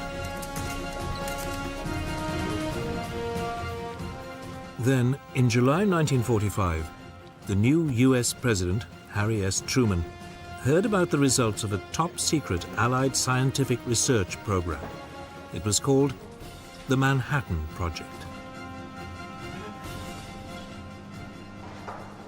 For 3 years, Allied scientists had been working on an atom bomb, a weapon that draws on the vast quantities of energy released when an atom is split. It would have an unimaginable destructive force.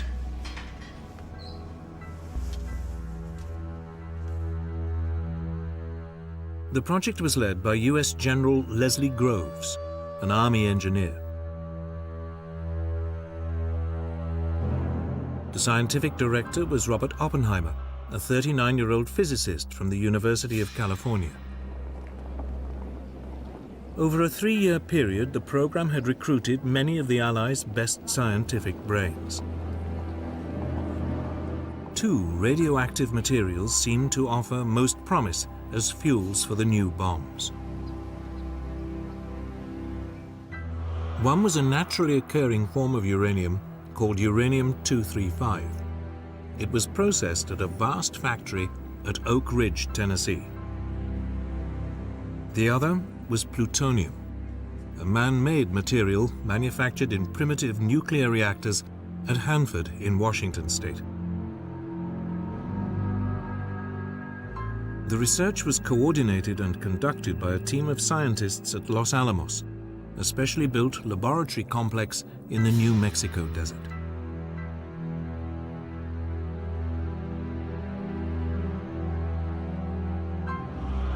By early 1945, the Los Alamos scientists were pretty confident that they had a uranium bomb that worked. But it required huge quantities of uranium-235, and the scientists worried that they didn't have enough of it. So they also designed a second bomb that used plutonium. But this, unlike the uranium bomb, was much less well understood, and they weren't sure it would work. Before it could be used, they would need to test it. By early July 1945, after an expenditure of more than $2 billion, the plutonium bomb was ready for trials. The gadget, as it was called, was mounted on a steel tower in the New Mexico desert. At 5:30 in the morning of July the 16th, the atomic age began.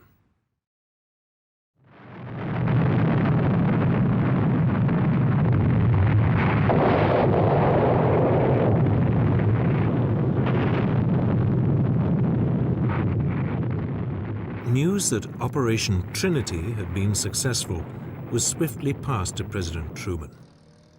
He had recently arrived at a conference in the Berlin suburb of Potsdam, meeting with Stalin and Churchill, discussing the future of Europe. Truman didn't hesitate. He ordered his commanders to prepare to drop the new bombs on Japan as soon as possible.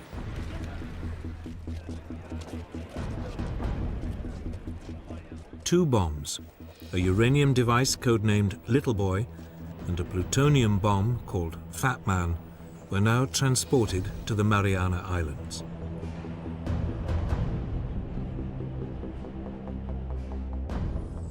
There, the immensely experienced Colonel Paul Tibbets, leader of the specially trained 509th Composite Group, prepared his B-29.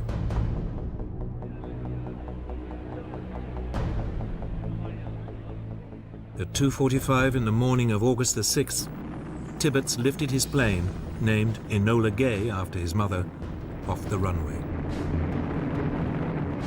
On board, he was carrying Little Boy.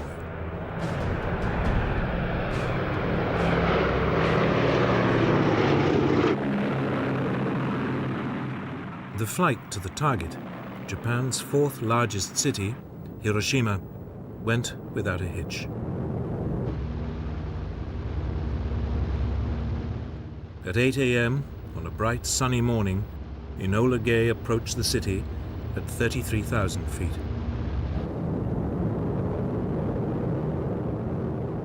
Then, at just after 8:15, Little Boy was released.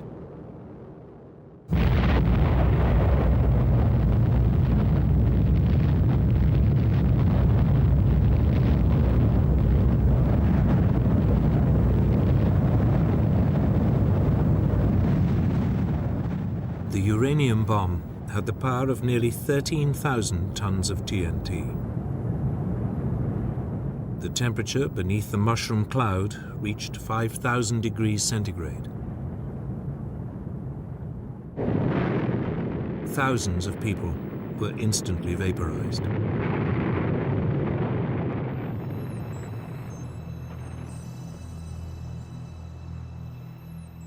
Shock waves leveled buildings up to a 5-mile radius.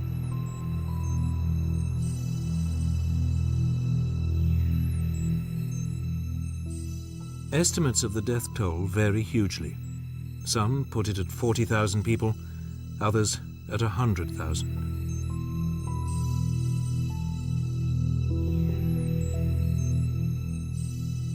Many suffered from terrible burns and blistering.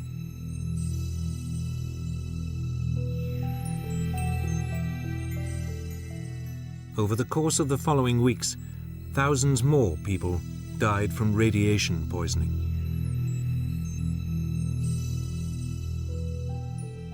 On August the 7th, 1945, President Truman told the world about the bomb and issued Japan with a warning. Let there be no mistake. We shall completely destroy Japan's power to make war. They may expect a rain of ruin from the air, the like of which has never been seen on this earth. But no Japanese surrender was received. 2 days later, on August the 9th, Fat Man was dropped on the major military port of Nagasaki. The plutonium bomb was even more powerful.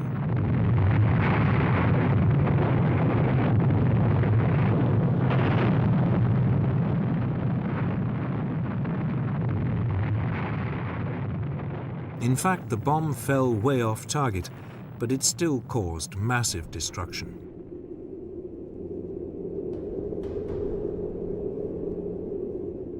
Between 35,000 and 50,000 people are estimated to have died in the explosion.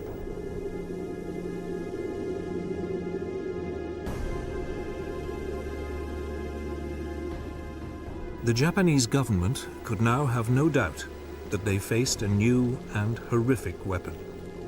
But the question remained, would even this force them to surrender?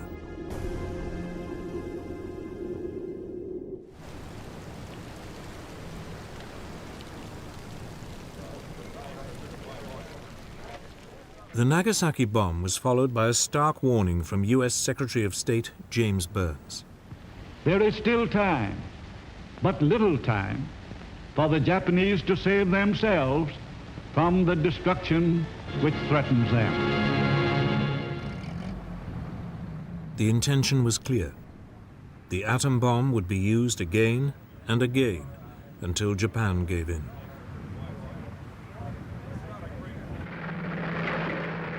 That same day, Japan's position became even more precarious. Early in the morning of August the 9th, 1.5 million Soviet troops stormed into Manchuria and northern China.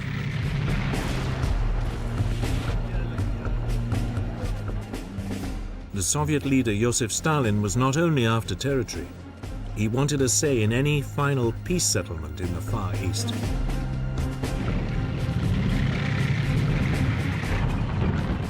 There were still over 1 million Japanese troops in the area, but the Red Army blitzkrieg was unstoppable. The Japanese position in the war had become untenable.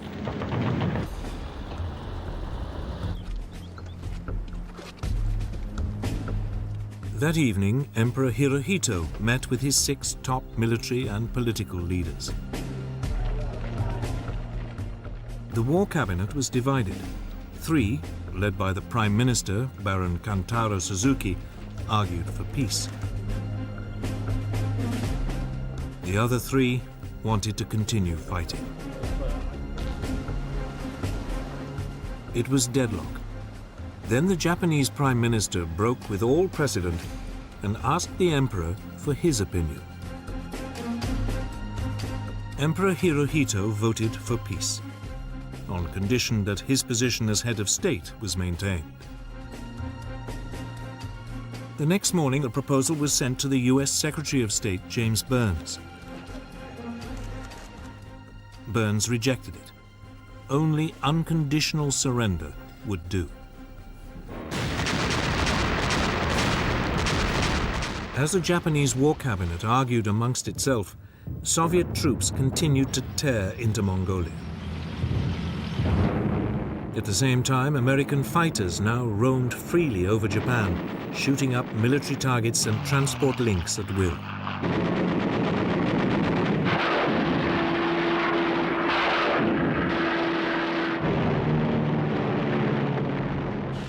Massive air raids continued to devastate Japan.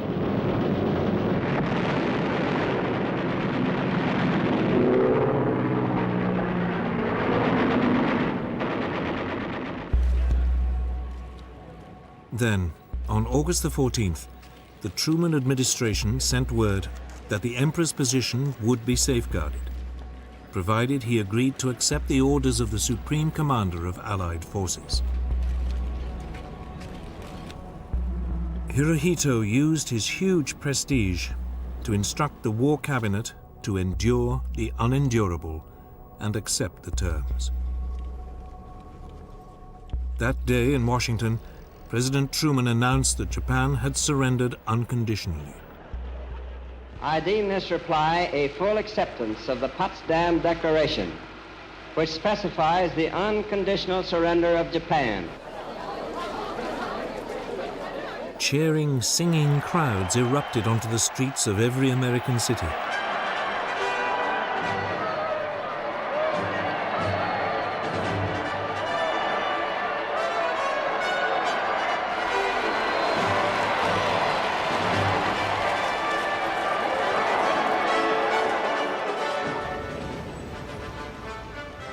In Britain, it was midnight when the new Prime Minister, Clement Attlee, broadcast the news.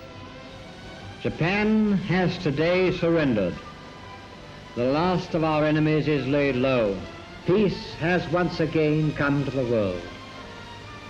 Let us thank God for this great deliverance and his mercies. Long live the King.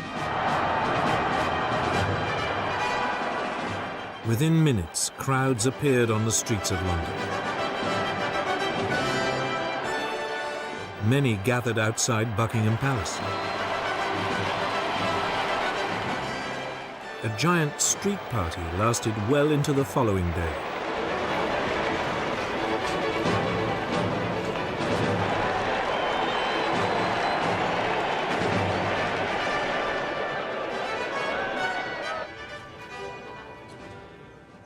The next morning, August the 15th, an astounded Japanese people listened to the voice of their God Emperor for the very first time.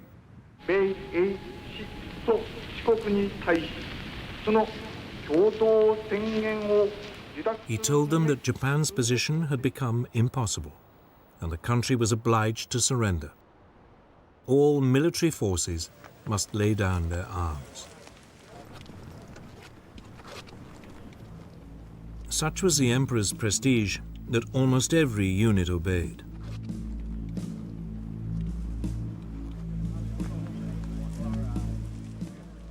But in Manchuria, despite the Japanese ceasefire, the Soviet forces fought on.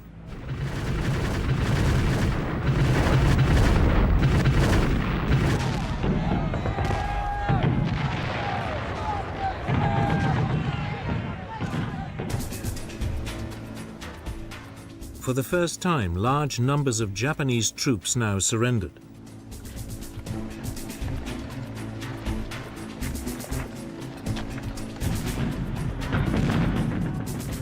Nevertheless, the Soviets, determined to seize as much territory as possible, continued to advance.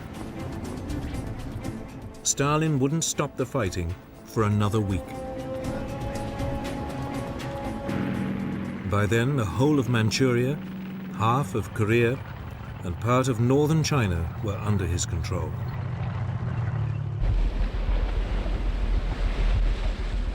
Elsewhere in Southeast Asia, in the Philippines and on many of the Pacific islands bypassed by the Americans, it took weeks for news of the surrender to reach isolated Japanese garrisons.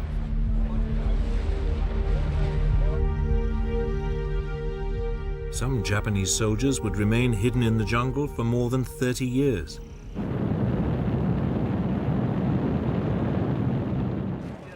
Finally, on August the 28th, 2 weeks after the surrender, the first US troops arrived in Japan.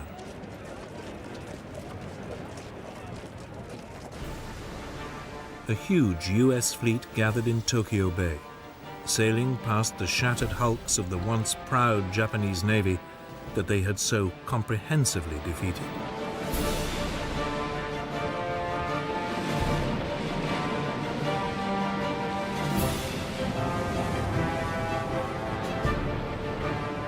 Several days later, on September the 2nd, 1945, a Japanese delegation came aboard the USS battleship Missouri.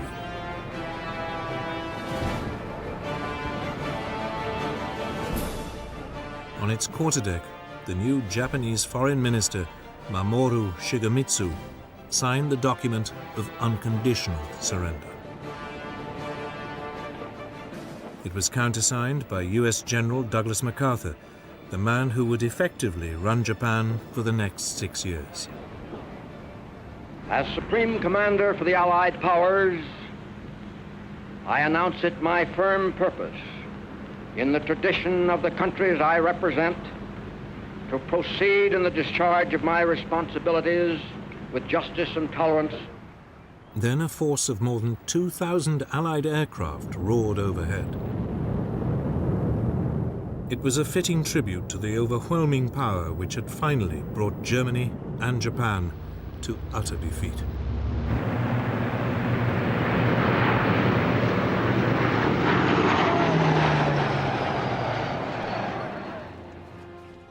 World War II was at an end. Japan's ruthless desire to wage war had been crushed by a weapon of awesome destructive power. Now, in the East as in the West, the world would be divided and shared along new lines.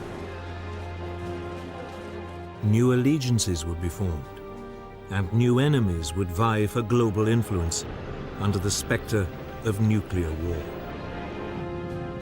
A new era in world history had begun.